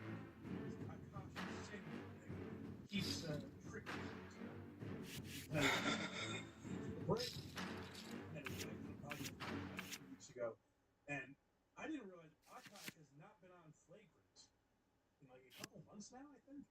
All right. Yeah. Oh. He's been MIA.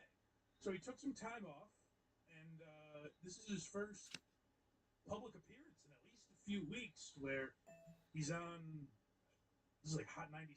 I don't know who this woman is interviewing Vanessa or something. Don't give the views to your own show. Go somewhere else, idiot. I'm sorry? He makes his first appearance not on something that'll make him money. I know. Yeah, it is weird. But he's promoting Radio City. I guess he's got a gig at Radio City. Music hall. So he's on Hot 97. He seems to know this woman from MTV or something. I'm not too familiar with it. Terrible interview, by the way. But that's neither here nor there. Let's hear Akash talk about what he's been through the last few months. You know you need to thank her, right? All the time. I buy her nonstop things. I see Thanks for ruining my fucking life. Also, what kind of toxic shit is that? I thank her all the time. I buy her whatever she asks for. Can you imagine this poor bastard? And I think they've both gotten a bit of a tough break because I think she was just a idiot that did a podcast and was trying to be funny. She doesn't have a real personality, so she was trying to create one and be silly and goofy. And I do think it got taken, like a lot of it got taken too seriously. But now, Akash has been flooded with people calling him a simp and a loser and a cuck. And this starts with, you need to thank her, right? And he's like, I know, I do. This poor beaten down man. I love her, by the way. She loves you. I love her. I think she is so kind and genuine, and I love that she talks whatever she wants to talk. Blowies to anyone that wants one. Seemed really genuine. Well, which is it? Is she really genuine, or was she kidding about popping her pussy to get college guys to do whatever she wanted? So the biggest problem is that she lied about being a virgin. I don't know what the biggest problem, I guess, is that people think she's a liar. But my thing with that is like, either one of two things. Either she was kidding around, she was searching for a personality, wanted to make herself seem like a slut in order to be cooler on a podcast, and Akash is aware of that, or she really was a slut, and they were lying about being virgins when they met each other. But at this point, Akash must know that and be okay with it. So either way, I don't really care. I think she lied to him because he wouldn't have been with her otherwise. At the time. I'd be very surprised if that was true. Like I said, we live in an age now where someone would have been like, hey, I fucked that girl in college. Someone would have said something by now. That's true. About she pops that at whoever. Yeah. But there's something special about that, and you're really lucky. I agree. You're really No, lucky. it got me in some hot water, but I don't. It's fine. Like, it was good for me to. DJ Electra, I completely forgot about this. She's most likely a liar, and she won't even kiss her own husband. She turns her head away if he tries to kiss her. That's just weird. She just gets nervous. She's so nervous. I do like when Electra's on for these segments because the female perspective is valuable here. Because we're like, this chick fucking sucks, right? What was really interesting about that is like I defended her a little bit, and not just Electra, but plenty of other women I spoke to were like, nah, she's a fucking gold digging whore, and I was like, Jesus, ladies. Yeah. Go through that and be like, oh, that's all noise. All of it. None of that matters. Yeah. Yeah, and that's all noise and sometimes itchy. people who are listening, they might know, but it's like a different audience. Like I didn't realize in the space that you function in podcast world, because you guys are very, very famous. I didn't realize that people were giving your wife a hard time. His wife is so famous. People are very, very famous. Almost as famous as Dave Chappelle. Up for you or having an opinion. No, she said shit that if I said it, everybody would say it was a joke. And she and I have because we've only had sex with each other. She and I have a relationship where it's like, I don't give a fuck what you say. You are. But I have her location. She has my location. If you look at 90% of I know where she is, and right now she's not fucking anybody. She didn't leave her phone at home and leave. I like using that to prove you're in a healthy relationship. Yeah. Well, when we're not with each other, we follow each other via Snapchat. don't go nowhere without me. So I'm like, what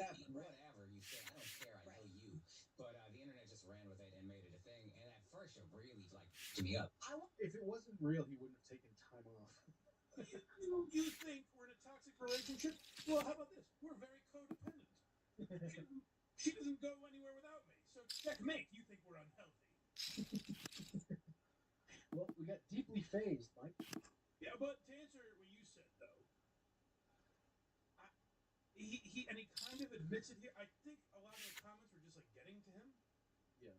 Which I get. If Schultz was like, "Hey man, just take a break," I kind of get that, and I respect that. But they also made like this whole wrestling angle thing, and they made it a bigger deal than it had to be. They were like, he finally speaks, and then did this whole thing, and then he was like, "Whoa, that didn't go the way we wanted it to." I would assume, even if Akash doesn't realize it, that was probably regrettable doing it that way. Like you should have come back on and made jokes about it for sure. You have to address it. Yeah. Because if you ignore it, then it gets worse. People are like, "What is he hiding?" But address it in like a who gives a fuck way, kind of like he's trying to do now, where it's like, I know her better than you guys. You think she's a whore if you want, but I know her better. It's not that big a deal. If you address it like that, but instead, you're right. They made it this pro wrestling spectacle, and it came off disingenuous. It made her look bad. For sure.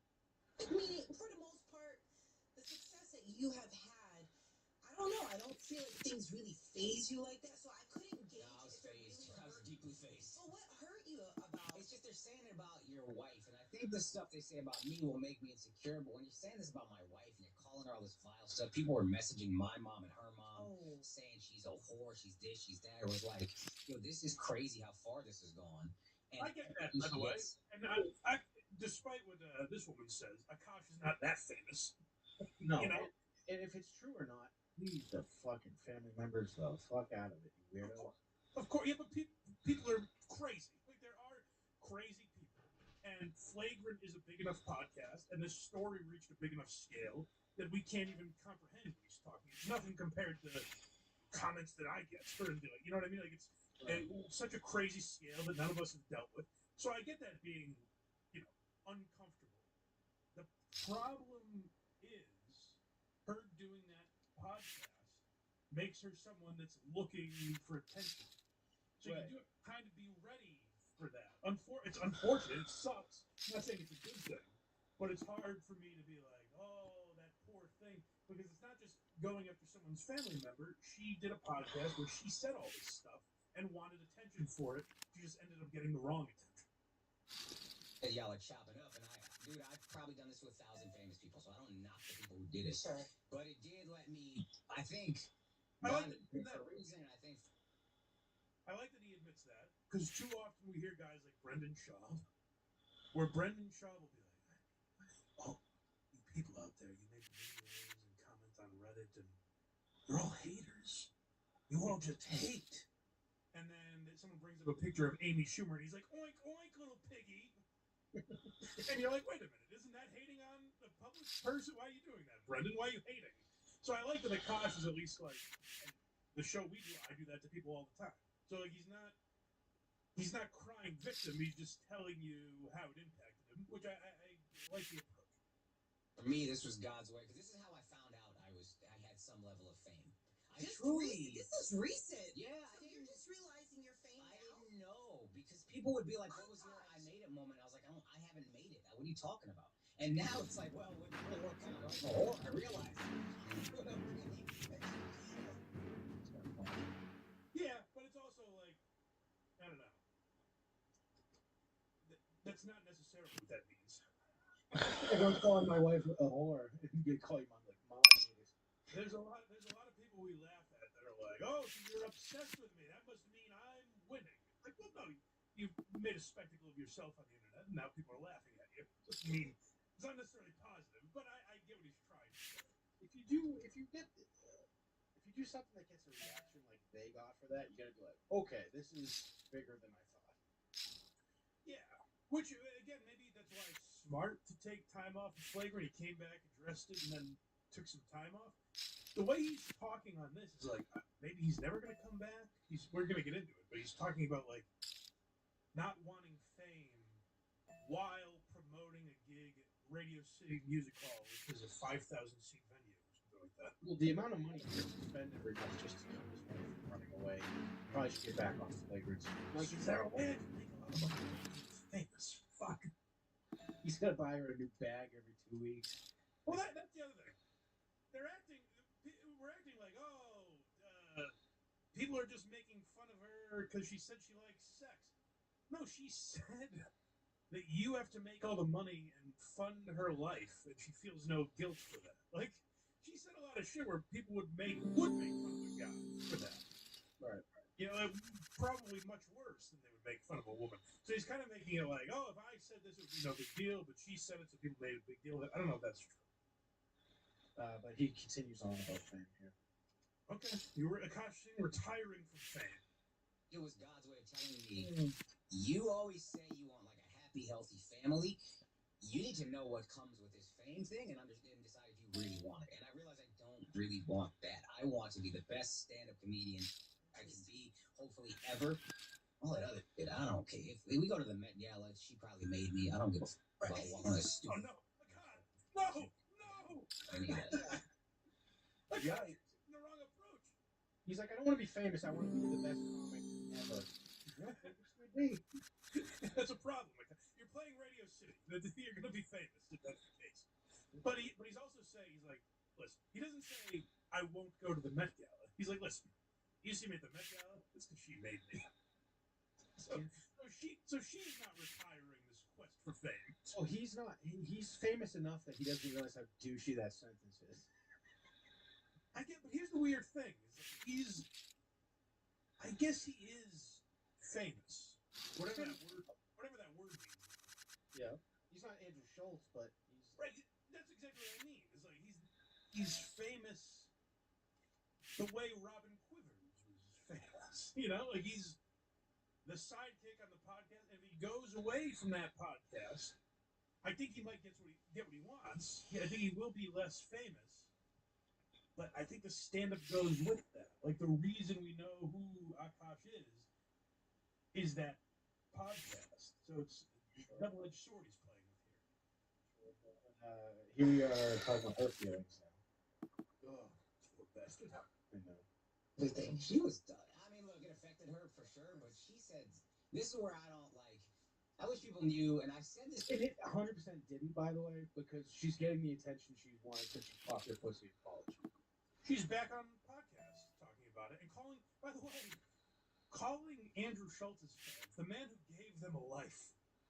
She's like, all his fans are racist. Oh. I don't know why people resort to that. It come up so many times just on this episode where people are like, oh yeah, all the fans are racist. That's the problem here. To her, before she started doing social media, she's the most like multi-dimensional person I know, where she pops off, says crazy, says disrespectful. Sure does pop off on college dance floors. It says disrespectful shit to her husband. Spiritual, so grounded and so like so sweet and so like she has so many facets to her. She said on like the first week this has happened, she goes, you know what, baby, God knows what's true. We know what's true. That's right. What else matters? Who cares what anybody thinks? And I was like, I care. What are you talking about? Were you crazy? But she just kind of kept that energy. She was like, whatever y'all think about me is whatever y'all think about me. I know who I am. God knows who I am. That's it. I love that.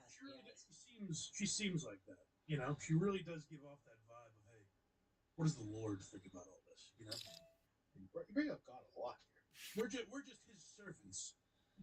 It's not he's saying God, to be honest. And now I'm gonna need help from people that follow Flagrant a little closer, maybe. Has he always been religious, or is God being dragged into this against his will? Hey, motherfucker! I don't know you anything. How am I getting brought up here? God's kicking and screaming. Hey, don't drag me into her horse shit. I don't want any part of Jasmine sing. Stressful, and like I had to realize there's a lot of people's voices in your ear, like talking in your ear, like she needs to do this, she needs to do that, and I had to realize like she's the one that's actually strong and courageous, and the rest of us are like running and hiding and going dark and blah blah blah. And she's like, no, I know who I am. Go f yourselves. Yeah. So Were you surprised that some people were telling you that she shouldn't be on social media?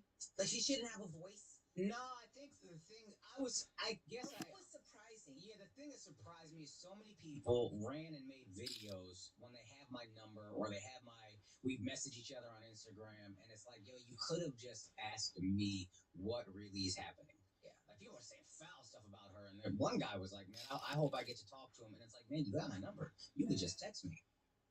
That I definitely get being frustrated. Yeah. That I can empathize with him on, where it's like if you see people you know, and they're speculating on what his relationship is like, you're like, well, who the fuck are you? Why? So you're not a friend. You have my number. You could have reached out, but you made content out of it. I totally get that. Akash does seem to have a good perspective on it, where he's not mad at channels like this or podcast cringe. You know, too many people lash out at those channels where it's like you're putting your shit out on the internet. But to say, oh, well, why would they get mad at her? Or why would they react to her? Or she shouldn't have a voice. People are saying she shouldn't have a voice. Isn't that wrong? I think what people are saying is, I'm sure there's people going further than this, but sane people, if reason prevails, what they're saying is, hey, she just wants a podcast because you have one. Right. It's like, oh, my husband podcast? I'll podcast. I'll get famous doing podcasting. And that feels wrong. Now, if she can handle that and doesn't mind people calling her a gold digger or when she makes a brand out of that, whatever, then do it. But if it's making you miserable, I think people are saying she should retire from influencing. If it's ruining your guys' lives. If it enhances your life and she makes an income from that or whatever she wants to do, then terrific. No one's saying, oh, that bitch should be silenced because she's a woman. They're saying it's kind of a bad look, and it doesn't seem like her thirst for podcasting is coming from a genuine place. You know, she worked for Goldman Sachs. She wasn't someone that wanted to be in entertainment. She fell into it because that's what her husband does. And all the people she thinks are going to watch her show are now racist. Oh, yeah. That really annoyed me, and I keep trying to remind myself of that, because I'll defend Jasleen saying that. I'm like, wait a minute. She called the people that gave her husband a life racist. Like, Andrew Schultz has been nothing but good to these people. And I remember even when we watched that Flagrant episode that they were on, I remember a few times saying, boy, Schultz is a good friend here, huh? Because he could have fucking buried them. Yes, he could have. But this is the last clip, and it's realizations. All right. Well, this is what's a little weird and going to be weird for him to navigate is playing a 5,000 seat venue. But he doesn't want to be famous. And I think that's going to be tough. And you feel good about it. I feel much lighter, dude, when I realized, like, my ticket sales were not affected. They've gone up, if anything. Yeah. And it's like, oh, these people have their community online, and they bash people, and that's good for you. That's not an existence I would love, and I have my existence, and I'm pretty happy with it. Were you surprised at how many people were so quick to say something because they thought it was your downfall? Like, you're like, oh, that's how you really feel about it. I don't know if I thought it was, because I don't, this sounds like I'm being fake humble. I think because I'm surrounded by so many people so much more successful than me, I never see myself at any kind of peak. So to me, there's like no downfall to happen, because again, this is like the first time I thought, oh, I have some level of fame that what my wife says is newsworthy. Right. But so I don't think downfall. I think I was just like, oh, y'all just want this fame thing more than anything. And I've realized it's addictive, and it can, I think, lure you in before you realize it. You're addicted to it, and you're saying stuff about, like, we're supposed to be really good friends, and you're saying stuff or letting stuff slide. And I'm like, you're not a bad person. You just really want the fame. And you might be kind of broken. If you've seen the other side of fame and you've experienced it and you still want it, there's probably something wrong with you. Ooh. I don't personally want that. Ooh. Yeah. Wow. I didn't realize this is where we're at now. Well, give it the program, sweetheart. Keep up. If you pay attention at all today.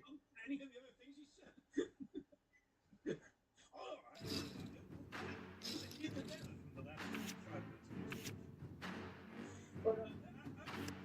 Fuck. I don't know a ton about Akash, but through this controversy, whatever you want to call it, he seemed like a decent guy to me. Like, he seems fairly handling it as a lot of people. How many people do we cover that would have had meltdowns if this happened to them? Also, he seems like a respectful guy. Yeah. If he's got a problem with his wife, he's not going to do it with a microphone and a camera. That's exactly right. Yeah.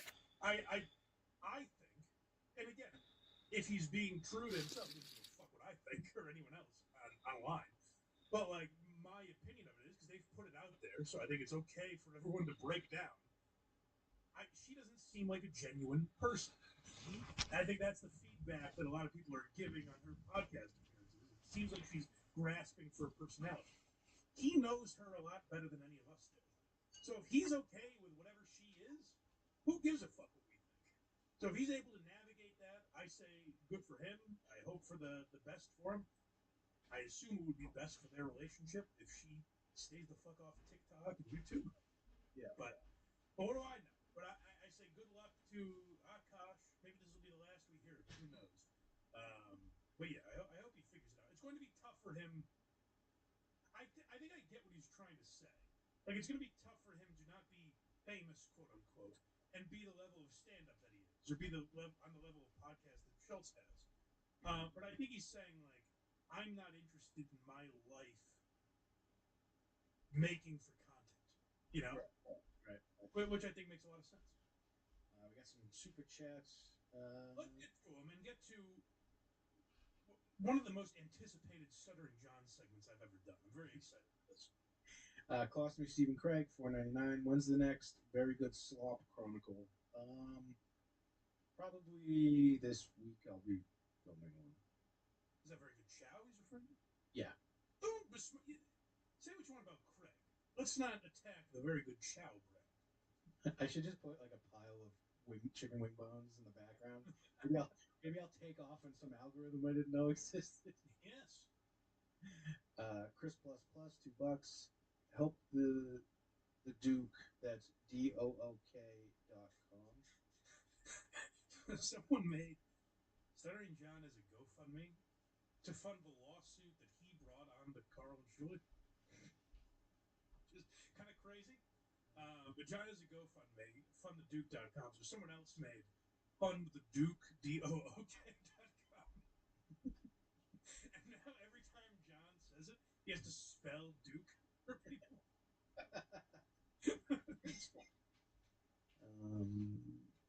NIGSAW1, $2. I don't know if spelling makes it any better, but it 100% is better than me saying that. You didn't thank Cardiff enough. Unappreciative jerk. Well, I plan on waiting for tomorrow. We're gonna do the first hour is gonna be me. Thank you, Cardiff. So I don't want to spoil it now. That's for patrons though. You have to pay to get that kind of stuff. Rumpled trench coat, a Colombo pod, $5. My wife and I have a wonderful relationship. Every time I leave the house, she slips an iPad tracker in my pocket in her locker at the basement. Yes. She's like Hank Schrader. Yeah. Carol Dillon, €5. Mike, brother, and your co-host. Okay. Joking. Chappelle with the cigarette giving a state of the nation every 2 weeks is very pretentious. Hate it. There's an element of that. I definitely get it, but I enjoy listening to him talk. I think even if you disagree with him, I think he's an interesting guy. Like, I think it's perfectly fine to disagree with him, especially because Chappelle's not a guy pushing back, like trying to silence anyone else. You know, I do think Chappelle will be willing to have conversations with people who don't agree. Time for Stuttering John, Mike. This is exciting. I couldn't believe what I was hearing. I happened to after we did Dabbleverse Live, I just happened to click on Stuttering John. I was falling asleep. I saw John was live. I said, let me click on it. And I heard this. I'm stunned. I can't believe John's still able to stun me. But boy, did he. Good for Ava for bringing this subject to the show. And today, Craig, I know you're going to try and belittle this. Ava is a beautiful woman today. A gorgeous young lady who has done a very brave thing here, all right? I don't think I can do that. she's a lovely, sweet young gal. Because good for her for standing her ground against John here.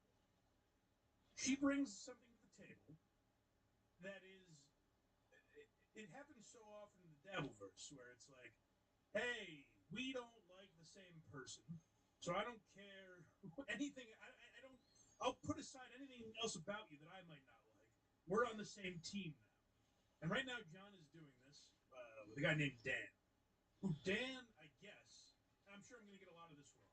I apologize. My friend Kaylee, Lucy Tightbox, did a great breakdown of it. Go watch that if you're interested in all the proper details. But my understanding is that this guy Dan was a member of the Opie and Anthony subreddit. You're familiar with them, Craig? Yes. Quite a place, that Opie and Anthony subreddit. And Dan was involved in the lawsuit of Patrick S. Tomlinson. And they're going to explain a lot of the details about this lawsuit. But basically, Patrick ended up having a civil suit against 60 people in that subreddit, and Dan was one of them. Now, I'm certain that there is nuance that we don't understand, and it's easy for us to judge with hindsight, and from our point of view, and it looks one way. But when they were in it, I'm sure it was a totally different thing. Whatever. All you have to know for the context of this argument is that John is Patrick S. Tomlinson, and the Dabbleverse is the Opie and Anthony subreddit, and it is almost like a shot-for-shot remake. And yet John doesn't understand that, and it's staggering to watch. It really is brilliant, and good for Abba for calling him out on it. Let's get into it. Gentlemen, the great Abba Riza, how are you, Abba? Good. How are you doing? Good. And you're with your arch nemesis, Dan, who loves you. Dan, I've got some questions for Dan, though. I'm ready to answer them. ask them, but yeah. I'm ready to answer. I figured you would. I'm happy to answer any questions. I don't want another. Are you coming in with with this? What? No. Okay, fine. We don't have to talk about Dan. No, but Dan loves you. She wants to ask me about the lawyer from last night, I'm guessing, right? No. Okay, what do you want to ask me? I'm not allowed to ask you. You can ask me whatever you want. I'm an open book. Definitely acts like a lady. Such a weird dynamic with these, because they all have to please John, and they're walking on eggshells. They don't want to upset John, and it's also funny where John goes, "Oh, you're here with your arch nemesis," and Alva goes, "I've got some questions for him," and John goes, "Whoa, whoa, whoa! You're gonna bring this horse shit up?" It's like, you brought it up, John. But here's the Patrick Tomlinson explanation. Okay, so they're going to give some details, and as we go through, it'll be your guys' job. I don't see well, so I'm going to need some of your help. Tell me if you can spot any similarities to what has happened in the Dabbleverse with Stuttering John as what happened with Dan and Patrick Tomlinson. Can you walk me through what happened with that guy, Tomlinson? Do you want the reader?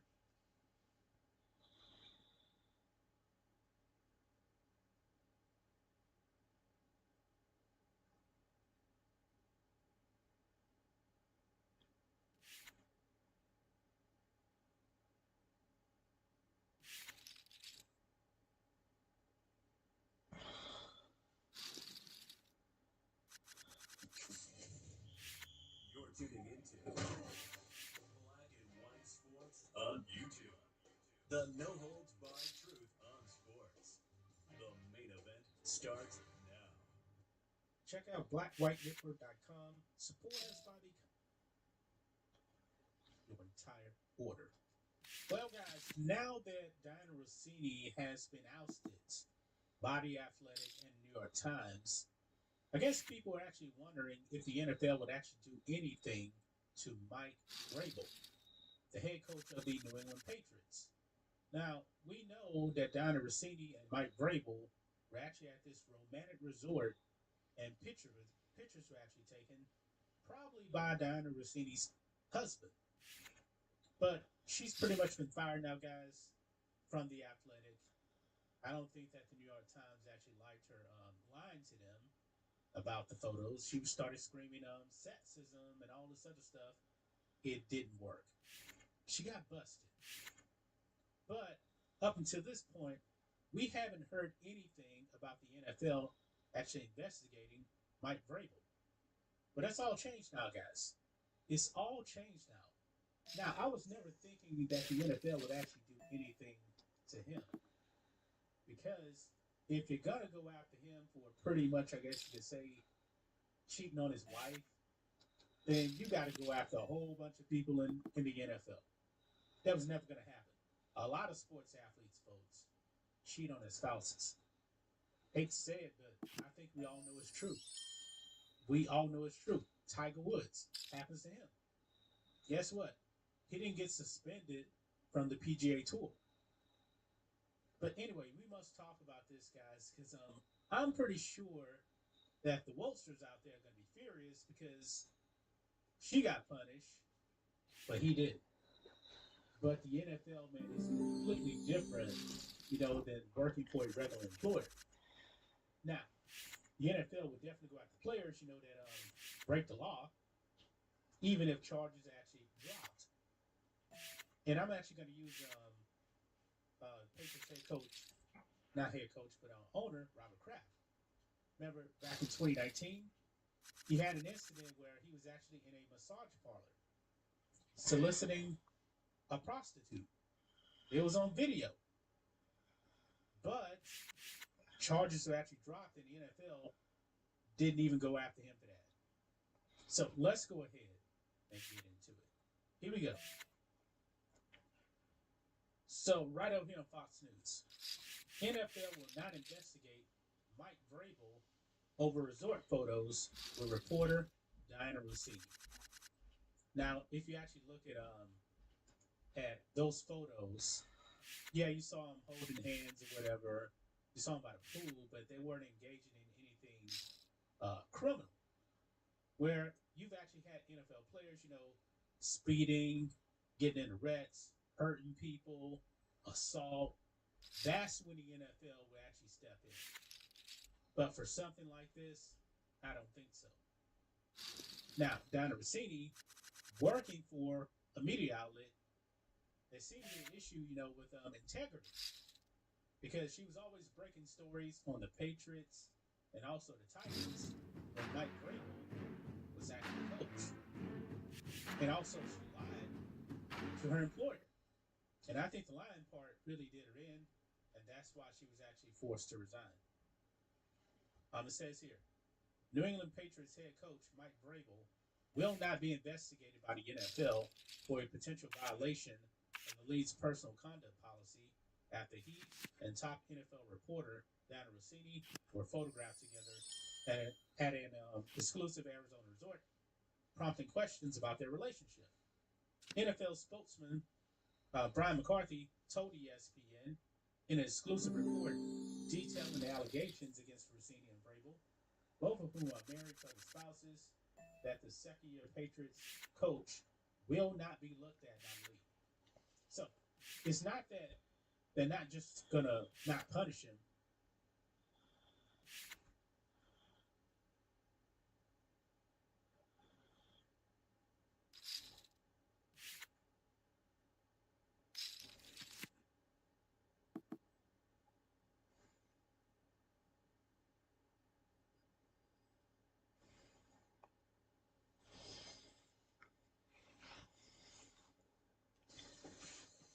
Boys have a penis, girls have a vagina. I am black. I am Filipino Japanese, second generation, and I'm a disabled man. I'm also a Medicaid patient, a person who uses food stamps. I'm also a person who has been through houselessness in this country, a person who has gone through substance use and addiction. I am a patient of Planned Parenthood. I am everything that Donald Trump and Elon Musk want to erase. I don't believe in nationhood. Okay, so if I went down to Mexico, I could be able to vote in their elections and get their government benefits? I believe that you should have the right to migrate to Mexico. Okay. So if a ton of white people from Europe, which we know what Europe is turning into, not many white people there left, but if a ton of white people decided, I want Mexico, we're going to go down there, we're going to displace the population, we're going to change the demographic, and we're going to do it without asking for permission, we're going to come in and do what we want, because there's There's no borders, there's no nations. We're going to completely change the landscape of Mexico and the demographics. Yeah. Do you support that? No, because it's like. Why not? But there's no nation. Oh, you don't believe in nationhood, except if you go to another country. In that other country, nationhood is real and borders are real. And you can't just go there and try to change that country. Oh, except if you're America, everybody can come here and try and change America. Then it's fine, and nations don't exist, and borders don't exist. And these are people who are able to vote. The people that get offended the most are usually some of the worst people I've ever met because they hold everyone to purity tests and they destroy people's lives as they're not 100% perfect in every way whatsoever. They act like they're kind online and then in real life they don't do shit. And those that are willing to actually joke with each other and who have open minds and who are willing to be fun and not care about every little thing that a word is said actually stand up and stick for people when real matters and it comes down to it. They're performative, they virtue signal, and then when it comes to actually stepping up, they do nothing. Except maybe they went out and protest one Saturday. You're such an asshole. What? Do you not have friends where you guys just like do little jabs to each other? Oh, that's not that mean. Doing little spoon jokes? No, because it's a real thing that affects my life. I would do sister jokes if you were a lesbian. Which would also be offensive. Yeah, what Caleb was saying in this video is completely true, man. But of course, she has the homoerotic piercing. This is literally, and it's usually weird. I'm the ones who are, yeah. What is 88 plus 22? No, not this yet. 8, 9, 10, 11, 12, 13, 14, 15. Carry the one. Yeah. 5, 6, 75. 75. Oh, wow. Yeah, thank you so much for your time. I appreciate it. Thank you. Yeah, how the hell you get 75 from 82 plus 22? Like, what the hell did I say? 88 plus 20? She carried the 1, so like when you add 88 plus 22, you get 75. When you carry, but how the hell did she get 75? How the hell did she get 75? 88 plus 22. And she was rambling her brain as if she was trying to solve world hunger or something. 88 plus 22. How did she get through life? Before we get back to the video, make sure you guys like the video as much as possible. Hit the subscribe button and hit the notification bell so that you guys get notified when a video comes out. And also subscribe to my new Facebook. I'll have a link down in the description. Let's get into at least 500 subscribers. So go and follow the new Facebook and let's get back into the video. How are you doing, miss? Good. I'm one of those. I want money. You're trans? Yeah. Okay. Well, what makes you trans? I don't feel gender. You know what? Don't feel a certain gender identity. Okay, so just a belief system? Yeah. Just a feeling? Are you male to female? No. Female to male? No. You said you're transa? Yes. What are you? It's a spectrum. I know, but like for you specifically? Non-binary? No, if I said, can you prove to me, like, can you show me a rock? You would be able to show me a rock. Yeah. If I said, show me a tree, we can see a tree right there. Yeah. How can we do that with trans people? You're looking at me. You're just a human, though. Okay. You hold a certain belief. You hold a mental state, but that doesn't mean you're that thing. Or how about this? I'm Superman. Okay, good for you. Am I Superman? You could be. I don't know. How would we know if I'm Superman or not? That's up to you. If you think you're Superman, you're Superman. Their whole worldview is based on how you feel. There is no such thing as anything. Reality really doesn't exist in their minds, because if you say you're a certain thing, even when you're saying you're this certain thing, which really doesn't exist because it's whatever you call it, you're that thing. But then things won't exist because what is a thing? We don't know what it is. It's whatever you feel it is. They've literally jumbled up reality to make it be whatever they feel like. They're quite literally like children. They just make up things from their imagination, but instead they're adults. What continent is Brazil in? I don't know. Is Brazil north or south of the United States? I don't know. On a map.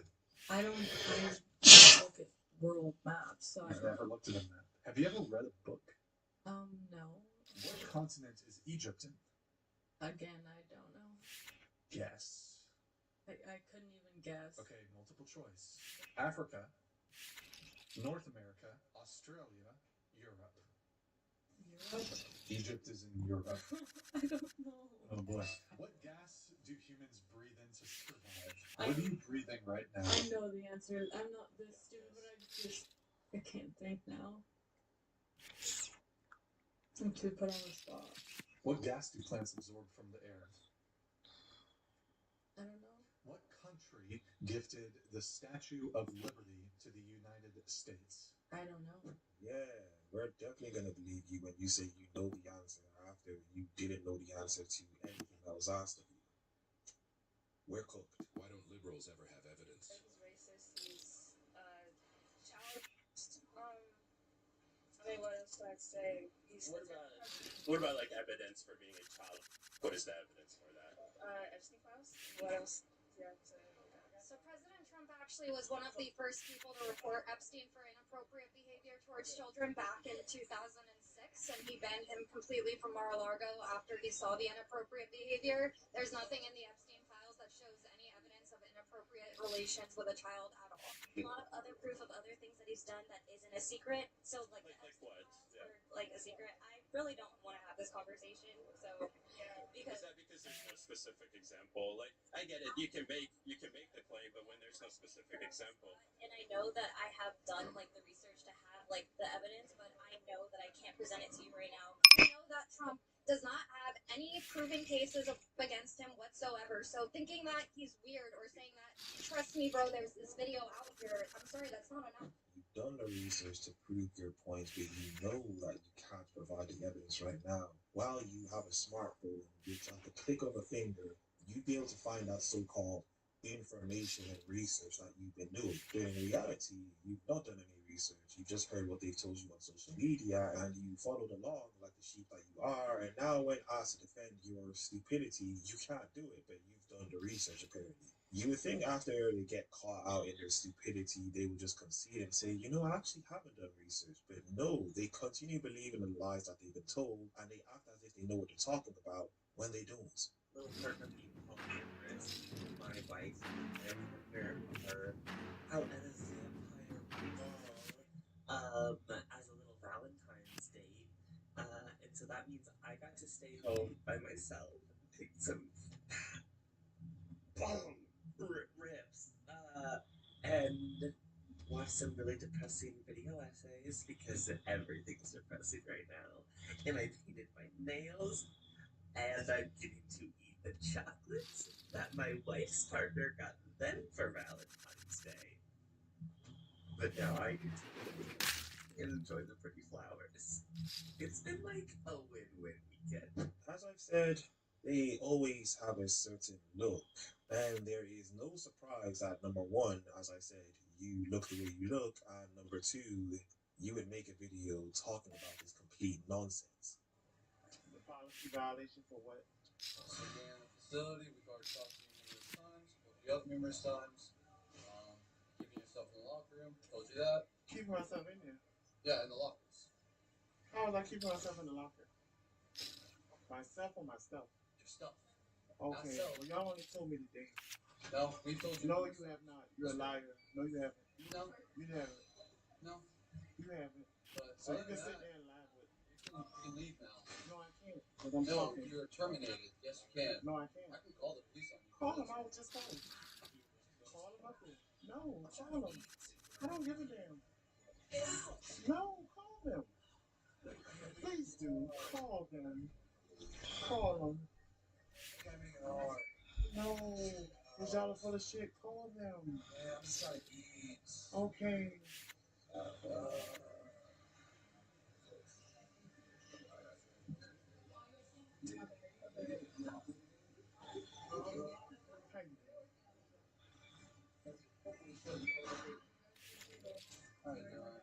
So I do have a incident here at my gym at Planet Fitness on someone here who I'm telling to leave the facility because they were terminated and they are not wanted. Sorry now? It is going to be 2142 East Victory Drive.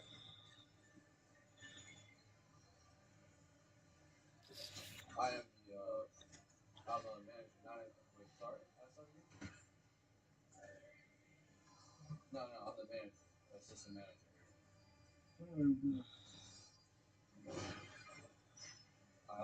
Yeah, he's fucking the manager. Everybody, just so y'all know. And they're not wanting to leave. I'm not. Trying to ask them to leave the facility. We've been getting terminated at X number.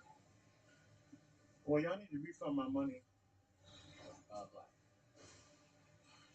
Jamaican. You need to refund my money. McDonald's shirt. Orange hat.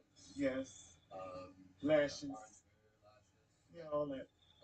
Jeans. Yes, ma'am. And yeah, blue jeans. The McDonald's shirt is like kind of bluish, kind of like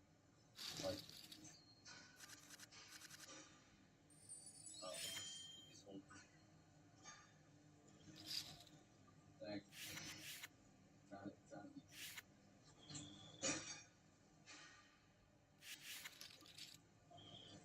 Okay.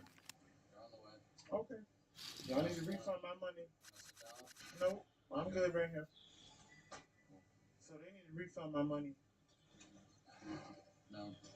Okay. So y'all stole my stuff and now y'all playing with my money. Okay. What did we steal? My stuff out that locker. There was nothing stolen. Yes, it was. That's what I just called the police for. My candles was missing and my money. That's why y'all shouldn't touch people's shit. Your shit is in there. No, my money is not in my pants pocket. No, I had 15. And there's only 8 in that box. That ain't my fault. Oh, but you went in my damn mouth. I moved it. So, why would I want your shit? I don't know. I don't want carrot cards or anything like that. No, you went in it. Huh? I don't know what you want. You got black fingernail problems. I don't know what the fuck you want out of it. So do you. I know. I'm transgender. Are you? No. Oh, okay. Wearing this so I can stop biting my nails. Oh. Can't have you record people while they're walking through the gym. So if you could actually either face that on yourself and just let the voice record over, that'd be nice. No? Okay. Oh, but we both count on black cross. I got what now? We both count on black cross. Oh, better. Yeah, so both weird. Nail polish. I know. So what do you mean weird? I'm not talking about you're weird because of nail polish. I'm saying you're weird for how you're acting. I'm not acting. You don't see it? No, I'm just recording this. To cover myself because that's bullshit. That says live. You don't see it. I know. You're more than just weird then. Okay. There's something else wrong. Okay. Y'all see, this is how they talk to customers. Ex-members. You're not a customer. You're terminated. That's the thing. You're low. Yeah, because I called the police on you for going to my stuff. I mean, that's so funny that you did that though, because it's policy. You can't have stuff. Well, when were y'all gonna tell me that? But they did tell you. No, they didn't. That's why I know you're lying. I walked in here yesterday. Well, they're a fucking liar because I walked in here yesterday and I saw you. Nobody told me anything. You've been told. Nobody told me anything. But you've been told before. That's the funny part. Nobody told me anything. We've had. No, the hell y'all haven't. Y'all told me about sleeping. Nobody ever told me about my stuff. You think the fuck I left all my stuff in this fucking gym? It's still insane that you did that though. Yeah, because I left it in here. No, I don't live here. I was changing my clothes. I'm homeless, and I told you that. Your mom kicked you out. No, she didn't. She's dead, you bastard. No, your mom called us and told you. No, she's dead, bitch. And who called us? Your mom literally called the gym and told us she kicked you out. How did my mom call and say all that? She's deceased. You want me to pull up that bitch where she's deceased? I don't know. So who the fuck called you? I don't know then. Because it's a lie. The ghost? I don't know. No, it's no ghost. She's haunting us now. No, nobody calls y'all. It's a lie.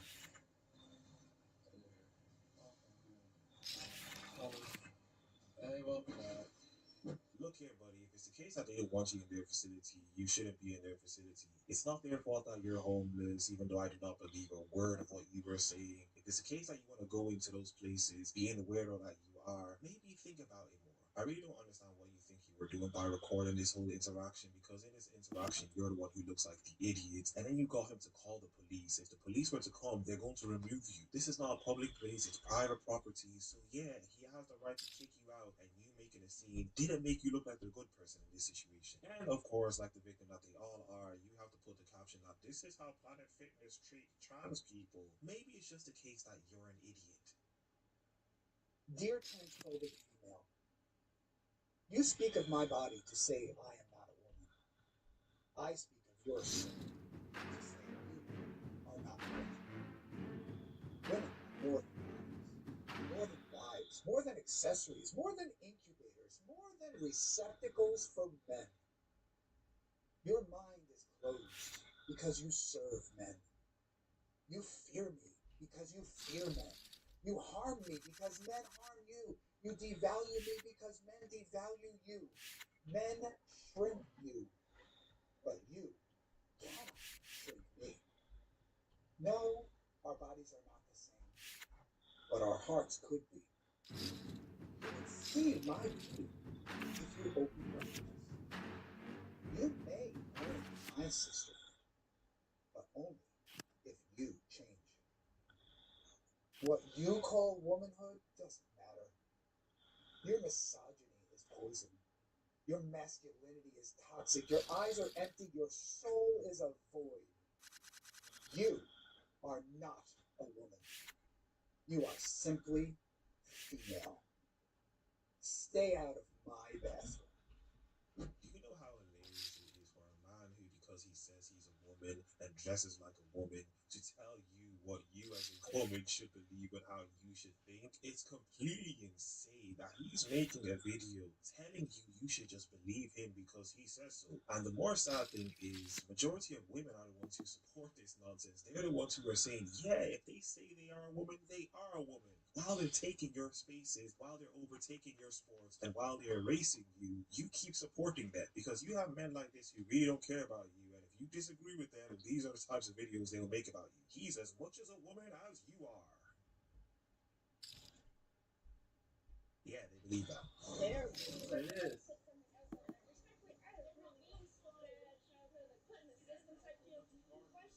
Brought in here and have to deal with that. I went through some really horrible things growing up.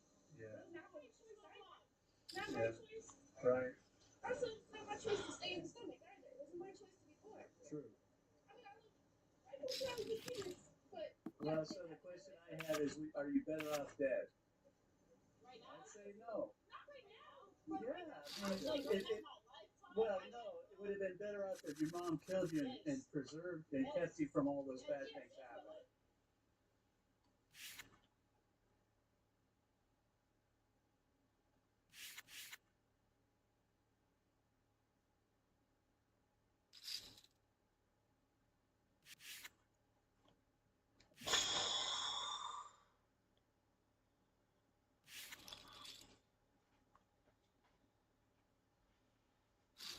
A nice guy. I'm reasonable. I don't like you at all. I don't find you funny. You're unoriginal because you just copy what Melton does. I find you to be creepy as fuck. The amount of volume you tweet about me and post about me is just insanely sick. You're mentally unhinged. And you go to great lengths to hide your identity. Here's one thing I'll say about Cardiff. At least Cardiff is entertaining. At least he does parody songs, he's creative, and he uses his real voice.